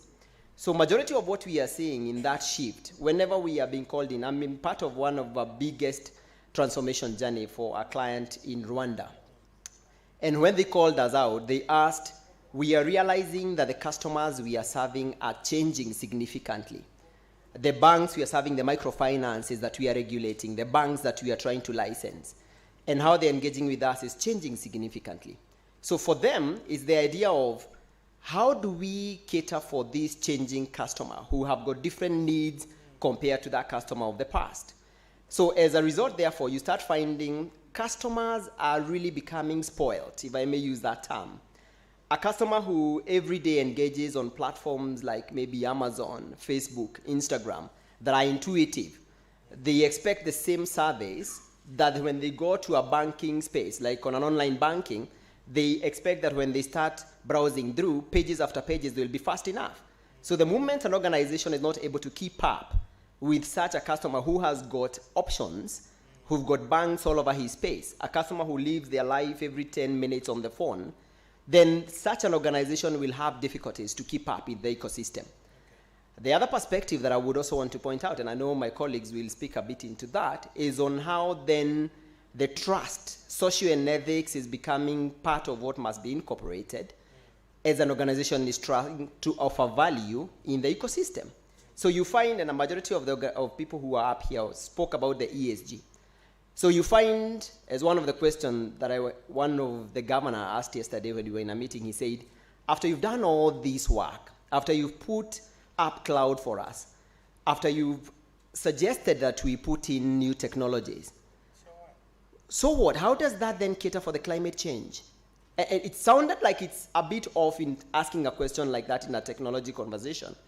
But there's always someone out there looking and saying, I only want to be associated with an organization that takes care of the environment, that takes care of the climate change. So those are some of the changes that we are noticing. And we are keen then to see that even as we make changes or we try to advise the clients to continue putting in digital and technology, they must also take care and keep up with the changing ecosystem. That's amazing.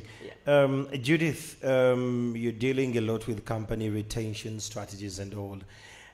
We want to understand how can companies ensure that their recruitment and retention strategies align with the long-term goals of the company, but at the same time building a resilient workforce for the long-term strategy. Thank you, Andrew. So just for introduction, I'm Judith Eroni, working with KPMG. I've been in the firm longer than Martin, just 5 years more than Martin. So I've been with KPMG for 20 years. Yeah, so, sorry? Hey, 20 years you said? 20 years. Yes. 20 years? Yes. Let's clap for Judith, ladies and gentlemen. The consistency, you're right to talk about retention. Carry on.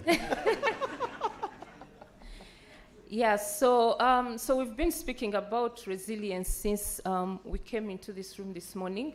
So I think it's very important for us to understand what resilience is from a people's perspective and from the day-to-day operations that we find ourselves in. So for us, the way we look at resilience is how are we able to bounce back after we've faced adversity, but then more importantly, how are we able to continue operating seamlessly within an agile situation? Because what we'll appreciate is that there are so many changes that happen, both within the organizations we work with, within the national and global economies. And for us to be able to sustain as organizations, we need to be agile and adapt and operate and remain relevant. So when we are looking at building resilience within our teams, first of all, as leaders, we need to have resilience ourselves, because we cannot pass on or try to build what we do not have. And that's, of course, looking at the things to do with trust. How much trust do we inculcate in our organizations? What are our communication levels? Are they open and honest? What training opportunities are we giving to our people? And things like feedback and the like.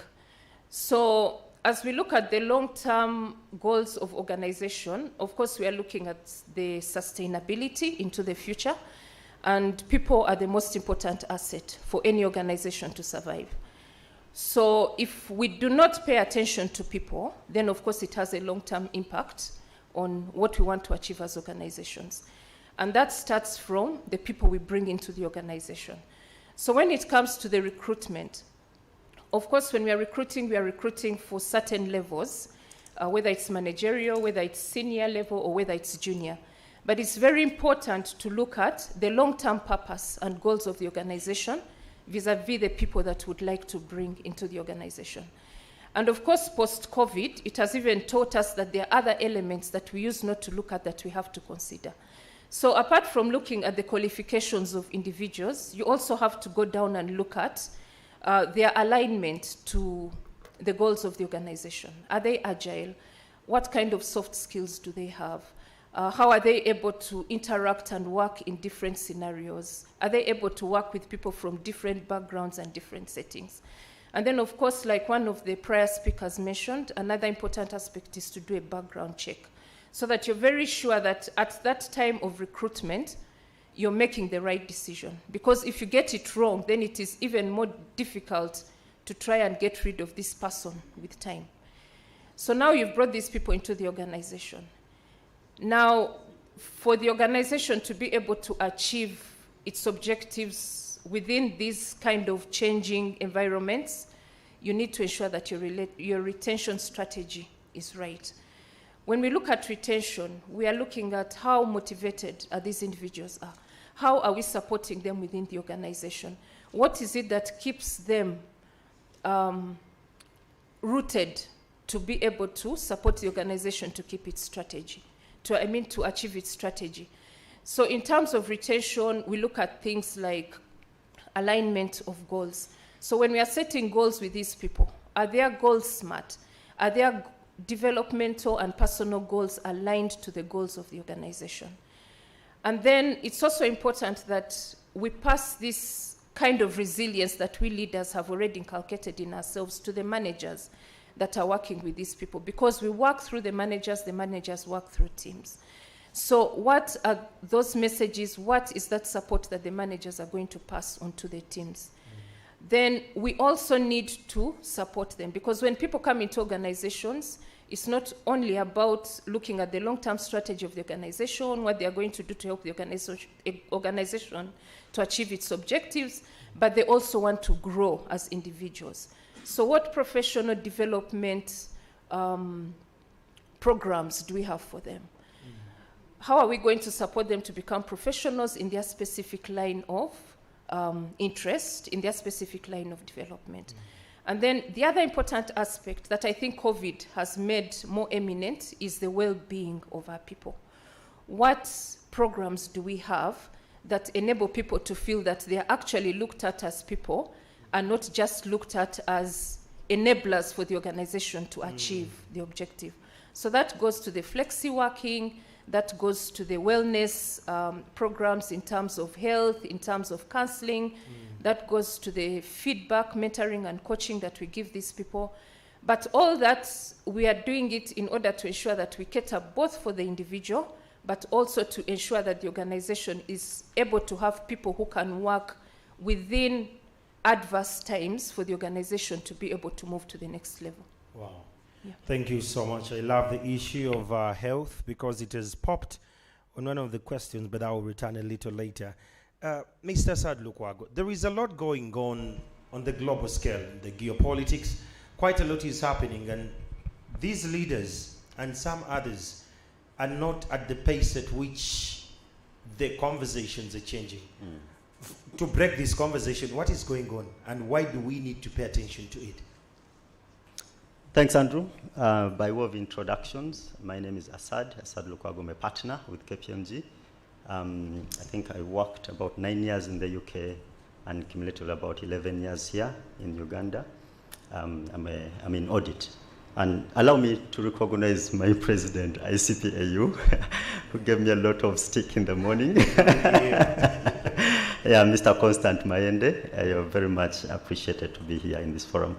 Yeah, and with your question about what's happening globally, some people want to call it geopolitics, but when I'm speaking to business people, I prefer to call it geoeconomics. By the way, it's almost the same thing, because really economic power is pretty much almost political power, and the other way around. And I want to, of course, go a bit back in history so that people get to know where we are. Most people don't normally like history, but at least I'm not going to start from 1986. So my history will be a bit more useful. We had that lecture. Yeah, so if you want to know where we are, and it will change very quickly, unfortunately, because you know where we are will not be exactly where we'll be maybe next year or 2 years. You need to first unwind a little bit and know the entire journey. We have been largely a globalized economy. We've been operating as one global, and we've perfected it. It peaked at around 2008, being properly globalized. Where did it start from? Just straight after the Second World War, I think it's called the Bretton Woods era. That's when some of the large economies sat down and agreed some sort of multilateral way of cooperation, and it was to do with foreign exchange. And they pegged the major currencies around the world to the US dollar, and it was a fixed foreign exchange to the dollar and backed by gold. That was the Bretton Woods era, from the World War up to around 1970, towards 1980s. But because of the speed of expansion, then we had the liberalization era, where now the exchange rates were more, there were more of what you'd call a floating rates rather than fixed rates. Now, why am I referring to those eras? That was the first start of proper globalization, multilateral cooperation, and signing international sort of trade agreements. That's the period when the likes of IMF, World Bank were put in place, so that there is some sort of global consistency and working together. The majority of economies, of course, unfortunately for Africa, we didn't pick, but majority of developing economies grew during that period. That's when the Chinas, I don't know whether people remember the BRICS, you know, Brazil, India, China, what was that, South Africa, if I'm not mistaken. So majority of them developed during that period. And unfortunately, when we clocked in 2008, when the deputy governor talked about that moment of the credit crunch, and what happened, the globalization and the interlinkages, most people started to look at them as a negative. There was systematic risk across board. Most of you are bankers, at least, so you're aware of what happened, and a lot of mistrust started happening within the financial sector, and that's why they called it a credit crunch. No one was willing to give anyone credit because you wouldn't trust their balance sheets and what risk they're sitting on. That started off a spiral of another wave, which we're still living on up to now, of what I would call a fragmentation or the unwinding of the globalization that we used to have. So from, first of all, banks started withholding a little bit of capital to themselves, withholding credit so that they beef up capital which had been eroded during that period. So that sort of restriction, not only internally within countries, but also across border, that was the start of a little bit of unwinding, what you would call globalization. Then you had certain sanctions and restrictions of trade among countries. Then you had a period where tariffs, barriers against other economies were being put forward, political popularist agendas. Of course, you had the Arab Spring in there, but also the Trump era, which characterized with the China trade wars. Brexit. So when you look at everything that was happening post the credit crunch, was actually undoing globalization and global cooperation. Where we are now, the pandemic turned up as well 3 years ago. and what were the measures that were ideal for restraining the pandemic. One, restrict movement inside and outside of your country, which is, again, unwinding the free trade of everything before. Countries started withholding certain products, and worst of all, health-related products, because they had to first assure their own countries of survival. Again, that is restricting trade, which is counter to the globalization that we used to have before.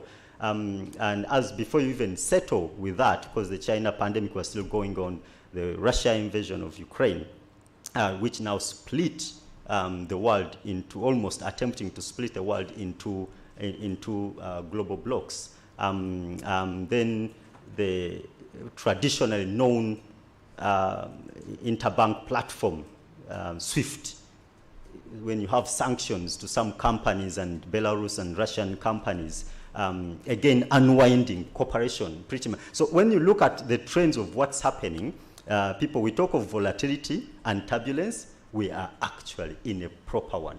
And I don't see how this is going to turn back.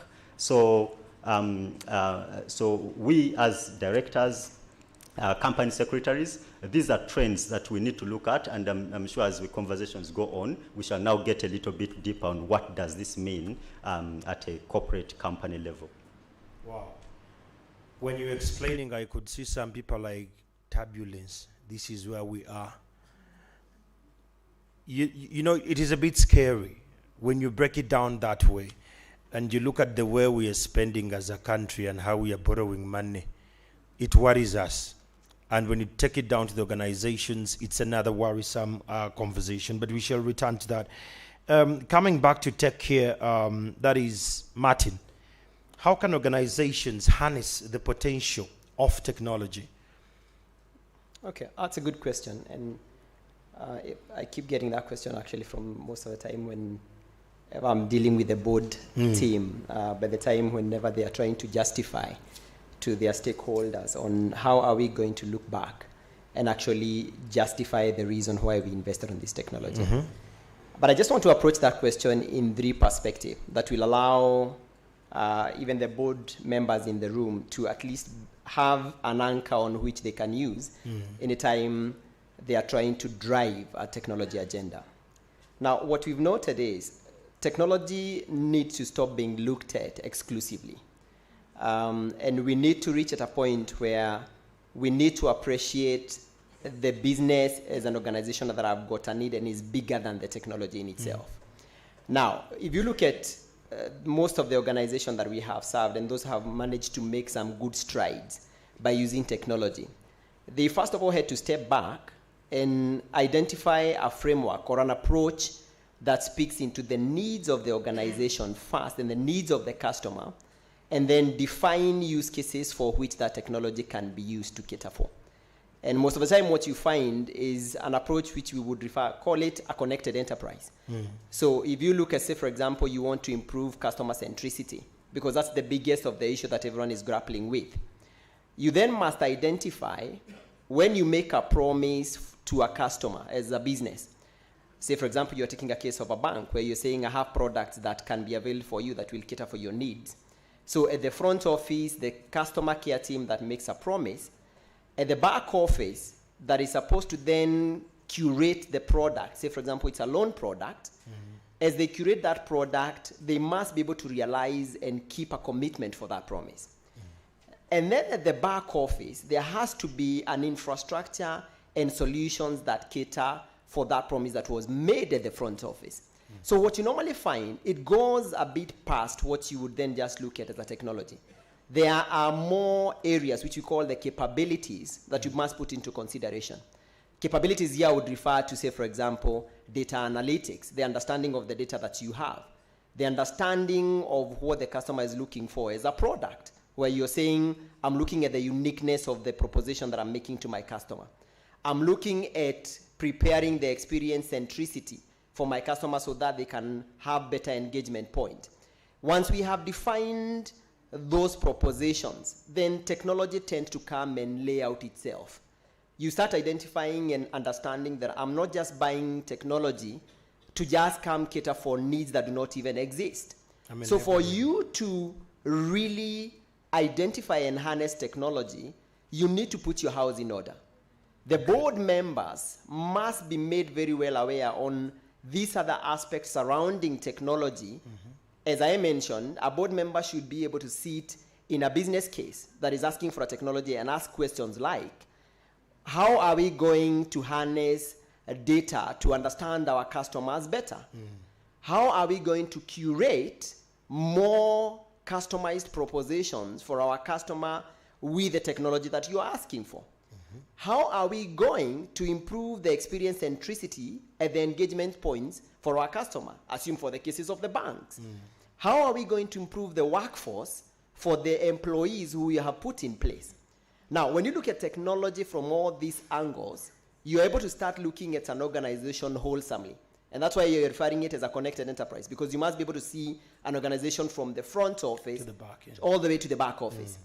Only up to that point will you be able then to say, I have clear use cases on how this is going to benefit the organization. And the power then starts coming out. So again, aligning to the gentleman who was here earlier is to say that let's stop looking at technology as this one silver bullet that is supposed to really sort out our issues. Technology is only one component. In fact, as we are doing tabulation as KPMG, when you're looking at the impact that other areas have in an organization, you are more better off focusing on other areas of the business and understanding the business and the customer from outside in than just the tech. I'm from technology, but I ascribe to the idea that understand what the customer is looking for. Then you will understand the use cases I need to put in place. The third one here is the idea of to what extent are we involving the board when it comes to these technology matters. Now, I was just looking at some of the statistics that we had when you're looking at what we refer to as responsibility, when you're looking at accountability, when you're looking at consultancy and informed. Now, all those are different responsibility that board members have as far as digitization matters are concerned. Now, you find that most of the time, you as a board member, you get only to be informed when they are making a plea for you to approve of millions of dollars. To the tech. To the tech. Down the line, you are only informed when that initiative either failed or, thanks God, if it succeeds. Board members, correct? Okay. So most of the time you find then that in between, the accountability perspective for a board member becomes very limited. And even when a board member stands before the stakeholder to explain the journey of this technology, they can't. You get them flat-footed. Now, you must be able to create avenues for those board members to be involved in terms of your consulting, you are informing, you are creating accountability so that a board member can be able to ask those questions. Only then will you be able to say we can be able to harness technology in the right way. Connected enterprise perspective, you have to have a framework that works for you, and then you must involve the board members at the different levels. Thank you so much, Martin. You can clap for him if he actually hit it right there. He actually speaks to the opinions that were shared by Colin. He's not with us anymore, but Colin's opinions actually make sense when you actually break it down that way. Coming back to you, Judith, we want to understand what are some of the steps companies, organizations can create in terms of employer engagement and empowerment, and how does this contribute to the workforce resilient?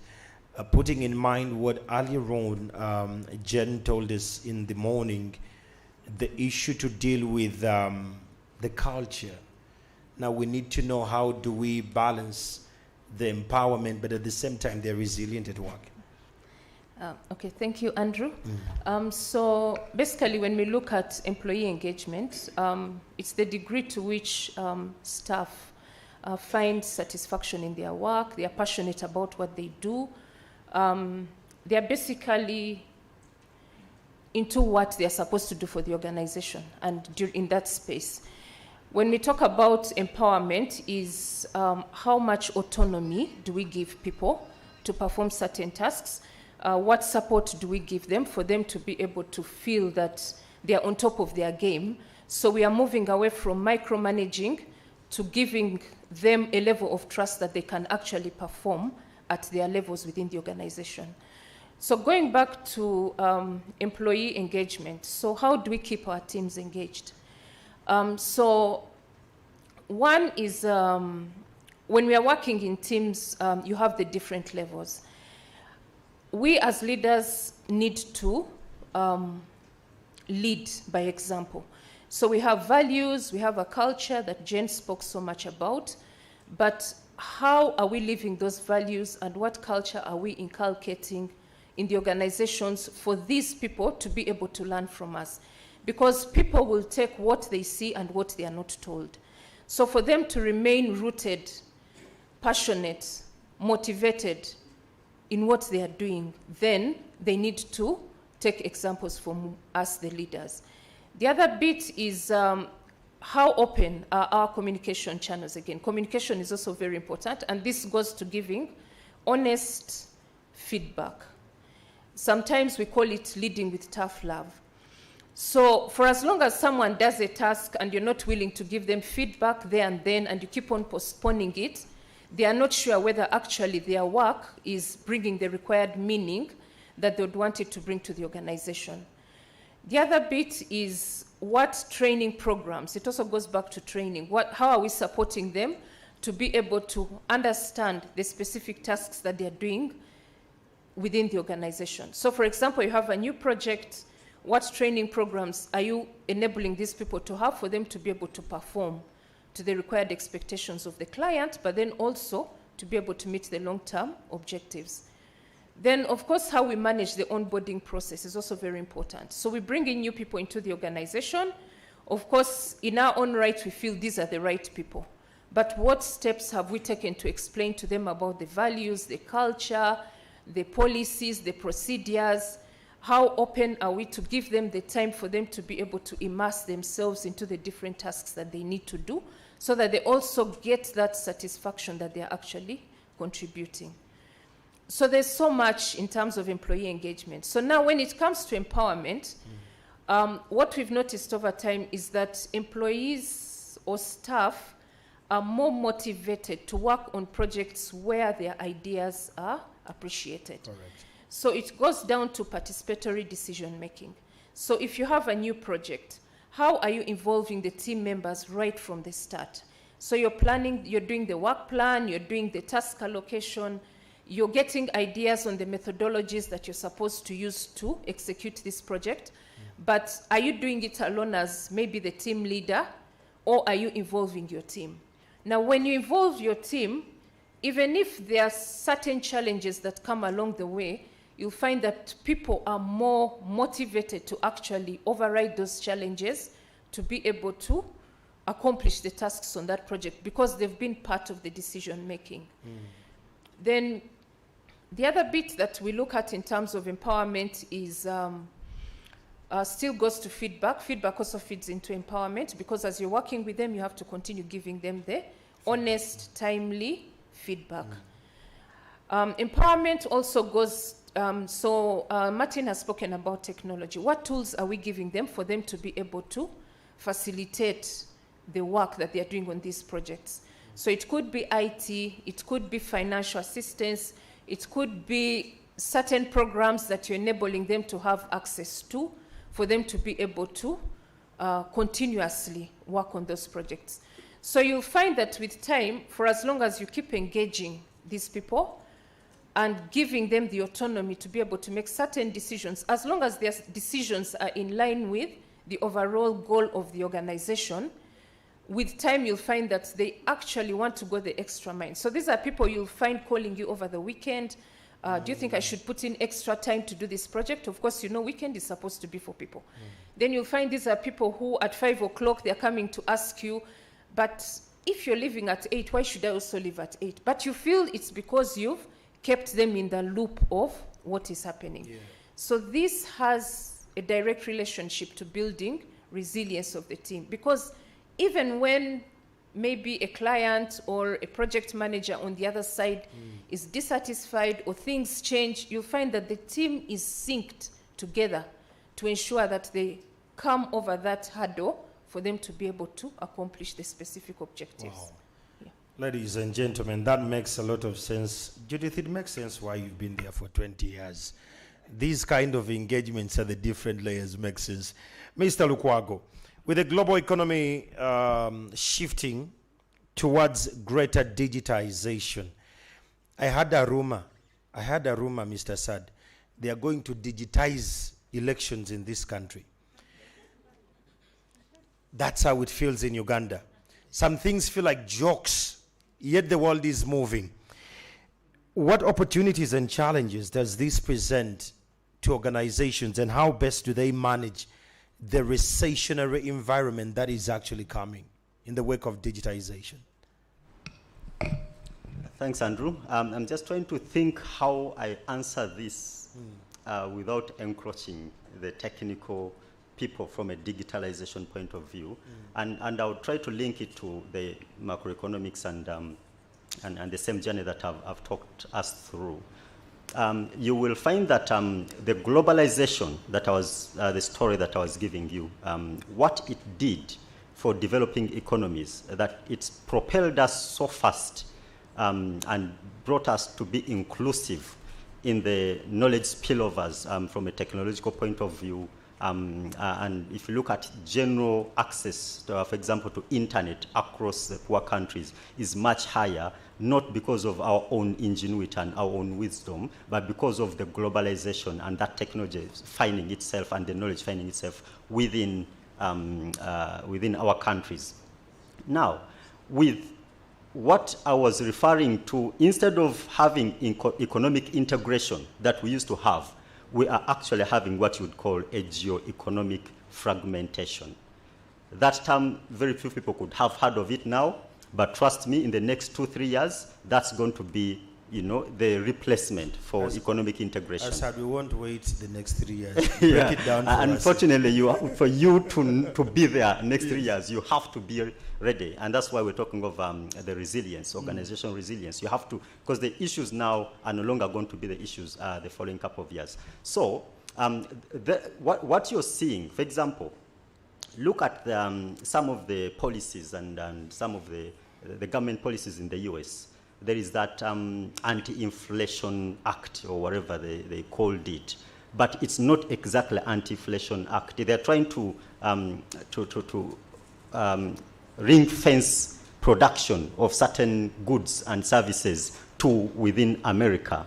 You have the CHIP Act in Europe, where those semiconductors or the chips, I don't know what the normal language for them are only going to have to be ring-fenced again to producers in Europe. Then you have China with their Made in China strategy 2025, where again, certain things have to be produced in China. You're having situations where there was a big fight over 5G. Who goes to it first, US or China? And then the collateral war against Huawei, which all of you, could have witnessed before the pandemic hit. And no wonder Trump was always keen to call the COVID the China or one virus, because all those wars were spilling. What am I trying to say? Is that we're having a situation where before, technology was advancing because of multilateral cooperation and spillover of that knowledge and information to countries like ours. Now you are going into a geo-economic fragmentation where each one is retaining knowledge.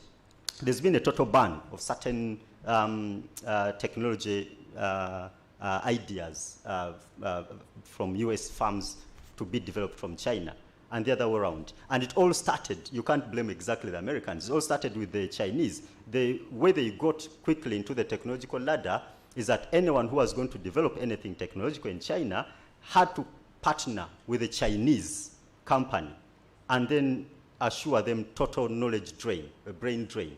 And that's how the Chinese developed so quickly from a technological point of view. So now people have to unwind and undo all that. So, Andrew, to your question, honestly, I don't know where it's going to leave us as poor countries.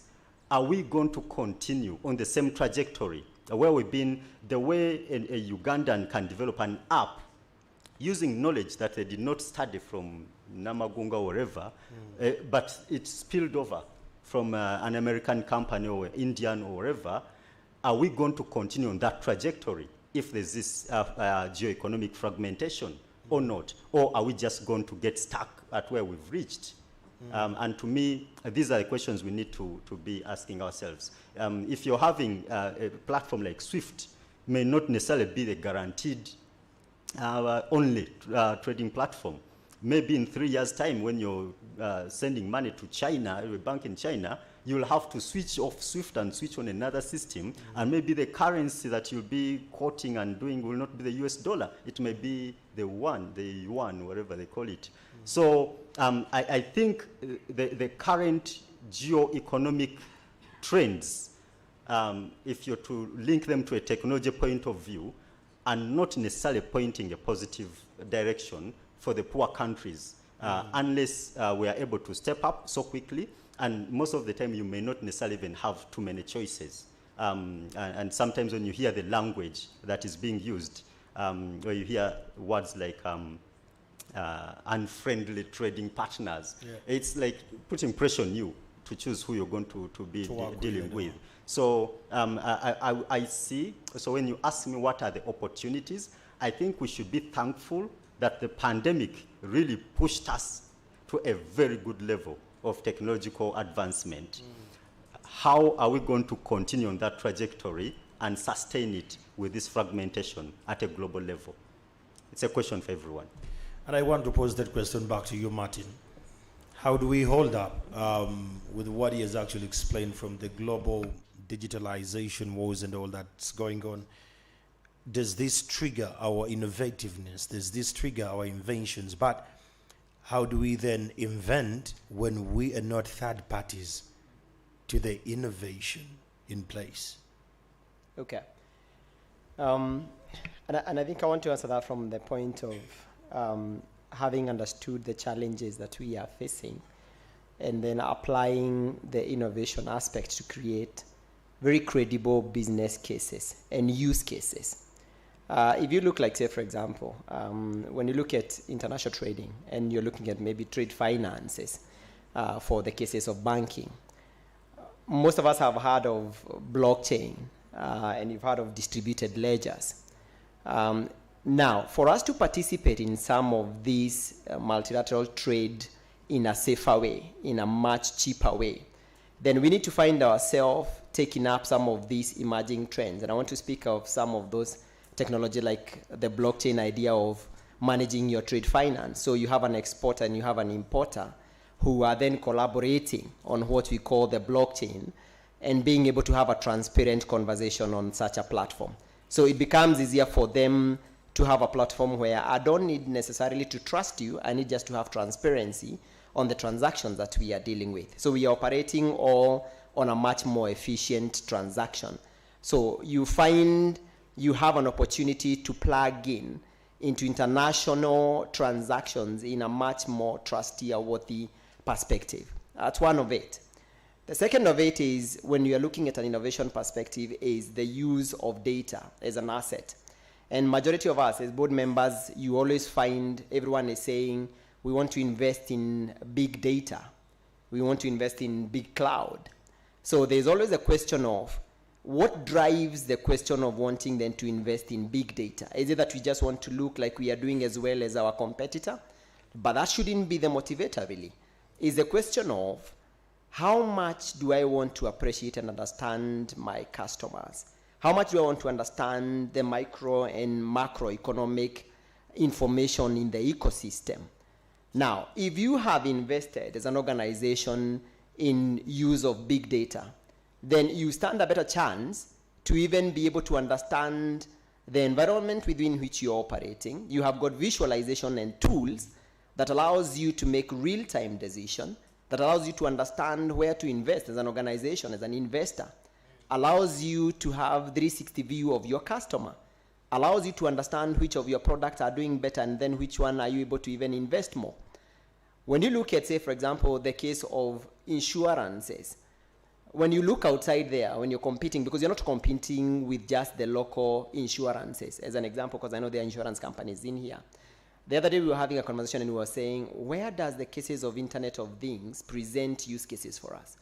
And one of them was saying, in the UK, they have reached a point where they are using, say, for example, the wearables to come up with policies that really speaks into my lifestyle. Because when I go to an insurance and I'm asking for a policy, I'm able to say, I am a fit person who goes to the gym or walks over 10,000 steps in a day. So can you consider the details that I have accumulated in my wearable to come up with a product that speaks into my lifestyle? And when they do that, then you're able to then look at it and say, this person policy cannot cost the same as this other person. So we are reaching a point where we are really creating proposition that addresses the needs of our customer. Our innovation point allows us to reach and compete with the world out there, which are curating products and selling them more cheaper. So it means that even as everyone else is trying to surround and making their own product, as he's saying, is reaching a point where everyone is having made in China, made in Europe. We are having made in East Africa. So we have boo-boo, as you say. So I think we need to really put up that innovation cap, use the emerging technologies, take advantage of cloud, the omnipresence that it presents, and the idea that you have cloud and you can be able to operate from everywhere. And this is what I want you to break down. What do technological people mean when they say cloud? Cloud, you keep throwing this word everywhere, like cloud, and I want you to address that in the context of some of the few tools organization board members and directors and secretaries can be in position to plug, to use, to curate the resilience they want to see at the end of the day. Okay. Start with the cloud. Okay. And I think that has always been a contentious topic, even at the level of trying to approve the use of the cloud. And for me, I think it's driven from the idea of probably not breaking it down even to the listener and to the audience of the board. So let me put it this way. Today, everybody uses Gmail, Yahoo, for the generation that was always about the Yahoo perspective. Because I know there are people who still are... Some people on Yahoo here, by show of hands, if you're on Yahoo. Hotmail. Quite a number. And Gmail. Okay. So usually you will notice, I want to write that as an example because it becomes easier to understand. Correct.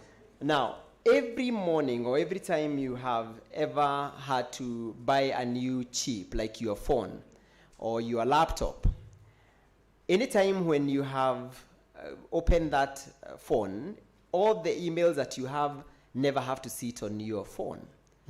They sit somewhere in a computer that belongs to someone else that is secured somewhere. So when you wake up in the morning, there are very few instances where you have had to worry that your documents that are on Gmail are not safe or are not secure. Your sensitive photos, your sensitive title deeds, those who have chosen to upload them somewhere. So what happens is there are different ways of utilizing the technology of cloud. You find the organization that offers services, they say, what you do is you can buy your application and whoever is developing that application, you can come to an agreement. What we want to do for you is to make sure we host it on a powerful computer somewhere out there. My data is out somewhere where I don't somewhere know out there. But it's very, very safe in the sense that the people who have chosen to invest in safeguarding cloud data have made it their life objective to invest on security controls. In fact, you will find that for most cases, organizations have got way weaker controls on security than those that are found on cloud.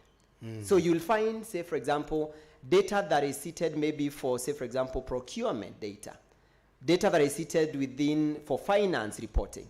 Take a case of Oracle. Oracle will always say, when we are supporting you going forward, we are no longer going to come to your organization and put that application in a server that is seated somewhere in your basement. No.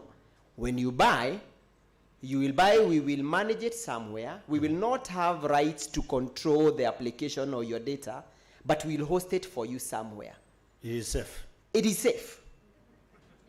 The trust, the idea is, and I can see the heads going you can realize the trust issues. Yes, it's the trust issues. But you will notice that do or don't, we are somehow headed to an organization, to a level where you can never run away from the cloud. It only goes step by step where organization will have to make a policy and say, for now, assume it's a bank, our core banking functionalities we want to be walking around the corridor and we see a server which says this is our data here, and for our comfort. But for matters to do with, say, for example, procurement data, we are okay to have it hosted somewhere. So over time, we are starting to notice organization changing. As I mentioned, I'm dealing, and I can give this as an example. I know BOU was here. That will be the very last one because of time. Yes, and I noticed that BOU was here. Now, when I was speaking, and I can be able to speak about Rwanda BNR, they came and asked, yesterday when I was in a meeting, they are saying, give us use cases on how cloud can benefit us as a central bank. The same comes to the board chairs here. Now, that's what now the board chair the boards need to understand. Someone need to break it down, help them understand the benefits that comes around with it, why they need to move to the cloud, what cost saving does it bring, and what security comfort can they get towards it. Thank you so much. Let's clap for Martin. He has broken it down. Some board members, I'm sure, when you get the requisition of the clouds, you can now make sense of it, Cindy.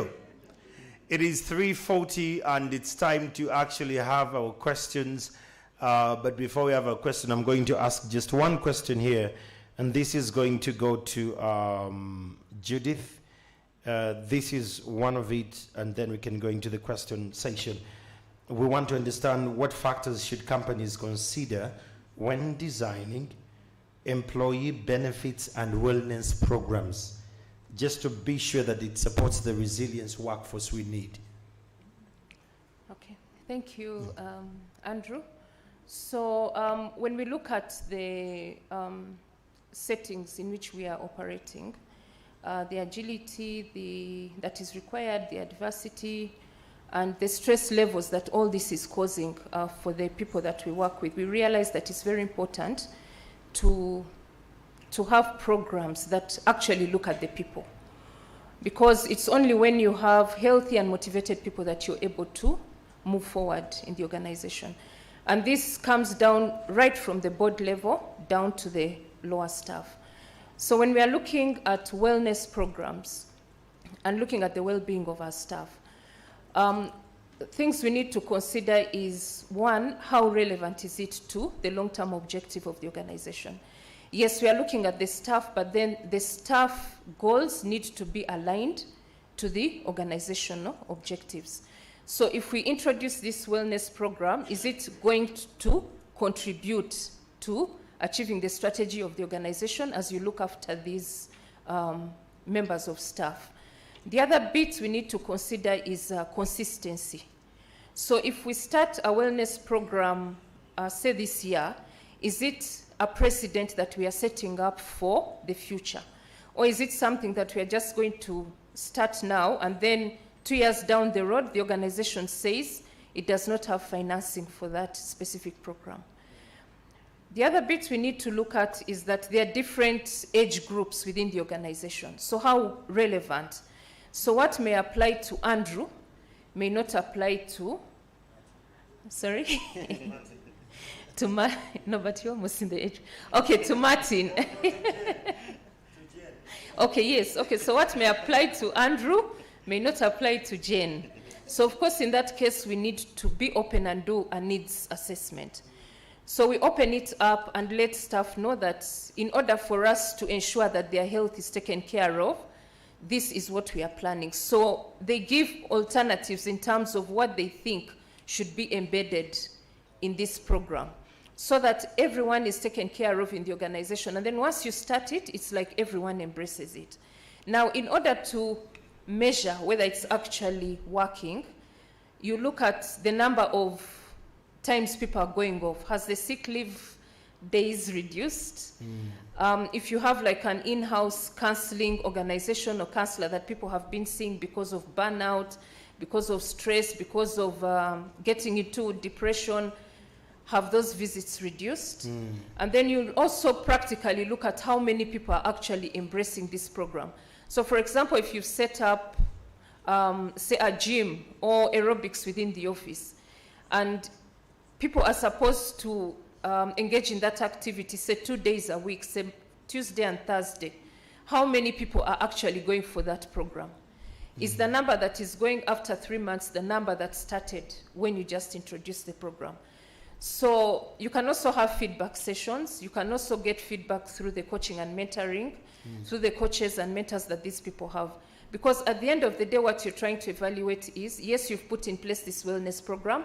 Are people embracing it? And is it helping them to be able to be better individuals, for them to be able to operate stress-free, be able to apply the agility that is required, and also be able to reduce on the health complications that are now imminent because of the conditions that people are working in. Wow.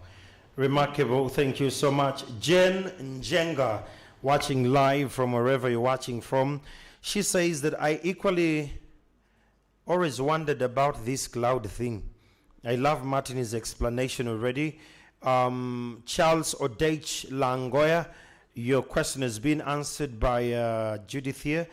Elizabeth Kangwaje asks a question, and it's to you, Sad. This conversation really connects organizational resilience and government country resilience. Can the panel please share their thoughts on what measures can governments, this is East African, don't fear, can governments do to support organizational resilience so that companies don't catalyze in isolation? So, Assad, you can respond to Elizabeth's question here, that we can do so much as organizations, but when the government environment does not allow us to flourish. So how do we plug them through the conversation? Yeah, Elizabeth's question is really at the gist of the issue. Because you remember when I avoided referring to it as a geopolitical conversation to geoeconomic, and I said it's actually the same thing.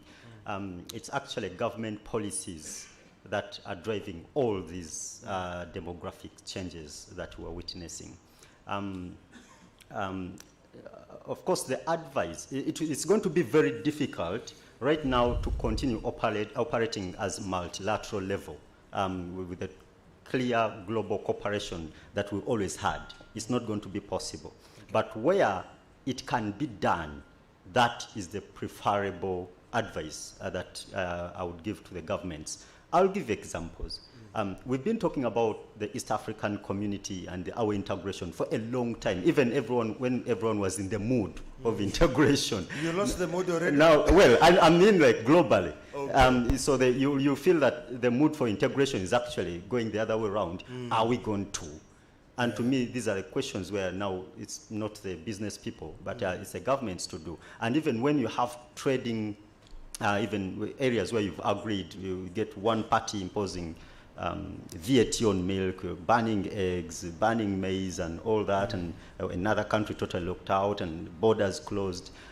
So I think multilateral cooperation is the only way forward we can operate. And even if we fail to operate at a global level, whereby you cannot be partners with Russia and at the same time the US, at least you be partners with Kenya and the minimum Tanzania, because that is the only way we can operate and move forward. Let me bring 2 or 3 points home. Yeah. If you remember correctly, in the past, when you look at your iPhone, sometime back, I think the first generations, you'd see made in, I think, California, if I'm not mistaken. Yeah. Then a time came and you look at it, it says designed in California, assembled in China. Now, that enabled most of the people, even students and everyone, to be able to afford an iPhone in the world. Tell me, are you really going to have an iPhone assembled in China going forward? Now, so what globalization did, it made products cheaper. The Guccis of this world, they wouldn't be in Africa.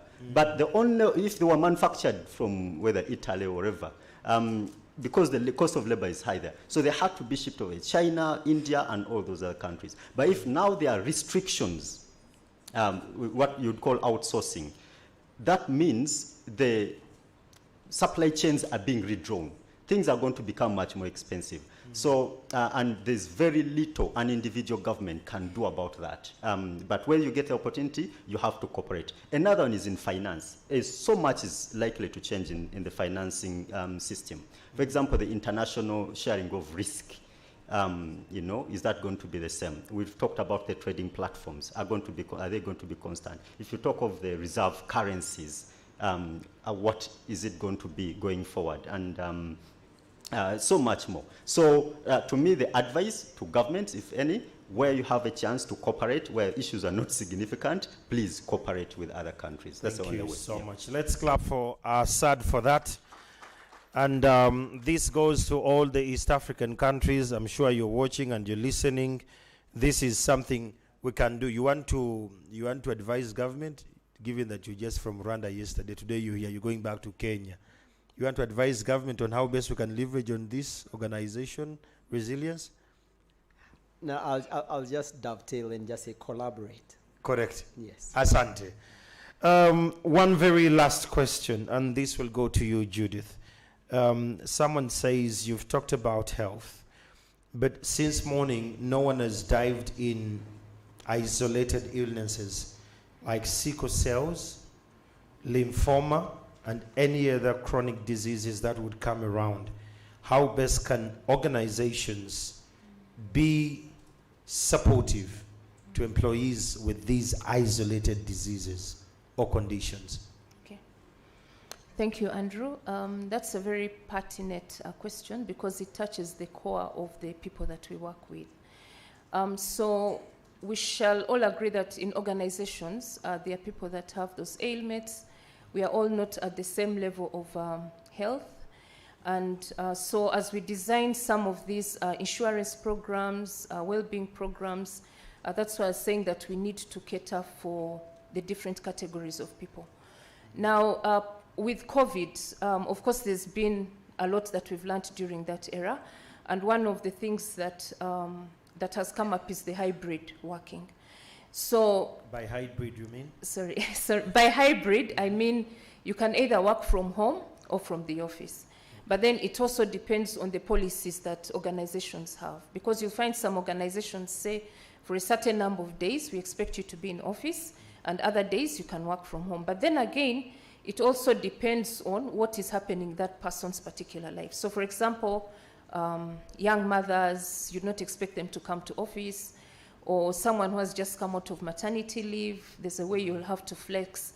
So it's not treating everyone at the same level. It's embedding policies and cultures to kind of accommodate everyone. So the other important bit is that we leaders at our different levels need to embed empathy in the way we lead our people. And why do I talk about empathy? Empathy is very important. It's not about getting into the office and you see that everyone in this is in the office and you assume that they're all okay. How often do we go to people and ask them how they're feeling? How often do we give people space for them to be able to come to us and have those conversations that will lead them now to tell us what is happening on the other side of their lives? So it starts with us. For as long as we are open with our people, for as long as we give them the time, even if we are busy, we cannot say we are busy for all the 8 hours. Yes, we can be busy for the 8 hours, but the people that we work with are more important for us to be able to succeed and even continue with the projects that we are doing. So why am I saying this? For as long as we are open and we give them this space, then it helps them to be able to come to us so that we are able to know exactly what is happening in their lives. If they cannot talk to certain people, then give them an avenue to be able to talk to the people that they can talk to still within the organization. And then we embed their needs within the policy on a case-by-case basis. So there's hybrid that we can embed so that they have flexi working. IT has also made it easy. So instead of having them come to office to be able to have the physical meetings, when they are not able to do so, they can use Teams, they can use Zoom. Then even with the IT, you find that now, even when you're a number of people working on a project, you do not all need to be physically available. So you can use things like shared drive, where I can be working on a project in Kampala, maybe this person who is not well is seated in Mbara, but they're also working at the same time. Yeah, so then we can also have like counselor sessions. Okay. I know some organizations have gone ahead in terms of having arrangements with counselors outside the organization so that they give these people the ability to be able to talk to people who do not deal with them on a day-to-day basis.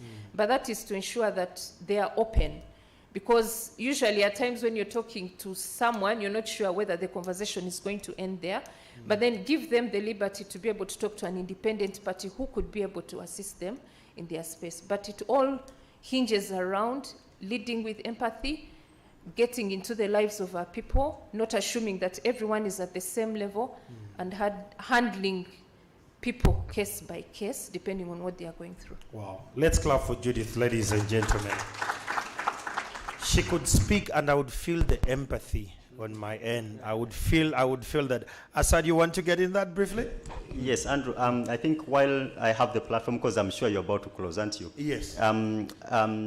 Since I have the platform and the question from Elizabeth before us to advise government, correct. I felt let me take one more chance Please. and add one more. So my previous advice was bilateral cooperation, where multilateral cooperation is breaking down, at least as a minimum bilateral cooperation. The second one, I think we as Africans should provide an alternative.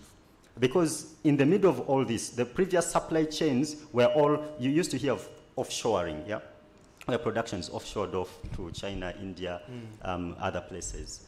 Africa has never been in the mix. Now, if you have a polarization of those, we need to provide an alternative. And that's not only to government, but also us as corporates, whereby if we can provide a service which is needed en masse by the rest of the world, and we're neutral, we should put ourselves forward and be ambitious to do that. Then the third bit of advice is debt. And I'm glad to see what has been going on in the papers, that no debt this year. Well, fingers crossed, let's count the 12 months. But because of the breakdown in multilateral cooperation, you're therefore going to have these concessional lenders phase away. And you're not going to the historical, what you'd call a Paris Club.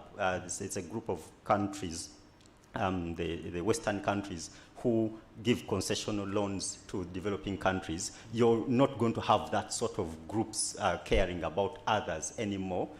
So there's therefore a risk that now when you're going to borrow, you're going to go for non-concession loans. That's why you're seeing the likes of Kenya, highly indebted to Standard Chartered Bank in the UK, let alone even the Chinese. And you're seeing issues in Ghana, issues in Zambia. So the temptation now to go into non-concessional debt is going to be very high because concession is drying out. And we need to resist that temptation. So if the finance ministry have said no borrowing this year, please let us all try to starve a little bit. So help us God. Thank you. That's all. All right, ladies and gentlemen, let's clap for my panelists as we're winding this conversation. I really want to appreciate each and every other person who has been part of this conversation. The ones who have sent feedback online, I appreciate you. The ones who have been tweeting, thank you so much for making this conversation worthwhile. It has been very exciting. And allow me to give them a round of applause as they take back their seats, ladies and gentlemen.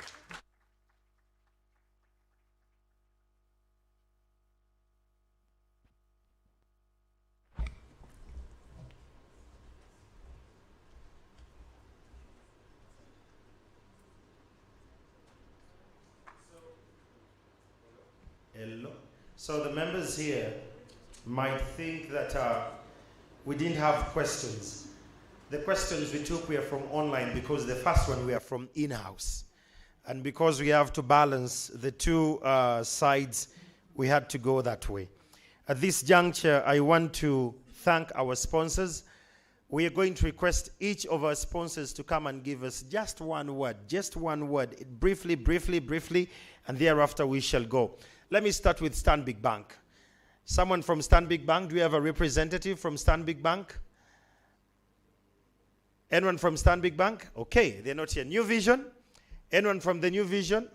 Kabshenga is from KCB. I need someone from New Vision. Someone from New Vision, is someone here? Okay, please come forward. As she's coming, KPMG, we have had them. It's still New Vision.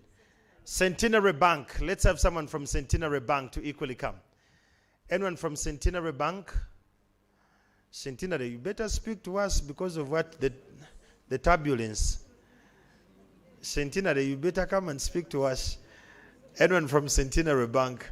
All right, let's clap for her. She's from the New Vision. She's going to address us. This is our sponsor. Let's clap for her. So you have 2 minutes and I'm going to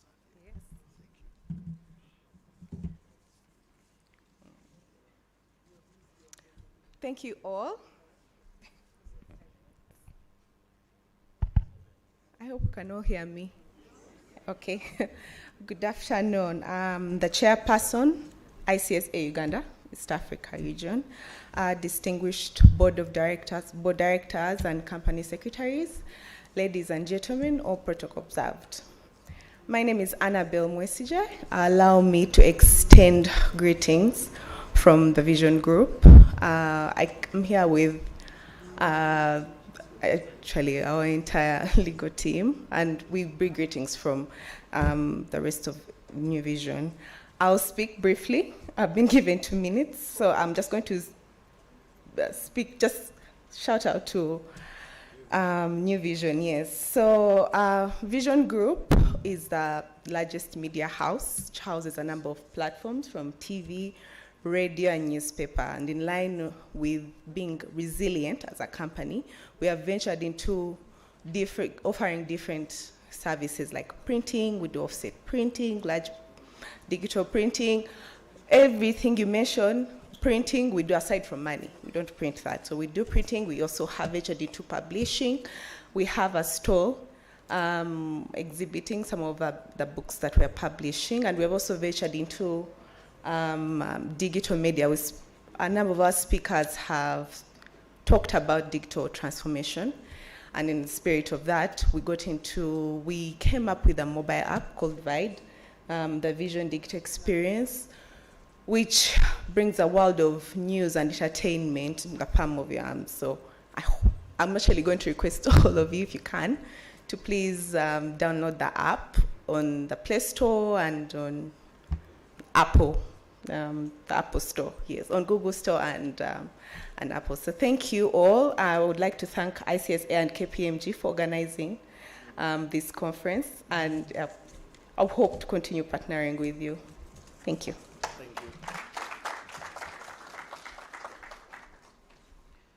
Let's clap for her. Before I joined NMG, I used to work for New Vision, so that is home anyway. Let's invite someone from Stanbic Bank to come and talk to us in 2 minutes as well. Let's clap for him. These are sponsors. We'll make this happen. I'll use 1 minute. Thank you. So I'm filling in very big shoes. I'm filling in the shoes for the company secretary.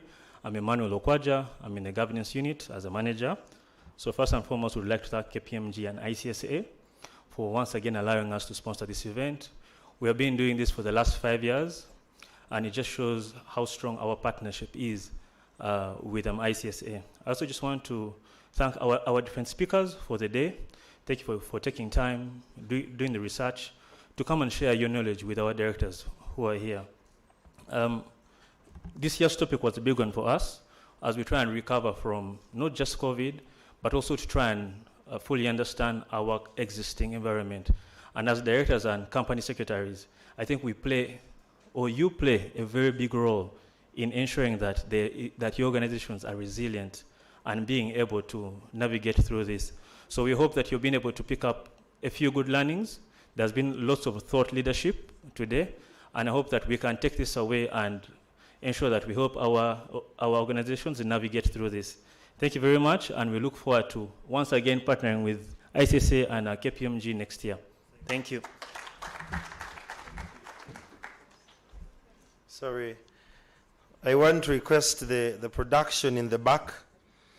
Kindly, when you see someone from Stanbic Bank, please put the logo of Stanbic Bank at the screen, because he was speaking and there was centenary. If that picture is taken, my colleague's job could be in danger. So let's cooperate. Someone from Centenary Bank, let's clap for him as he makes his way here. Centenary Bank, can we have their logo, please? Can we have Centenary Bank's logo? I'm sensitive about brands. This is better. Asante.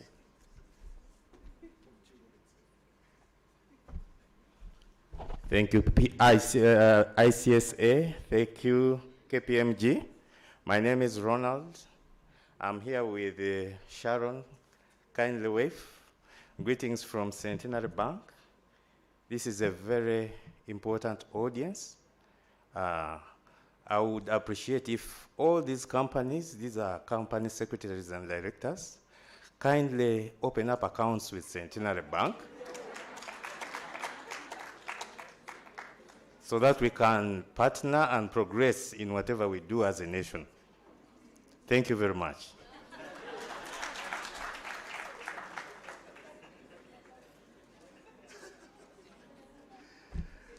Trust Centenary Bank. They never miss something. There must be someone with forms down there. Thank you so much, Ronald and Sharon. Thank you so much. Ladies and gentlemen, just so you know that as you're going out, your packages from ICSA and KPMG, kindly pick your package as you're going out. But for now, we have some planks for our panelists. I'm going to request the President, Jen, to come forward, as she's going to be presenting them to these colleagues of ours. Let me request Martin to come forward.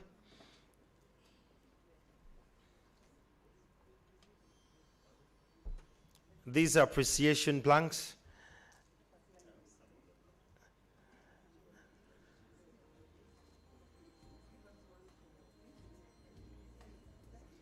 So Martin, you're going to come and you stand here as we are taking pictures for archive purposes. We're going to read one by one, and this is the very last ceremony we're working on. Can I have Emma to be close to help me? Now this one can't give, it's all KPMG. Okay, now this goes to Martin. Let me have the next. Let's clap for him, ladies and gentlemen, as we appreciate him for the work well done and for supporting and being a part of this panel in a special way. Let me welcome Mrs. Judith Aaron to equally come. Let's clap for her as she comes. Inclusion and appreciating people is critical here.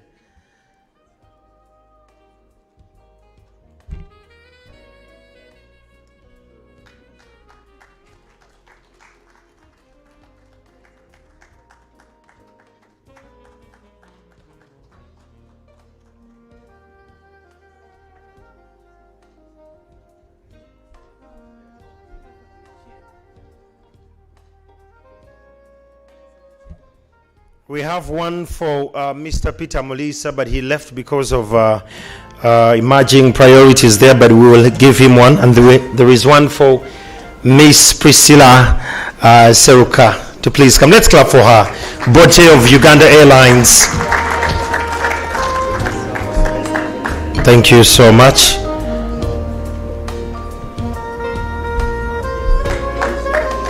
Hey, this is the moment.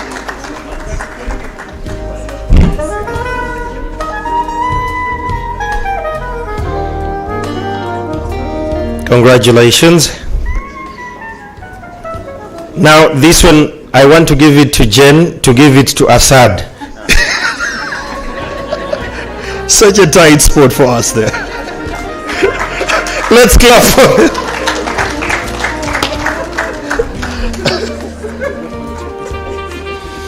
Okay, on behalf of Mr. Peter Molisa, there is a colleague from UNOC who is going to pick on behalf of Peter Molisa from UNOC. Let's appreciate her. Thank you so much.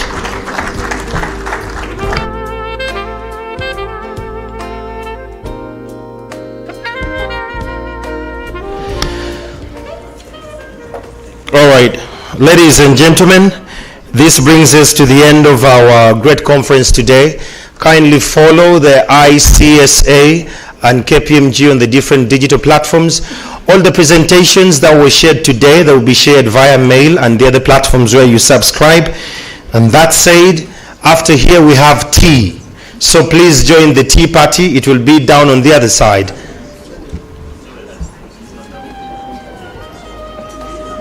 No, afterwards. And that said, ladies and gentlemen, I want to appreciate all of us. Let me request that we all stand and we have the national anthem sounded, and we shall leave at leisure. Let's all stand up and have the national anthem sounded.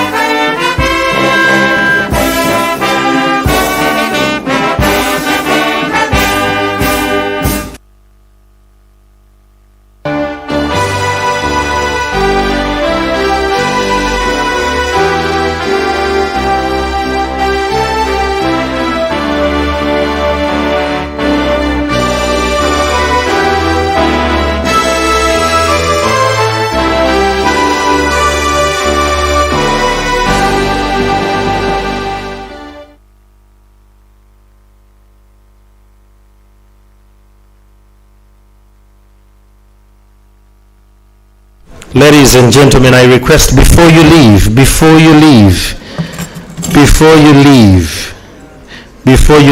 I kindly beseech you, before you leave, the president of ICSA UKI needs to make the statements and the final statements. These will actually see us off. I kindly request, just take 2 minutes, please. I request, just 2 minutes.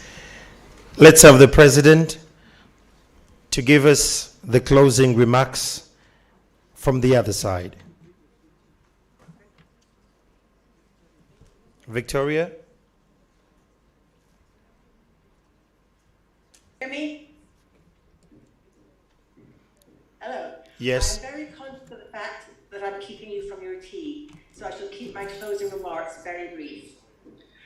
I think today has been an absolutely mind-opening conference. I have thoroughly enjoyed the presentations and the issues that they've raised. I've realised that governance and resilience are two very different but very complementary things. And actually, the key thing I've taken away is that there is a confluence where technology, culture, and governance come together. And that creates an organisation that can be relevant, agile, and strong. And that is what creates resilience. I really thank our speakers for giving us these fantastic insights. I particularly thank Dr. Michael Atingo-Ego for being our guest of honour, and for the rest of our speakers for being so inspiring. Proteo Hotel has given us special accommodation here, which has been rather lovely. And of course, our sponsors have been responsible for making all of this happen. Our attendees here, you've all taken time out of your day, and you've contributed, you've questioned, and you've engaged. I particularly thank you for that. But most of all, I thank Jane. Jane has been a stalwart of the Institute in Uganda, and she has pulled out all the stops to make this a great event today. Thank you, Jane. Thank you all. Please now, go and have your tea. And if you're not already members of the Institute, please go onto our website and see how you can become part of the community by affiliating with us. But now, thank you very much and goodbye. Ladies and gentlemen, we can now go and enjoy the tea. And thank you so much for coming. Have a lovely evening.